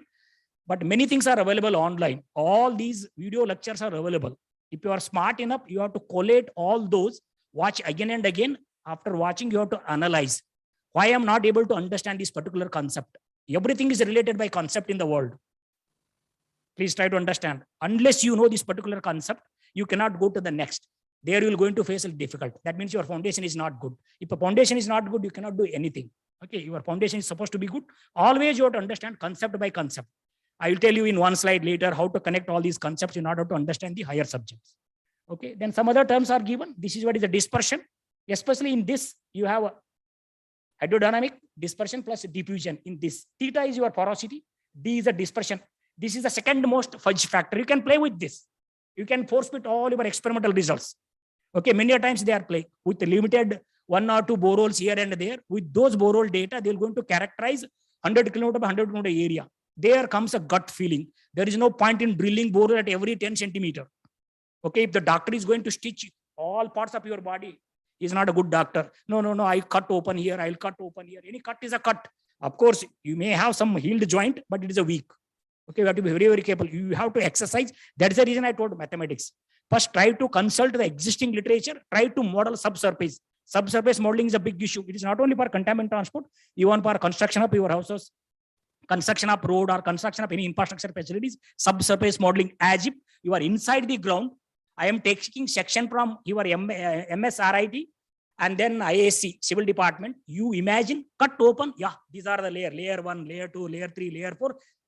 Anyway, some kilometers below hard rock is there. Beyond that, you cannot go. There is no point in going beyond that. Okay. And then permeability may be very, very low and all. Maybe sometimes ponding may take place on that. That is what you have to do. It is possible using mathematics or numerical methods. This is what exactly you are doing. In order to verify the ground truth, whether those interfaces are there, you have to drill a borehole or you have to do some invasive technique to know the ground truth. That's all. These are the processes involved. Another one, chemical reactions. Sometimes chemical reactions may take place. Let us assume sir has told recharging of the leachate in order to increase the biodegradation. Basically waste, what will happen? Waste. Okay, when it degrades, earlier it is going to top up your landfill is at this level. Maybe after 20 or 30 years, because of biodegradation, one fine day it will go down. Okay, if you want to accelerate that settlement, you have to this what you can recirculation of your leachate so that it enhances the biodegradation and all. That anyway, sir will going to talk in case time is available. That was his second talk. Okay, and then some more. Now you see carefully here, sources and sink. Many times what will happen? They were telling something about our Saraswati river, right? Saraswati river, people used to see it is flowing. All of a sudden in one location disappeared. Those are sinks. Let us assume a big underground well is there. Whatever it is coming is going to suck. Then you will never going to see other end. Contaminant won't come. Otherwise, someone is pumping. You thought initially that is the initial condition. With that, you have started modeling. But in between, someone is adding another 1 meter cube of some contaminant. That also you have to accommodate. That is called a source. You're going to add to the system. Sink means you're going to take away. You have to consider all these terms. Finally, you have to get the equivalent mathematical expression. This is the differential equation. Now you see carefully. You have already seen algebraic equations. Now you have seen one of the differential equations. Here you have everything. Later, I'll tell you with respect to the structure, geotech, and water resources, what are different equations. After all, in structural engineering, only 3 differential equations. You are seeing everything here, no? One differential equation you have to modify. Your slab will going to become shell. That time you have to modify a little bit that equation. Otherwise, only 3 differential equations. Similarly, in geotech, 3 differential equations. Maybe dimensionality will be different. 1D, 2D, and 3D accordingly. Okay. Next, you see basically what you do. That is the reason I told there is no big deal. First of all, you have to solve the flow modeling. That what simply groundwater flow. That equation also you have seen already. Anyway, I'll show you later. From the flow modeling, what you're going to get? These type of things you're going to get. It is a velocity field. Okay, with that velocity field as one of the your advection, you simply solve. Let us assume waste has been dumped here with increasing time or with increasing distance. Here you have considered time at one particular point. How that contaminant concentration C is going to vary. You can express mg per liter or some other unit accordingly, where you are going to talk about air, water, or subsurface. That's it. Now coming to the pathways from contaminated ground to biotic receptors, how they are going to affect. Already said enough. Now you see the contaminant. is the usual soil before contamination, after contamination. These are the questions. Sir was talking about the last. He has done a lot. What are the processes which control the fate of the pollutant? Fate in the sense, basically what happened, my fate. Let us assume I am coming from Bagalkot to here. When I started, I'm perfectly all right. When I came to Bangalore, this is a fate. That means something happened to that contaminant or whatever. Whether it may have added mass or it must have decreased the mass. That is called fate, but you have to evaluate correctly. Then how strongly are pollutants retained in the soil? Let us assume because of some situations there, you are expecting, let us assume you are doing some experiment, traffic experiment. 120 vehicles have come. Anyway, they have to pass. 20 vehicles have not come. What has happened? You are independent, no? Opposite to that traffic direction only, you can take turn and then you can go back, right? That may happen. Sometimes those things are happening in the soil because of the sinks. And then what will make them environmentally mobile? Why they are going to move?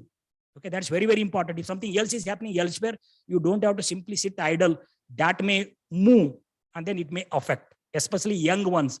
One elder guy standing near signal for 1 hour, the 1 year child standing near signal for 1 hour. There is a huge difference. Please try to understand. That is the reason you have to send. Then later, if it is highly contaminated, you have to do some decontamination. That's all you have to do it. Okay, already contamination is there. You'll go to doctor will do decontamination. Equivalent, he will going to treat you. Okay, pass here. I have said whatever is a soup. Without soup, you can finish the main course. Even without pickle also, you can have a good food. But if they are there, the food is complete, perfect. Whatever I have shown is a soup. Many a times you will tell, I don't know what to do today. I'm not happy and all. For such people, I have one answer. See this here. What should people do when there nothing needs to be done? Don't waste time. I'll never waste time. Whenever I have this type of situation, I will always help others. I will always have a list. Oh, this Nisar Ahmad asked one book. Okay, whether I have or not, attend. Something like that. Useful, you have to do it. No doubt it is a time pass. I have to pass the time, but it should be useful. Okay. Sometimes I have to use a code word, time pass, but useful. Because of that, I'm going to learn. Today I learned little new when Sawant said something. Actually, I'm also working in that particular liquefaction area. Simply by attending, listening, watching, observing, you learn a lot. But only thing, you should be more active. If it is a dormant here, you'll never going to. Even though you are here physically, if your mind is elsewhere, maybe in some what is that, Delhi, and some things are there. Or Janpat Road. You can see Janpat Road. If you are thinking like that, nothing is going to enter. Physically, you are here. If that is the case, that is the reason you have to train this very well. Okay, then answer is this: find some different things to do, or do something that you have already tried before. Nothing wrong in doing same thing again and again. Then you're going to become perfect. Okay, there is no end for becoming perfect, but one fine day you have to say enough is enough. Okay, in that sense. But now you have to listen to whatever I'm going to say. This is the engineering so-called best definition. There may be 100 or 200 variety of definition. You just see this carefully. This is what exactly we are doing in this course also. Please see this. It is given in that book by Crandall. See here. Engineering is the profession in which knowledge of gained by study, experience, and practice is applied with judgment to develop ways to utilize economically the materials and forces of nature for the progressive well-being of society. If forces are not there in the world, you cannot produce energy. Don't think whatever force means something pushing. You have to go beyond. Okay, some meanings you have to go beyond. That is all exactly you are doing. That is the reason I said 21st century living means material consumption plus energy consumption. You have to be very careful. Consume everything less. Then see, then you don't have to work day and night. 3-4 hours per day is more than enough. You can run a life like king. Okay. Next, this is what is the knowledge gain. Can anybody define what is knowledge? I know F is equal to MA. It is a knowledge.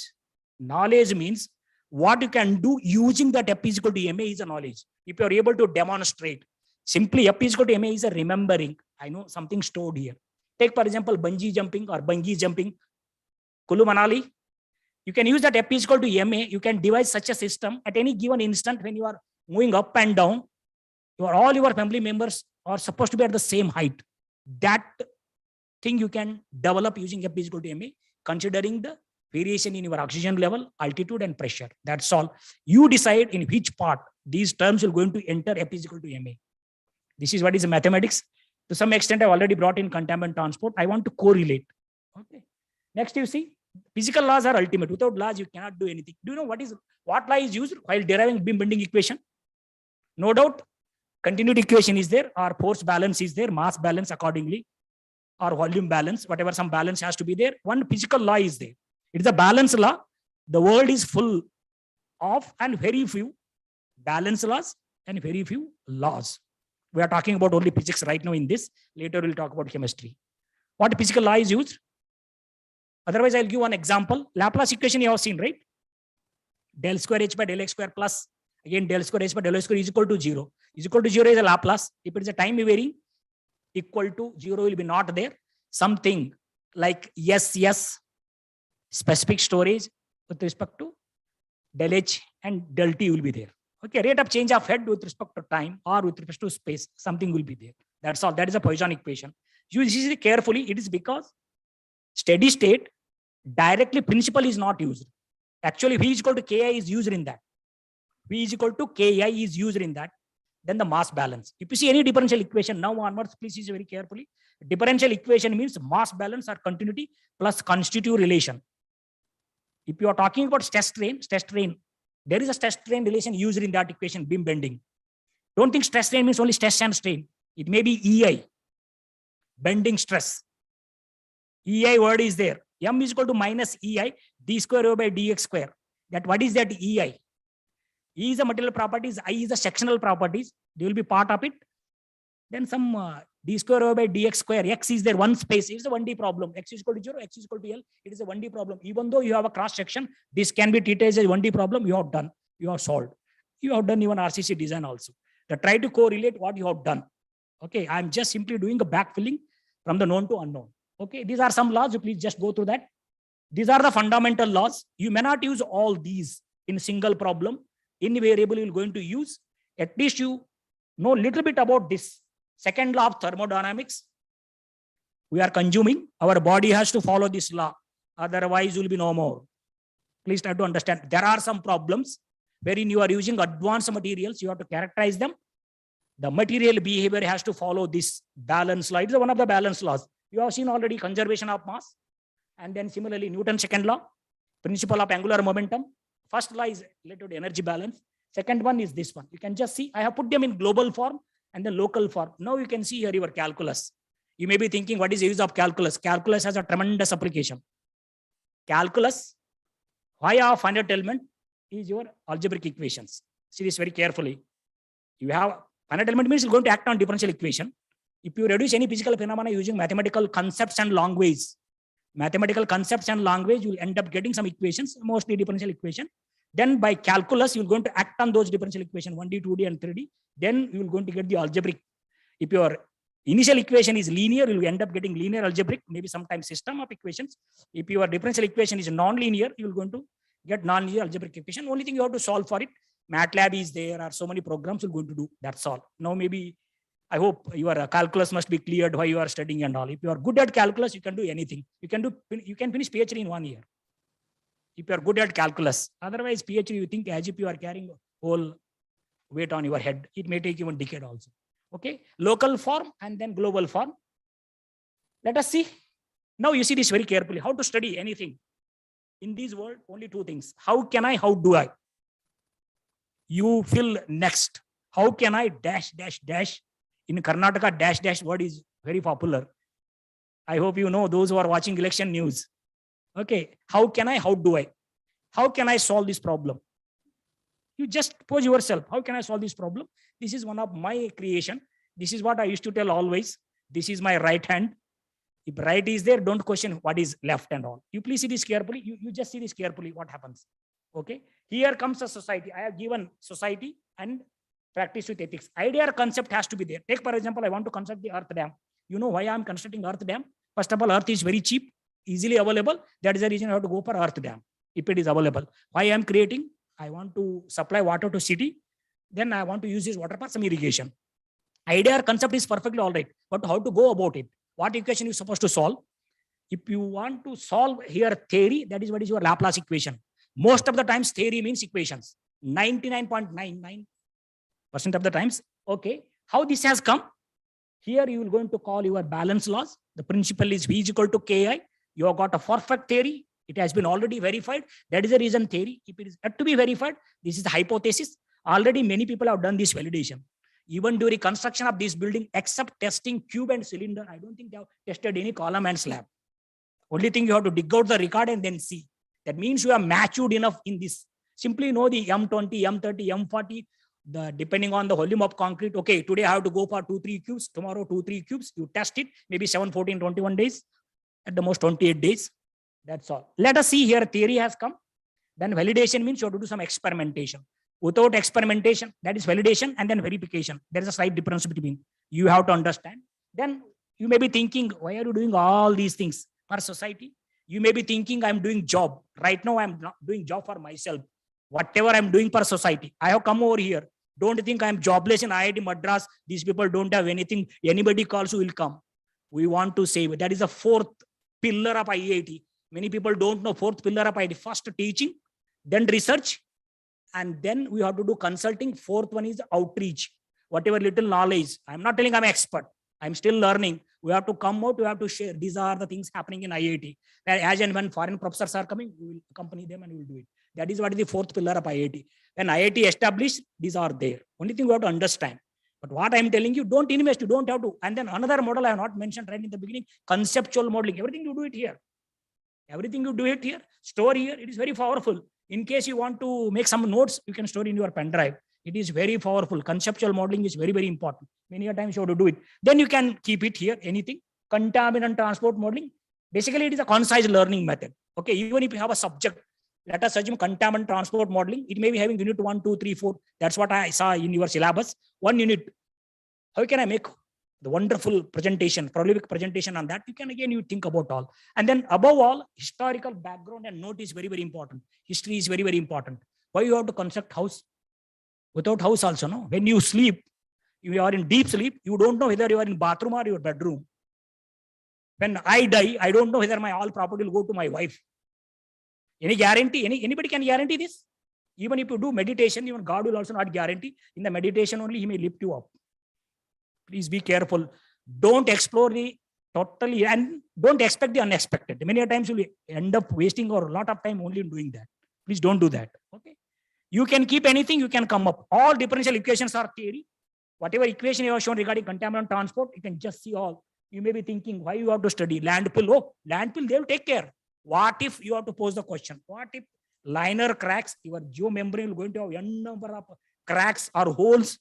At that time, our leachate collection system is not working. The impoundment of leachate may be 10 meters. The whatever waste pile will be their height that much. Head causing flow is tremendous. You may be thinking after 1 year you're going to come. Within 1 day that waste may come to your borewell. You got the point. That you have to assess. Okay, when you don't have any other things, you have to wait for it. Otherwise, you have to go for containment. Okay, that sir also mentioned. Now you have to correlate your mathematics and physics. At the end of the day, construction is very, very important. Everything takes a construction. You have to construct all these things. If your construction team is not good, you cannot do anything. You have a hi-fi mathematical theories, equations, detailing and everything on paper. During execution, if you don't know how to connect at the beam column junction, right at that time earthquake is going to strike, then see what will happen. Even minute mistakes will be brought out. Okay, that's the reason. Please don't use word, especially Hindi word, chalta hai attitude. Don't look for shortcuts. One fine day, those shortcuts will cut us short. This all happened, I have seen. I have literally seen. Now, who am I? Already you must be knowing. And then why should you listen to me? You should listen to me because I am from Karnataka. I have not invested single paisa. That is the reason you should listen. You can do that. Then you don't have to work day and night. That's what I'm telling. Enjoy your life. I never said I'm busy. I will believe a person, if he's a busy, he's could able to construct the house in the air. Anybody has built house in the air? Then only accept he's a busy. You want to avoid you, he'll tell busy. Otherwise, why you have to say busy? Otherwise, you accept, no, I'm incapable. Yeah, don't ask me. I don't know anything about this. Please go and ask someone else. Accept the reality. Many times you won't accept reality. Then you will look for a circuitous route. You will never come to the business straight. Okay, that is very, very important, being student. Okay, anyway, you have seen, I am here in this institute. I love my institute. I will never let down my institute. Of course, there are some problems. Even I will never let down my parents, my house, my family, my village, my state.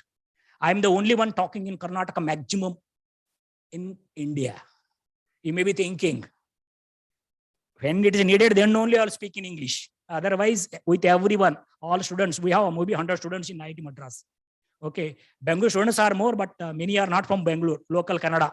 They are from some other states. Okay, they may be knowing little. That's it. These are the areas he has told. One more important thing I told. Just see this carefully. Knowledge, understanding, will to implement are the mantras for successful utilization of any tool. Let us assume Goudar as a teacher is one tool or software as one tool. First of all, knowledge. Understanding means F is equal to MA, you know. If you want to take it little further, if you are able to design a device for bungee jumping or bungee jumping, whatever, that is what is understanding. And will to implement are the mantras, you can see, are the mantras for successful utilization of any tool. Mantras word is there in English now. They accepted how you are going to give respect for mantras. That is like, okay, you have to gain this, then everything is very, very simple. Always you have to see from, you want to enjoy Bangalore beauty, you have to go little up. I was talking with one student here. I think they are doing landscaping. That lady is not here. The best way before that doing anything, you don't learn anything about landscaping. Just hire helicopter, go up and then watch. Up, watch means your eyes supposed to be like an eagle eyes. Many a times, you have eagle eyes. Even the small needle, somewhere it is there. You are literally seeing a needle is having diameter 1 mm, 5 centimeter long. Eagle eyes. You please see. These statements are already there in our Kannada language. If they are using occasionally means for some purpose. Please understand the purpose behind and intention behind. Okay. That's it. GRD, I connected with that. And then this is the outline. Wherever I'll go, I'll talk about learning. Learning means some change has to happen. Hopefully tomorrow you're going to change a little bit. Some responsibility, at least you respect your fellow friend and then family. You have to respect your, I have not seen that. Please, that is learning. I am telling. Learning means there should be some change in your behavior because of experience. Experience comes most of the time by foolishness. How you know fire will going to burn your finger? Have you done experiment? You have not done experiment, right? Already people have done experiment for us. Based on that, you are accepting without doing experiment. Let us assume one person is going to jump from 110-story building. You cannot imagine it's going to bounce like a ball. You know what is the end result, but you understood you're not going to do it. Some people are doing, that's fine, no problem. The world means you should have everything. Okay, that is what is learning. Learning central is a teacher. You have to respect teacher. Don't think, hey, teacher, you don't know that. First of all, you ask yourself what you know. Commenting on others is very easy. Why teacher has to know everything? Already books are there, video lectures are there. It is our duty to show, please see this, see this. That's it. Maybe first 1 or 2 or 3 semesters, teachers are needed.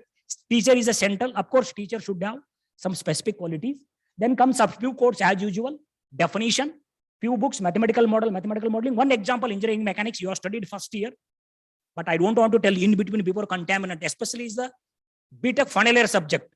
Fundamentals of contaminant transport. Master degree is contaminant transport modeling. This is what is there in IITs, most of the IITs. Of course, some field experimentation where monitoring is going on. They will going to show you. 1 month back, I took the water sample. These are the contaminant level. After 1 month, I went there, I collected a sample. That is what. But that you have to show through the mathematical modeling because you have to make the prediction in future. What will happen next month? Next month, 30th. That also you have to predict. If it is going to, sometimes degradation do happen. Things fail. With age, everything will come down. I told I am this side. What is the meaning of that? But only thing you have to dig the deeper meaning. This side means this everything will going to happen. You understood the physically, I showed the experiment. This is going to happen. Whether you like it or not, this has to happen. That is there in the nature. Some examples related to, and then judgment. I told management. Engineering means you have to have sufficient knowledge about some subjects. And then you have to spend some time in field. Simply in the lab, you cannot take judgment. Okay. Judge properly. Men are tactfully. Judgment, tactfully is judgment. But in order to make a proper engineering judgment, the moment you join these 2 words, any break, madam? But you are moving around here, that's why. Okay. Engineering judgment, I already sent one paper, you please see. That engineering judgment, it won't come overnight. Okay. Of course, a decision is part of it. If at all you are going to make a prolific engineering judgment, you are supposed to be a successful man. If you are not a successful man, any decisions coming or judgment coming out of you is hopeless. Please try to understand. First of all, you have to have those qualities. They are inherent in each and every cell of your body. Then only you can do it. It is not that simple. Otherwise, you'll end up always making bad judgments. Okay. This is a learning. I'll quickly go through. Defined as a change in behavior as a result of experience. Some behavior. The moment you get so many degrees, you are supposed to be down to earth. Arrogance is not allowed. Please see, many a times people, you don't even use the word ego. Okay, many a times it happens unknowingly, you are moving towards cutting your own leg. Because why I'm telling, I know I have already surveyed something, these things, but these things do matter in your study or your education. Apart from, at least you have to do the last one. Acquire knowledge and also produce new knowledge, even though it is very little. If you compare delta X of Einstein, delta X of Goudar, you are going to add a delta X to the existing state of knowledge, even though it is very small, but should be useful. That's it. The thinking is again central. Thinking may happen in the past, present, and future. There are so many definitions. This is what I have done. Some exercise I have done as a part of teaching learning. You just see around 30 different definitions are there in one of the dictionaries. But finally, you can reduce these three. These three means thinking in the present, mainly problem solving. Thinking in the past, remembering. Thinking in future, anticipating. These three things you bring in your mathematical model, you will be successful. That's it. Later, you just see the statement. It is applicable to only human beings. Thinking clearly, properly, and effectively is the greatest asset of any human being. You want to make your life well, fine for that. That is also possible. Okay, everything. Even sometimes our food also is going to decide our quality of thoughts. Our food. Please try to understand. I cannot. It is very difficult to prove. Yes, but it is possible. Okay. Then quality of thoughts means automatically you just see the results. What will happen? Our life and our decision, our character, everything will be based on that. Okay. A few quotes regarding theory. Still people are accepting. Okay. You just see carefully. Okay. Another one is everybody has challenges in life to face. You have to identify. Don't think, I'm not capable of doing this. Don't say. You identify your own field. There's no point in doing only engineering and medicine. Many times without applying mind, we are pushing our kids. Even IIT people are dying because of that. They are not interested in that because they have hardly 1, 2, none. Nowadays, after 50 years in India, none. Kids, I am talking. Why you have to force them? Okay, you please be careful. Engineering and medicine are not the only things. Others are also there. You please respect everything. Okay. Then this is another one. You please see. That's what we are doing. It is our Vishwas Sawant. Anyway, you have to see this statement very carefully. To make our country great, self-supporting and strong, work hard, work harder, work with efficiency, work in a cooperative spirit, and work with a team spirit. This is very, very important. One man cannot do anything. If let us assume one guy want to build this institute, he cannot do anything unless someone helps. He may give big speech. Anybody can prepare a speech. Finally, on ground means you should have a team, good team, okay, with a good intention to push. Then only can achieve. In that sense, I have given. Hopefully, we will going to do something to our country. Okay, is another one, especially for the right doings. Many a times, young one, knowingly or unknowingly, will end up doing wrong things. Please don't do the wrong things. Do always the right things. Okay, this is my piece of advice.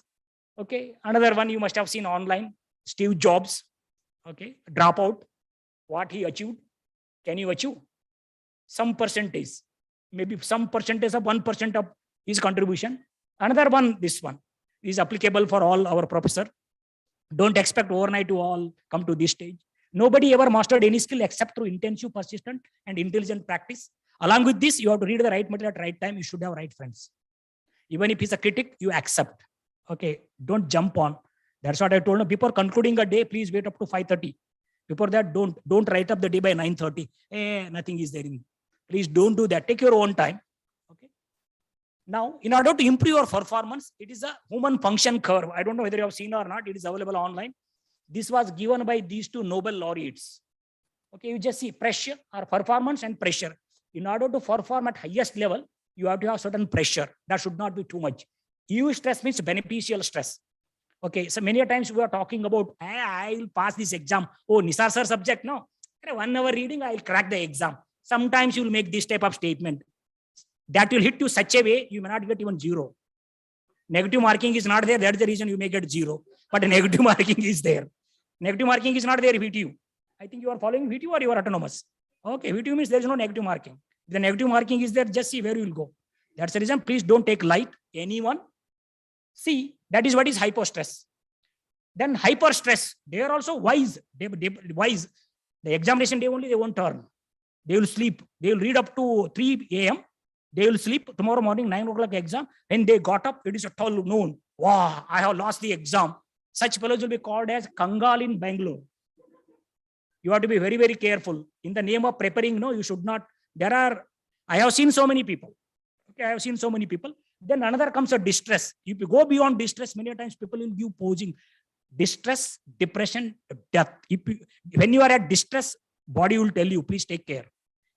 Please listen to your body. Body is the only close friend. It will only come along with you, not my wife, my siblings. Girl means husband or lady means husband. You please respect your body.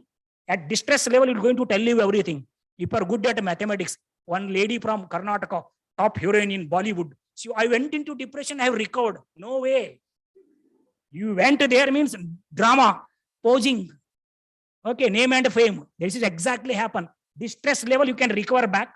Depression, death is the only final.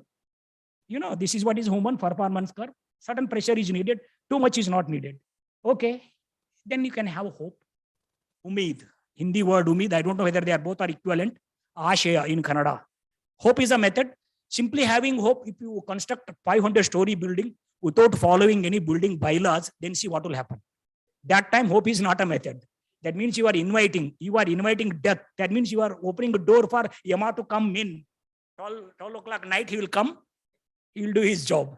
Please don't. The point here is don't take light. If at all you want to read, if at all you want to listen, listen seriously. If at all you want to ask the question, ask proper question. Asking works. Listening works. This is what I am doing. Next, have an open mind. This is very, very important. Reddy sir had said a lot. Even one more Professor Ravi has come from Bangalore University. I made one talk in front of research scholars. I don't know whether he really influenced or not. That time he appreciated like anything. I was not knowing what I have spoken that day. This is a reality. That means at least I have touched a few hearts. Few hearts. That is what is change in behavior. Okay. Next, a little progress every day adds up to big results.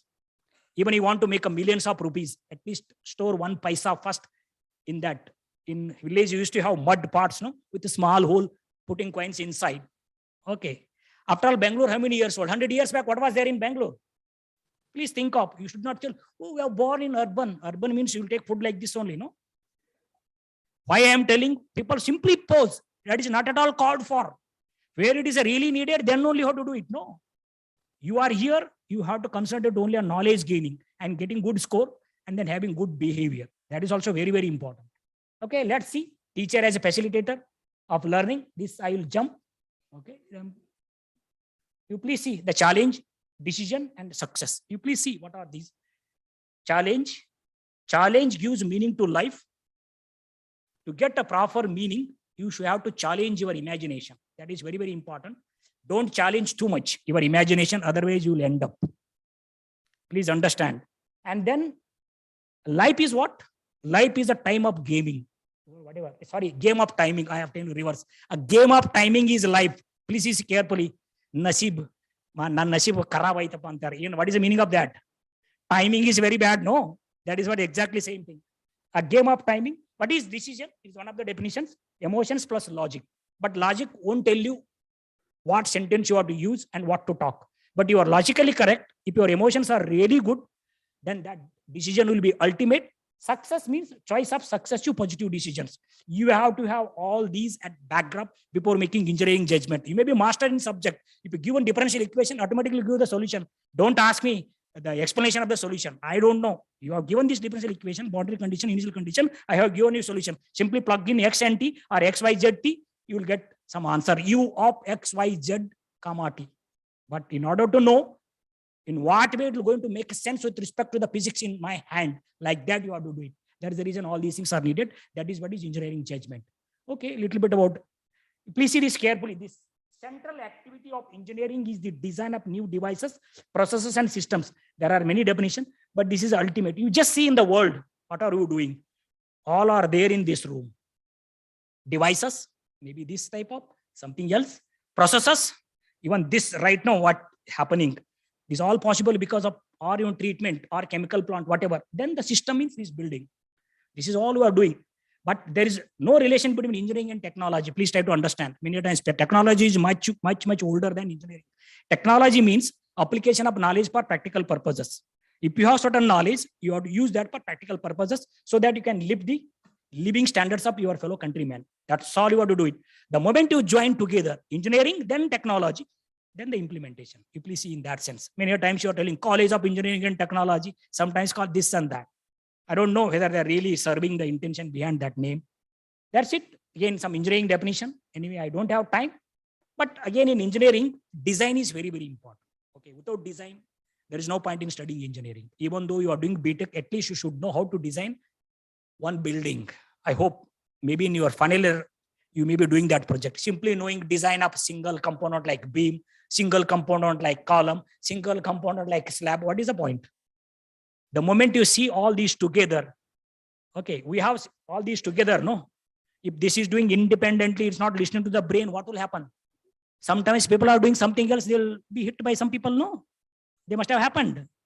The moment you are not following the instructions given by the master here, you are experienced. That is the reason they should go in a system. That is called system concept. Okay. Then a few more definitions of engineering. This is a big picture. Sir has already shown. I'll start with the basics. Some BTechs are there. That's the reason. See, this is what is the geotechnics, geomechanics, whatever you can. These are the functional divisions of civil engineering, functional divisions of geology, but everything has to come from earth sciences. Whatever you do in the world. In case if that is not there in the world or in the nature, you cannot discover and you cannot invent. This is what is the statement given in our Vedas. In between, some problem happened. That is the reason you are not going to study. Veda means this has to be like this. That's it. That is what is the meaning of Veda. If it is not there, you cannot. You may create a new systems. That is what is engineering specialty. You can create like Burj Khalifa. It was not there earlier.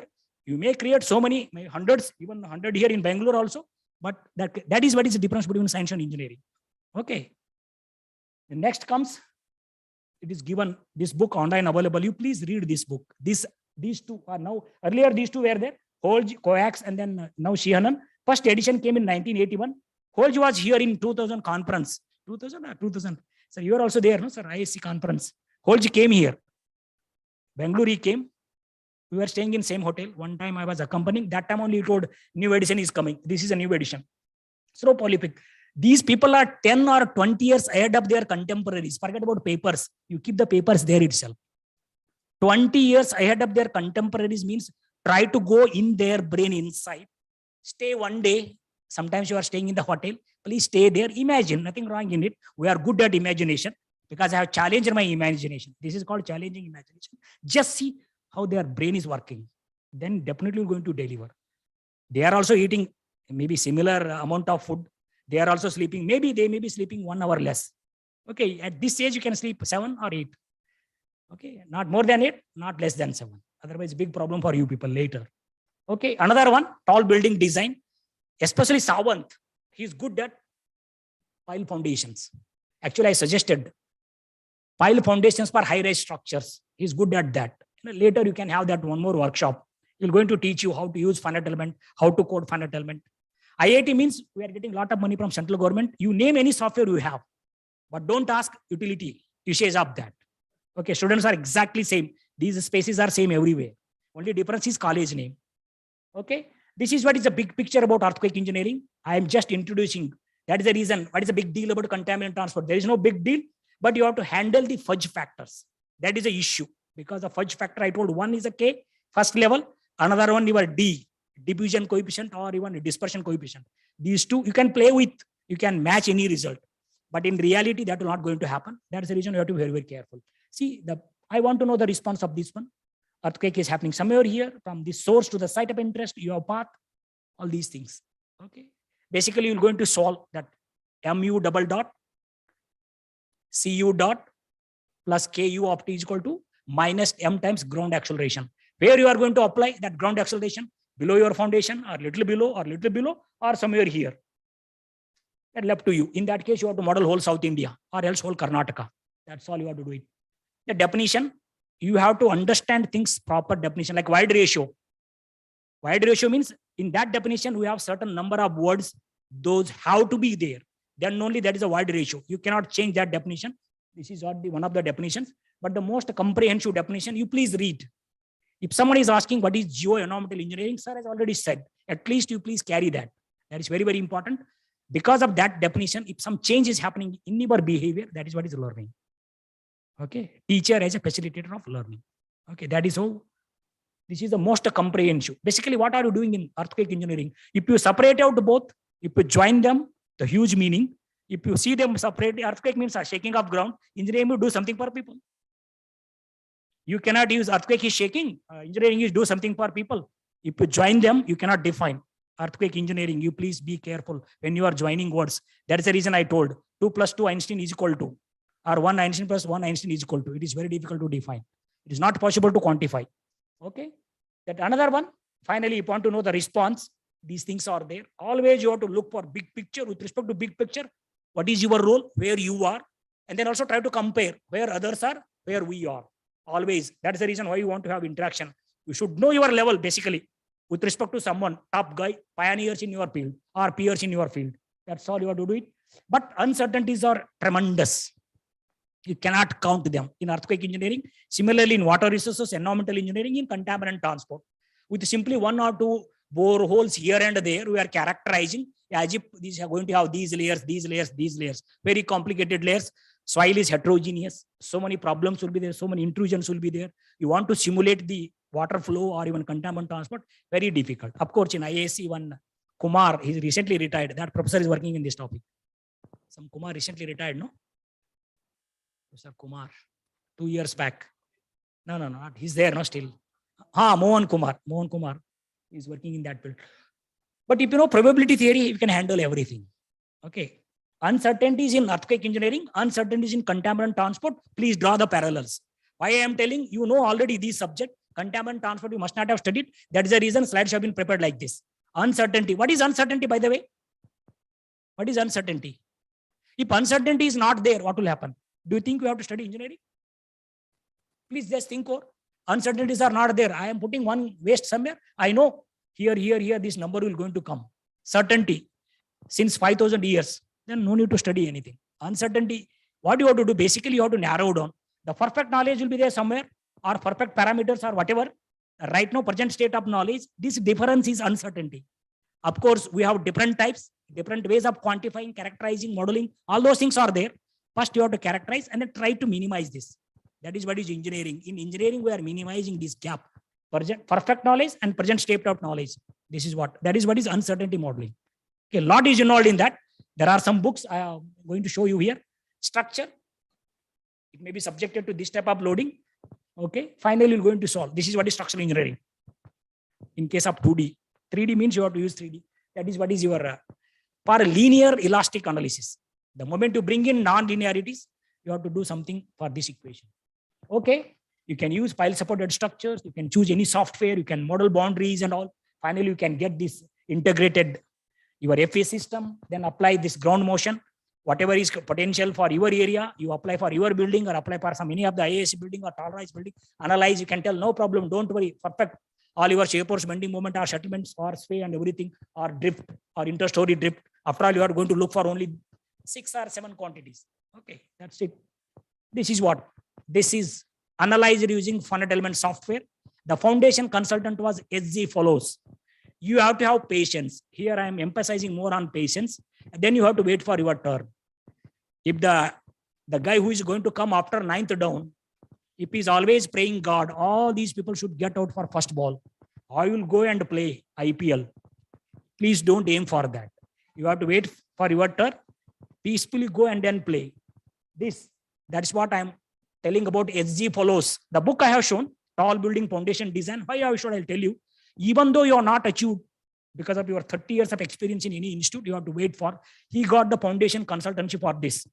In that book, he has covered. After all, that whole book is 5 case studies. Case study means actual instrumentation. They could able to test the pile of more than 75 meter long. In India, it is ruled out. In India, we have not done pile group test as of now with even 40 centimeter diameter pile. 2 you have done. Lateral loading is very easy, but axial loading is very, very tough. We could not able to do it. Simply by doing test on single file, doing some simulations and analysis, we could able to get the group settlement and group load carrying capacity. With that gut feeling, we are building everything. Even in your all bridge piers are there, no, in Bangalore, all have been done. Of course, a lot of factor of safety. Okay, but you have to use very low. But if you don't know many things, you will going to put all our blunder in the name of those factor of safeties. This is what is analyzed using finite element software. Okay. Then why do or how do geoenvironmental engineers miss the big picture? You just think, or you already listen, you already seen some slides. How will going to miss the big picture? Not knowing properly. First place is collection of waste. That is very, very important. You will never force someone to segregate at the source itself. That is very, very important. It is, though it is a simple, you have to implement afterwards so many other things. That is what is the first. Then many a times you will be not knowing what is the biggest problem, and then how do you solve the biggest problem. We are working towards. I will show some slides. Okay, this is what I have shown as a big picture about our landfill, whatever your sanitary or municipal solid waste landfill or even slag ashes. See, starts with the collection and all other things. Okay, you please go through that. Then sir already shown with respect to high income countries, this is a lower income. We are coming under this, even though we are very rich, but our treasury is buried. It is not exposed. Only government should make a law. In India, no one should have more than 1 crore. One couple means only maximum 1 crore bank balance, not more than that. Then you see how much money will going to come out. Yeah, anything may happen in future. Please, that's the reason. Don't save too much money. Enjoy your life. Days are not far away. Days are not far away. This rule will going to come. Okay. See, this is what usually your municipal solid waste means. All these things will be there. But I don't know any strategies this municipality is following to collect all the waste from this big Bangalore. Okay. See, this is what landfill earlier I have shown. Now, see, first what you have to do, in case if you are not smart enough, if you don't know what is coupled analysis, you don't know what are coupled differential equation, how to solve them, at least part by part. In order to eat 20 chapatis, what is the best way? You take all 20 at a time, you hold, eat. It is not a correct way, right? What do you do? Take one chapati, make 4 or 5 pieces. You may take some time. Exactly you have to follow. Of course, when you are doing this segregation, you may miss out some information. Hardly you're going to miss out little. Okay, that's what. First, do the flow modeling. That is very easy. Simply solution of your Laplace equation or Poisson equation. That is del square H. You are supposed to be smart. Here you use your smartness 10 times faster than me. I will write differential equation on this imaginary screen. Del square S by del X square plus del square H by del Y square plus del square H by del Z square is equal to SS del H by del T plus R. Source and sink. When you are not able to model, you put under that. Residue will be there. No, residual always in mathematics. If they are not able to, they know, yes, there is something, but I don't know how to quantify. Put under that. That is what exactly you are solving in flow modeling. You can consider a big area where you have n number of rivers, then you have a boundaries, then you have a lakes, then you have a observation wells, or you are drawing water for some purpose. All those things can model. You can use a ModFlow. ModFlow is a freely available software, finite difference software. But finite element and all, some are available, you can purchase. FE Flow is a very powerful software. I don't know whether IAC is having or not. I am sure they don't have here. But maybe in your Bangalore University also they may not be having. FE Flow is a very powerful. You can literally model whole India. Even saltwater intrusion, everything you have to model, but only thing you have to collect the data. It is like a garbage in, garbage out. No doubt you're going to give colorful pictures. You're never going to make out anything. Okay, this is one of the areas considered in one of the books. Okay. But here hydrologic balance is very, very important. When you use mathematics, when you use a computer, you have to be very, very careful. You have to follow all those 5 laws. All 5 laws may not be applicable in a particular problem, but especially here, you have to follow all those somehow without angular momentum. You leave out angular momentum, you start with, I have already shown for you. You please see this carefully. That's the reason I told 10 times faster than me. Whatever you are making, go back in time and then correlate, store in your head. Okay. But one important thing, you can say it is a caution. You see, more than theory, practical knowledge and experience are necessary for analysis of contaminant transport problems.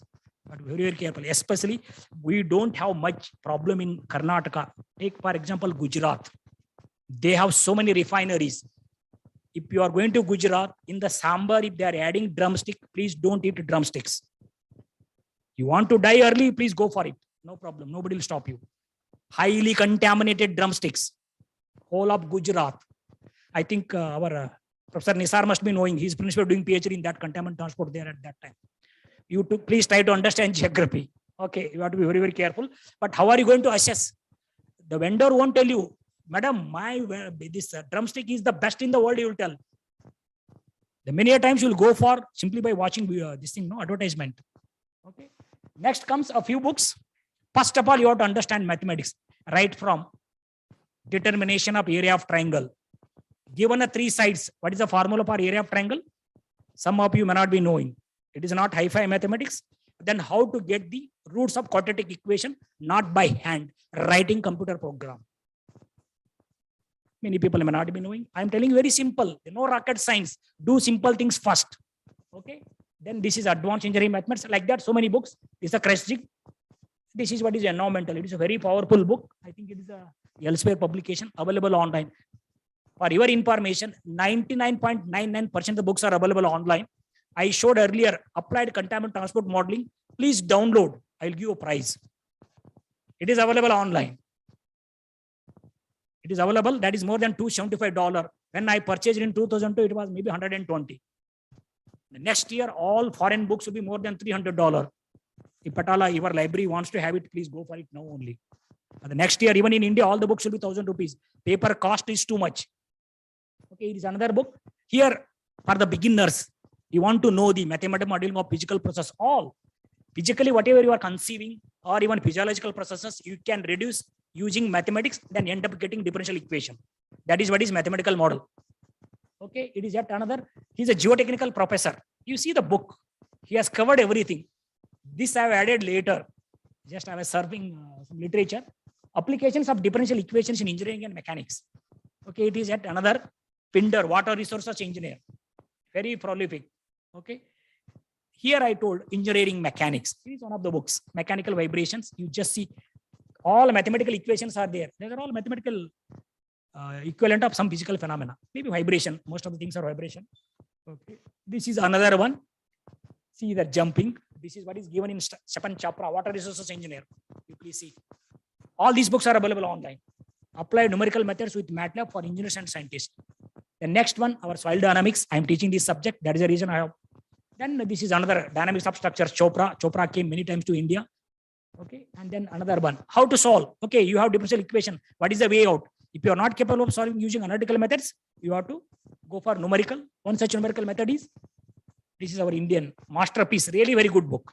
Okay. 4th edition available Indian print. Right now it is 800 rupees. Next year it will be more than 1,000. Please. Yesterday he was here.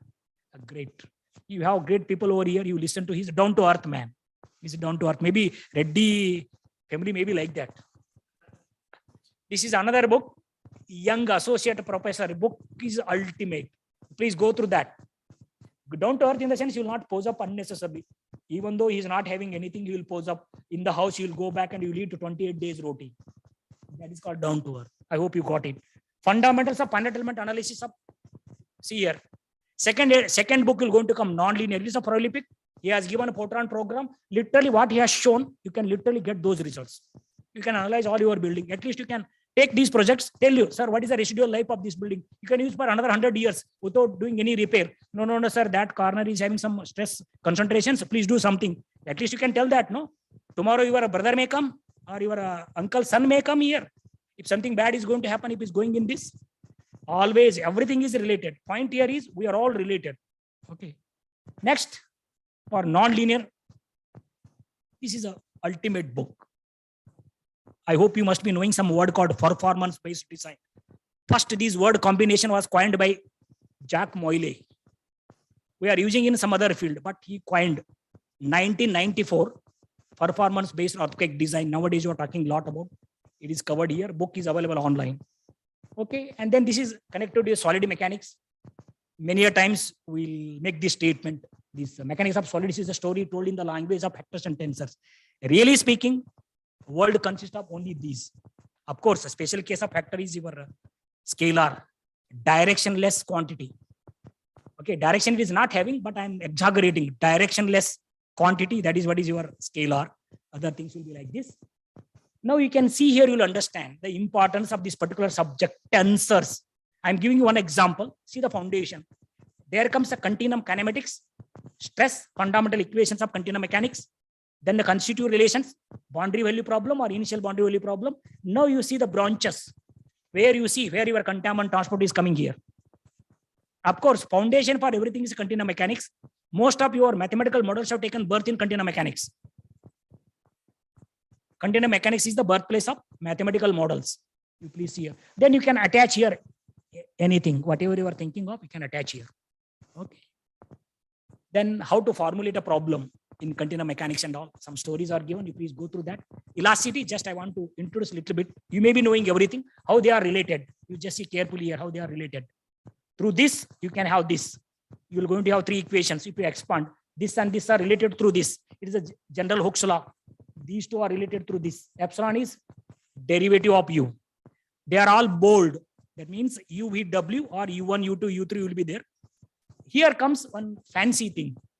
I want to tell you a little bit about finite element. I love finite element. Basically, I'm using finite element for most of our solutions, but I'm not telling this is the only way. There are other numerical methods. See, basically, this is what your differential equation. Hey, for example, you have some setup here. It is subjected to axial pull or push. If at all you want to reduce this physical problem into equivalent, mathematical model is only this. You may have some body force all along the length or rod. If it is there, then otherwise 0. See, 0 to L. Consider 0 to L. These are the x is equal to 0. Anyway, it's supposed to be fixed. Otherwise, it will move here and there. Okay. And then at one end, you may have 0 load or you may have load. EA, du or dx. This is a strain. Okay. This is the area. Young's modulus into strain is what? Stress. Stress into area is what? Force. Some load. See, this is what. Now you see, if you express in this form, it is called as a strong form. Usually you'll see this in mathematics. That is called as strong form representation. It doesn't mean that is a strong equation. Now in finite element, what are you doing? It is a 1D problem. We're going to use integration by parts. And this equation, you see carefully. Then we're going to introduce some C0 continuity and this and that. Then these are the finite element approximation. U is equal to Ni Ui. These Ni are known functions of X. It is a 1D. Otherwise, it is Ni of X, Y, Z. Ni of X for 1D, Ni of X, Y. Or Ni of X, Y, Z, those who have studied this finite element. Before getting BTech degree, please try to take this course, finite element. You have a tremendous application. Especially, I'll tell you one important thing. My second MTech student is the main developer of NISA software sitting in Pune. He's paid more than 5 times my salary. In in India, maximum salary is 2.5 lakh plus. Not more than that. Governor, this president, vice president, prime minister, live apart. IAS officer, cabinet secretary, what calling, no? 2.5 plus salary. That's all. Our director is little less than that. Because they are, maybe he's, I don't know, he's under secretary or someone, that salary. Please see. Now you see basically what I have done here.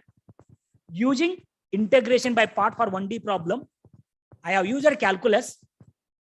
Then somehow I'm going to satisfy this differential equation. Then I end up getting this algebraic equation. It is a linear differential equation. I hope you know how to classify differential equation, linear, non-linear, whether it is OD or PDE. See here. If it is a linear, you're going to get Ku is equal to R. You can get K and R, then you can get U. All displacement formulation. Once you know the U, in the previous slide, I've shown the relation between U and strain. From the strain, you're going to get the stresses using constitutive relation or stress-strain relation. Once you know the stress, you can go for principal stresses and strains. There comes a failure theories. Whether it is going to fail or not, you can use. That is how we're going to use that in design. That's all. This is why we related. Okay, this is what is captured in this. This is called big picture about finite element. Everything is there in this. Your dynamics, statics, and of course contaminant. They are not there because we are using energy formulation here. You can see here.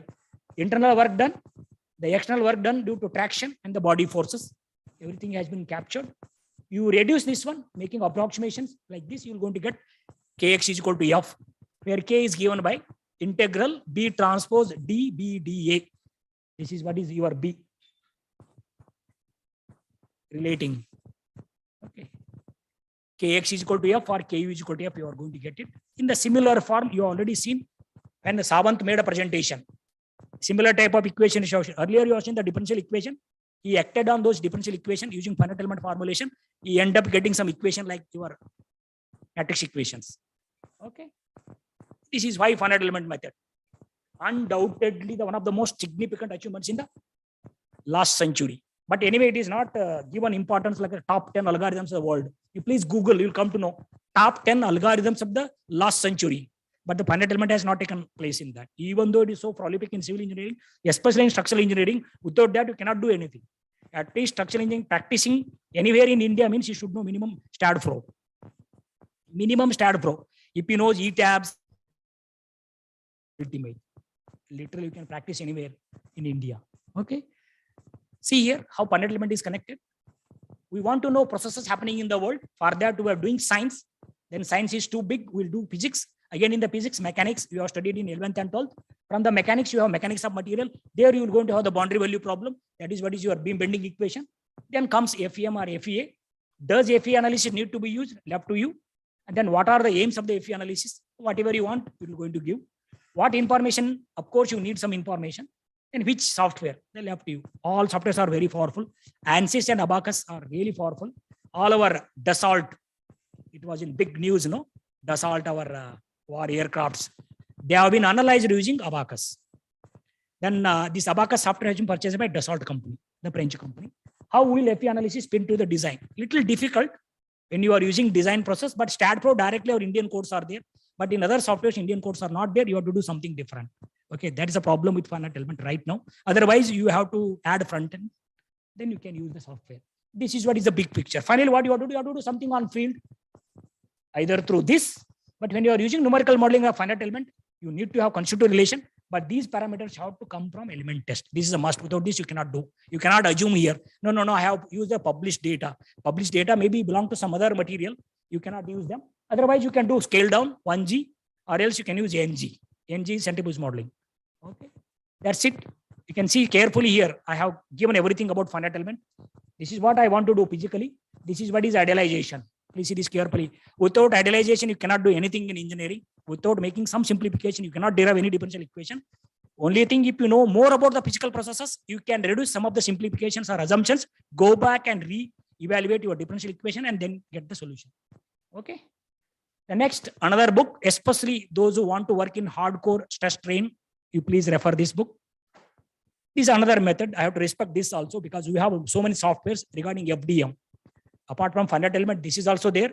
The fluid dynamics guys, they are using finite volume method also. Okay. Here, this book I have already shown. You please go through that. Those who want to make a small beginning, I want to tell you one thing.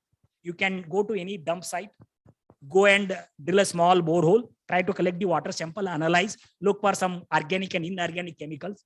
In case if you are unattended, in future rainfall, what will happen? Okay, how much this leachate will going to migrate? For that reason, there is a software called CTRON, Contaminant Transport Modeling using finite element, available freely. You please write down this, or else you can type www.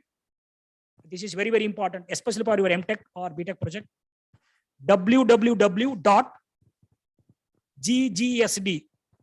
G for God, ggsd.com. You can search later. Geotechnical and geoenvironmental software directory. Maybe 60% of the softwares are shareware and public domain. Some are commercial, you have to purchase. Okay, you tell, I am student, sir, I want to use for 1 month. They will going to give a license for 1 month. Please do that. Asking works. Okay, anyway, they will think, oh, Indian guys are using, let them use. We have got most of the softwares. They will going to get all the software. This is the ultimate. Another book, you please see this carefully. Contaminant transport and then groundwater flow. This is what I was telling earlier, this Anderson, lady professor. The Jung did a PhD with her. This Jung went 100 times ahead of that lady. That's just relation. You can also, this book. Another book written by our Telugu professor. You see, Vedat Batu, available online, is so big book. He has covered maybe in 200 or 300 pages, uncertainty analysis. Okay, quantifying the uncertainty and propagating the uncertainty in subsurface flow modeling. Subsurface flow modeling is below ground with water. This is so good book. And some other books are also there, a little advanced level in order to understand properly these things. You can refer this clerk book. It is yet another one. This is what I was referring. It is again masterpiece. Third edition has come. I have put second edition. Water quality engineering in natural systems. First, you have to study this before studying or attempting the subsurface. First, at least understand. All the processes are happening. Whatever processes I mentioned as part of contaminant transport, all are happening. You please go through. This is very good book. He is having water resource engineering book. That is also number 1. Fluid mechanics book is also there. Water resource engineering third edition is available online. Then fluid mechanics second edition is there. Okay, it is another one. Someone was asking, you can develop your own program if you are good at MATLAB. MATLAB is free. Simply download, install. Then so many subroutines are there. Simply join them while writing program. You can literally solve. You can model at least maybe 1 or 2 waste dump in and around how that area will going to affect. Then what are the health hazards to the inhabitants. Okay, this is another one regarding uncertainty. It is my another research area. reliability analysis and all, probabilistic modeling, stochastic methods for flow in porous media, coping with uncertainties. He has explained so well. You please see. Then you please see their name. My student, I was telling you, my first PhD was on this topic. He is the one published 12 journal papers. That time I was not having enough students. He was the only one. First 4 years, I spent a lot of time. Later, he published this book. Okay. Mesh-free methods, application in contaminant transport through porous media. Your back page also given. It is just a proof. You search, it is there. This one book. Similarly, one more book with my Italian friends that is related to probabilistic seismic hazard analysis. That is also available. One monograph with IIT money I have written, especially application of probability in geotechnical engineering. That has not yet come out. Okay, I have to do a lot. Unless it has some stuff, I will not publish because I don't want to confuse others. Okay, book writing is not easy. And that to write from page number 1 to till the end, you have to follow the consistency. In one book, some notation for some for the same statement, some other notation, one should not. Okay, it's a difficult task. It is another book. Okay, it is. Now you see carefully here, importance of the subject. That cover page of the top journal, if they are publishing, is one of the papers published in that particular issue. They have pulled out some figures. You have to aim for. What is what you can say? It is a breaking news type, no? For that issue, there is a breaking news. See this carefully how they are doing. Okay, even sir touched upon some issues related to that. Another one you see here, especially it is a landfill subject. Sustainable practices for landfill design and operation. Okay, sir also covered. You can refer sir's present book, Sustainability Engineering. Everything is there. Okay. Now, mathematical modeling and mathematical models, I'll touch upon a little bit. First, you see why. Just imagine before building any physical setup, can you address or can you get some simple answer to these questions? It is possible simply by computer modeling. How is it possible to use computer simulation to predict the behavior of some process that has not yet happened? Please see here. It is a question. It looks very fancy, right? But one thing I want to tell you for your other knowledge, society is always 10 times or 10 years ahead of present. Please try to understand. Society is at least 10 years ahead of the present knowledge. Please try to understand. The only thing we have not gathered the information. How to model that? What will happen 10 years down the line? I'll tell you straight away. 10 years down the line here, people who are wearing specs will be more. This is what earlier I used to say only 10 people. Now 90% of people are wearing specs. You want to give break for tea or closed? Huh? The sir session? Okay, then I'll quickly show one model. Okay, you please see. This is what I have said. To verify this truth, you please, any of the continuum mechanics book you see. I have not shown any book. Mathematical model, numerical method, computer. Mathematics is the language of nature. Why it is language of nature? We want to construct the mathematical models in order to understand the processes happening, and also we want to make the predictions for future. Now you can see here, objective. These have questions you have to answer. Then the mathematical model and modeling. This is possible. In order to do something great in mathematical modeling, how can I develop thinking and generate ideas? This is very, very important. Okay, thinking, don't think whatever you are doing is that thinking. But one thing I want to tell you, problem identification and formulation. First thing, that requires critical thinking. If at all you want to identify a problem and you want to formulate, that requires critical thinking. In case you want to get the solution, that requires creative thinking.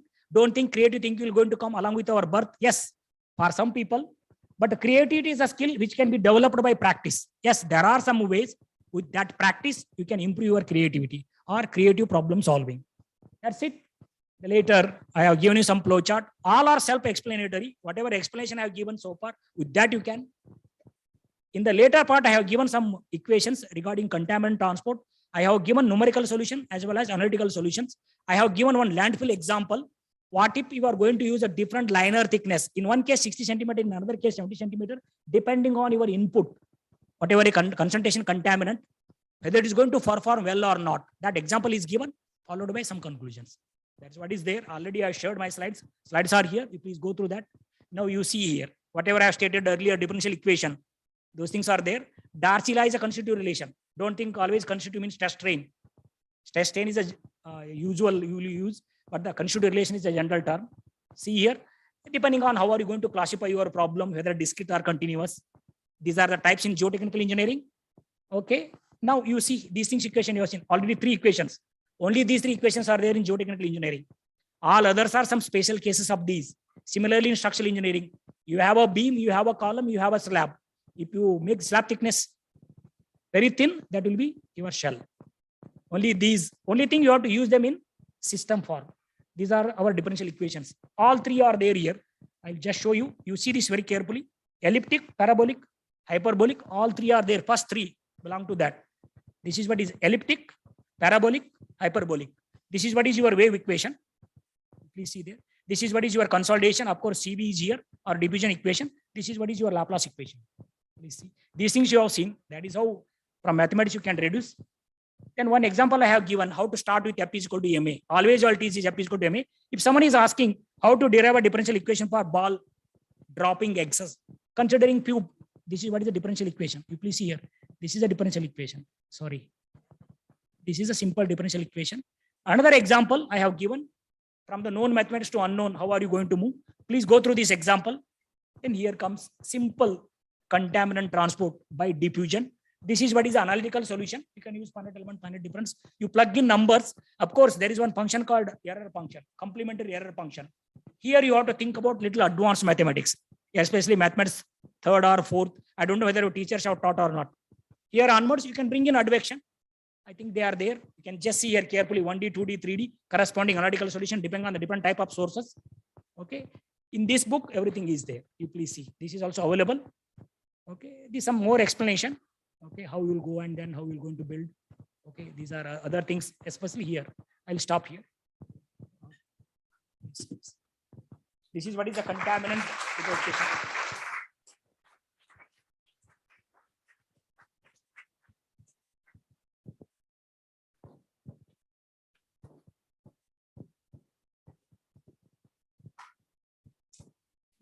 Then before I give the bucket to him, I want to make one statement.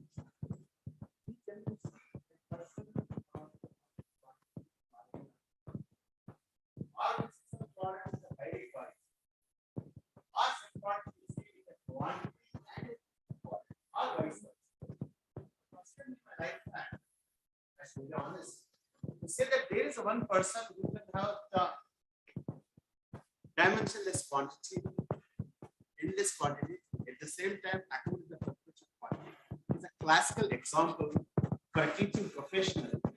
How one is strong on the dash, more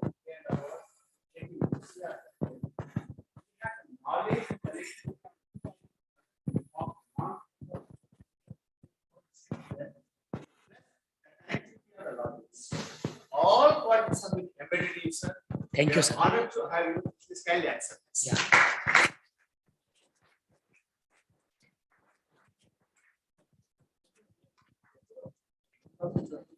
I will close session is that.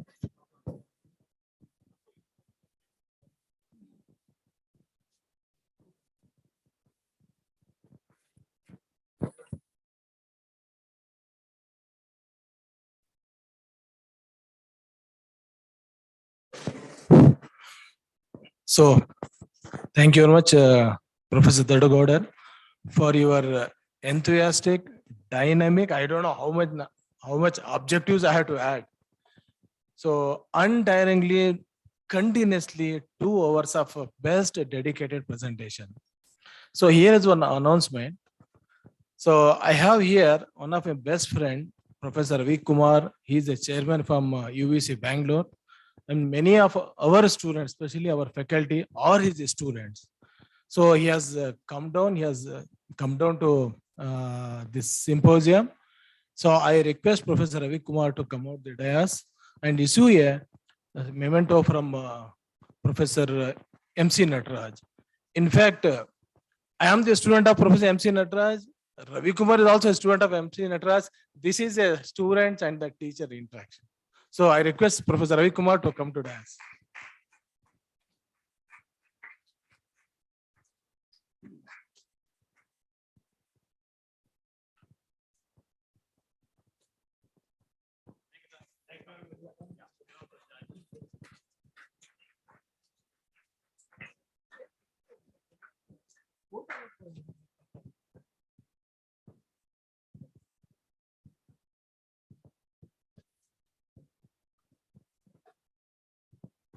So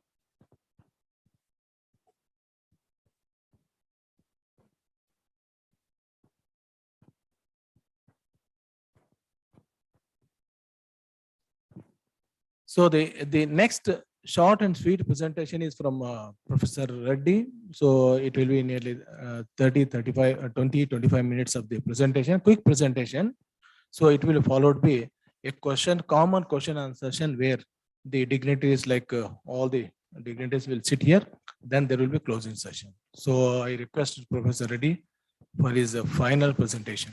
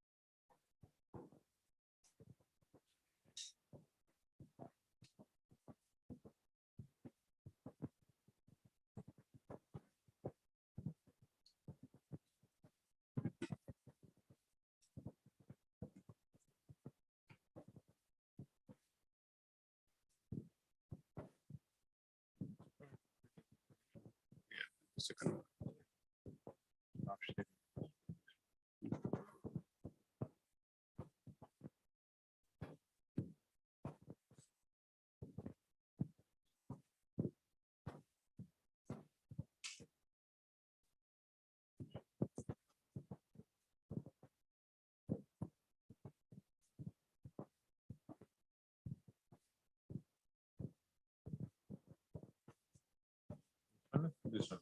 Yeah, that's it.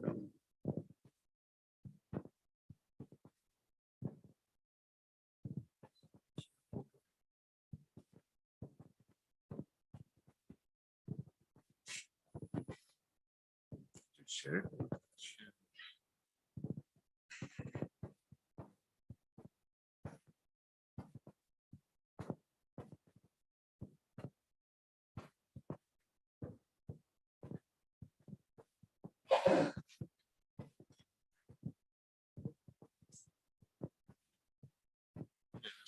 Yeah.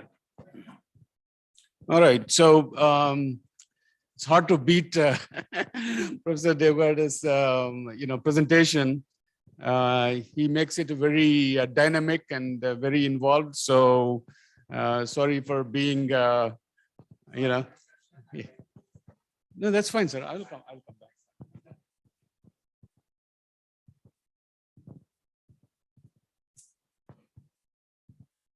All right. So what I want to do is, I want to be very brief, but let you know. I mean, this research that we are doing, it's more related to US conditions, but not related to Indian conditions. But I want to tell you why, some people are doing research on this one, but, you need to understand the limitations of those kinds of researches.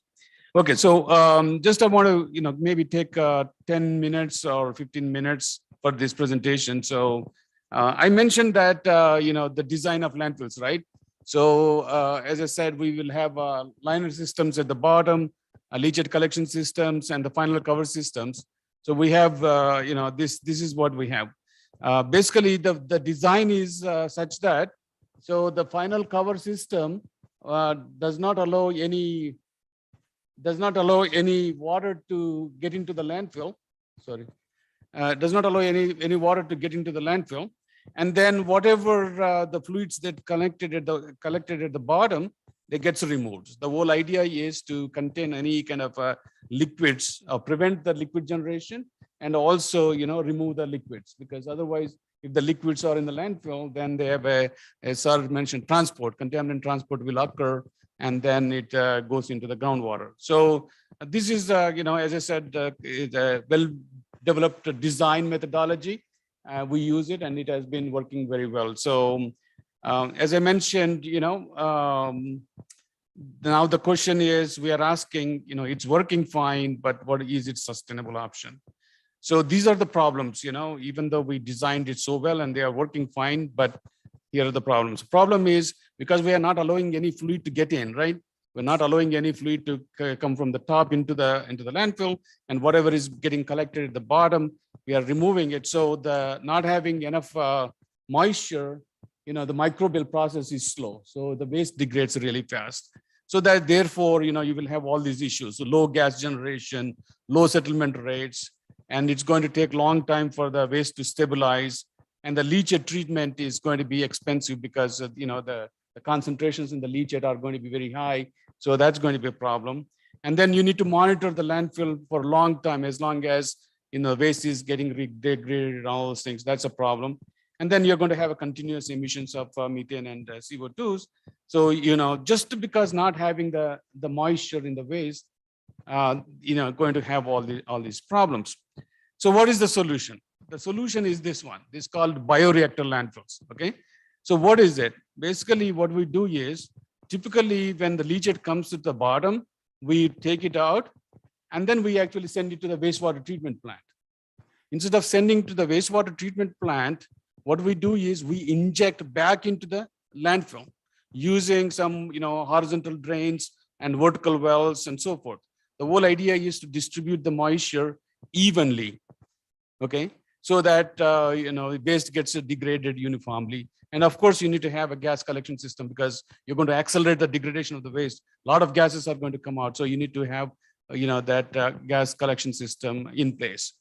So this offers all kinds of benefits that I mentioned with the conventional landfill. If you don't have this leachate injection system, all the things that I mentioned in the previous slide with the conventional landfills, you're going to have issues. So this is going to be solving all kinds of issues. And I also, kind of making it a treatment system. So it's not easy. I mean, a lot of these landfill owners, they want to put a lot of liquids and they can generate the money. But environmental regulations are very strict. They don't want you to put anything they want into the waste and then, cause a lot of problems. So we have a lot of strict guidelines on what can be done even for research. So the point that I want to mention is this is an important point I want to mention if you are an Indian researcher, in terms of this bioreactor landfills.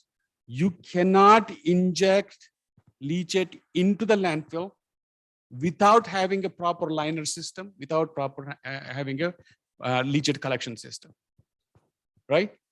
So if you are, doing this one for dump sites, this is no good because you're basically making the problem worse. So if you see any, Indian researchers doing research on these bioreactor landfills, you ask them, do they have the liner system at the bottom, leachate collection system at the bottom? So if, I get the understanding that you don't have engineered landfills for municipal solid waste, then how can you do the bioreactor landfill concept? So that's the, you can, use this one only at the locations where you have the engineered landfill. If it is not engineered, then you cannot really use it. So I'll go to this. There are a lot of research that looks at the benefits of this one. And then what I will do is I will, instead of, okay, maybe just it's probably easier to go through this one. Let me just, okay. The question is, I want to show you something. Yeah. So how do we inject the leachate? That's the, couple of things I want to show you. The liquids that are available to inject inject into the waste, that could be landfill leachate or industrial wastewater or biosolids or, groundwater or stormwater. Now, how do you inject it? This is the drip irrigation system. You can put it in the landfill and inject it. You can have a spray head application during the placement. You can put this one, or you can take the tanker trucks and inject the leachate, or surface infiltration, or shallow surface trenches, or deep surface trenches. And in other cases, you can have these vertical wells, and you can inject into that. So there's a construction of the wells, and then you can put those things and inject it. The other common thing is horizontal trenches. You can dig a trench and put the pipes and inject it, and you gets the leachate distributed. Okay. So or you can have a drainage blanket like this. So there are systems that you can use to inject these systems. But I just want to show you one couple of slides on what we are doing. Even though this is again, it's an experimental stage. This does not have any design guidance and other things. So what we are doing is developing, through our modeling efforts and calibrating the models, we are developing these charts like this one. You can see here. So if you have horizontal trenches, how do we design these things, And then how do you design the vertical wells? So we are basically doing the modeling techniques to develop these tools for the slope stability. When you are injecting the liquids into the waste, you are going to increase the pore water pressures, and the slope stability is going to be a very big issue. So how do you manage that one? So that's where we do a lot of research. My students are doing interesting research. So I want to show you one thing that we have done recently is this. This is the one recent PhD that is done. So if you look at these coupled processes in municipal solid waste landfills. So if you think about this one, so you have inerts, you have a biodegradable organics, you have a leachate and air. This is a multi-phase system.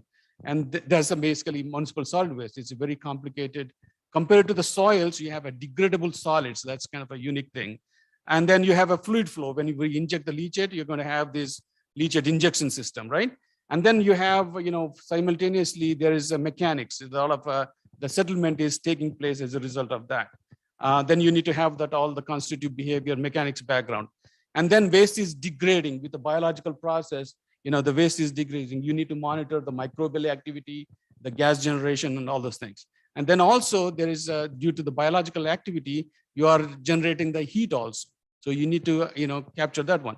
But if you think about these things, fluid flow, mechanics, biochemical, and thermal, these things are coupled to each other. One is affecting the other one. So this is where you need to do this very comprehensive coupled flow mechanical modeling. That's kind of the research that we are doing, and we are developing this, understanding of all these things. So just that one PhD student, he finished recently, and he published papers on this kind of thing. So it shows, as I was mentioning yesterday in the morning, that we identify the problem and we formulate our research, and at the end, we are trying to come up with a solution. So based on this coupled flow modeling, coupled flow, here you see coupled flow, mechanical, and bio, and thermal. So that's a very interesting coupled phenomena that you can capture, and then design the system, operate the system. The whole idea is, these are all happening, but practicing engineer does not care about all these things, right? He doesn't understand all these things. They will ask us, what spacing I need to have wells, or to inject the leachate, how much leachate I need to inject. They need that recommendation. So do you have the spacing of the wells, and then injection scheme, and then everything else, you should have modeled and help them. So that's what, if this can be implemented, a lot of places it is being implemented. What happens is, instead of landfill settling for 30 years, this settlement, everything can be happening in 10 years. So which is a big advantage. So in 10 years, you will solve the problems of leachate, you will solve the problems of gas, and then it degraded, and then you can build something on that one very easily.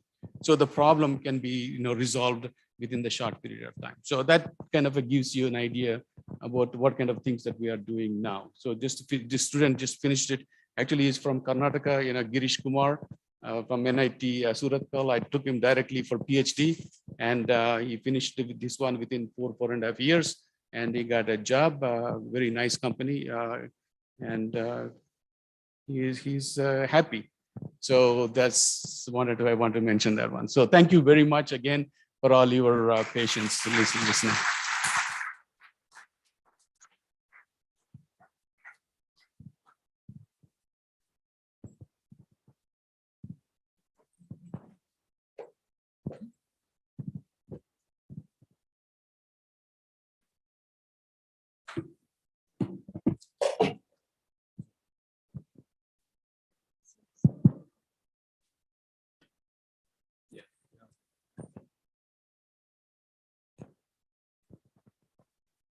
Sir, for the session. Now the floor is open for question and answer session. Anybody has a question?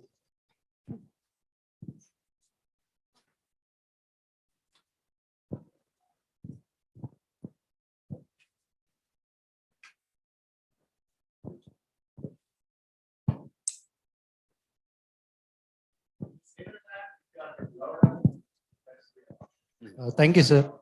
Sir, can you throw some light on aerobic degradation or decomposition of municipal solid waste in actual landfills under aerobic and anaerobic condition.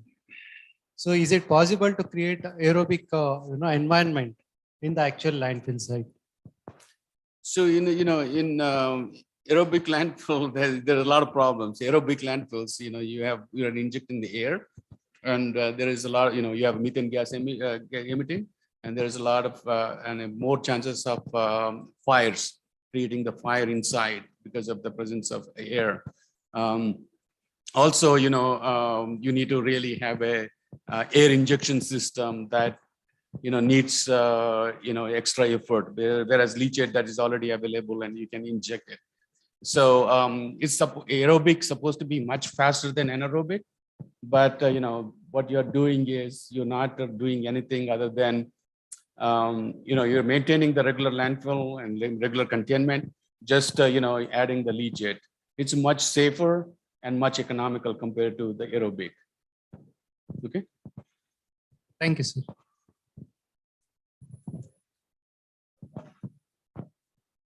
Questions for Sir also. Sir, I don't want to be a hard. I have one question for you on behalf of all of you. I think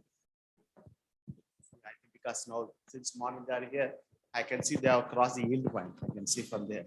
So we will not tax you. After 5 minutes of this technical 1 or 2 questions, you will have an entertainment program from your friends. For sake of all of you, I will see this. I would like to see your position minus 33 years, minus 38 years. I would like to go for that simple. Before that, I have a question for the sir. Yeah. Sir, you can please sit at this. Yeah, it's sir. Thanks. Thing is,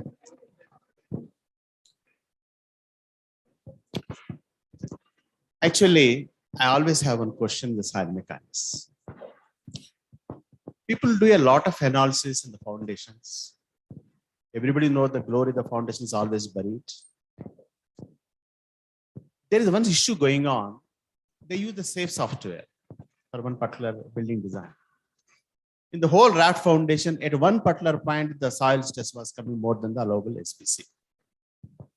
So the departmental people, they are not getting convinced about that. But all possibilities have been exhausted.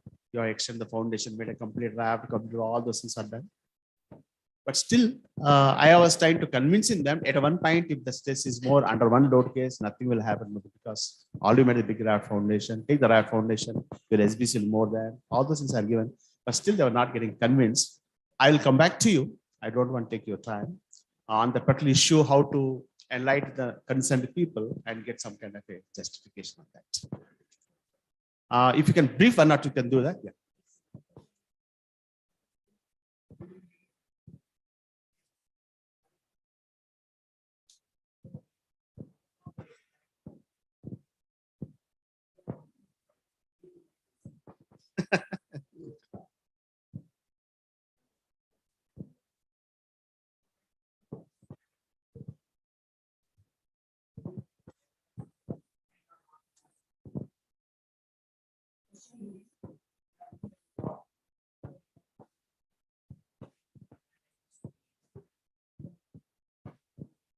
Yeah.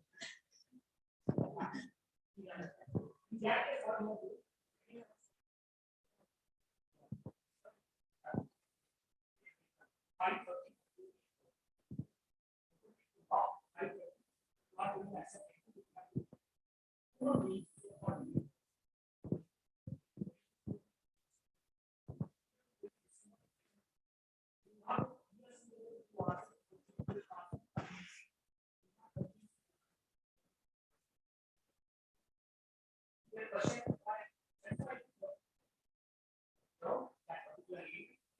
that particularly,